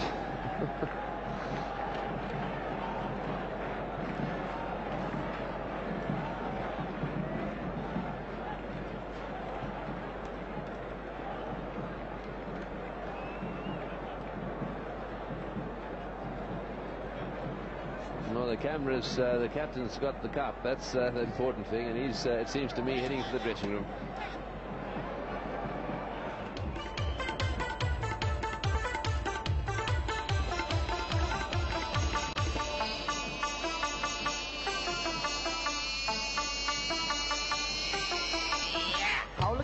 छोकरा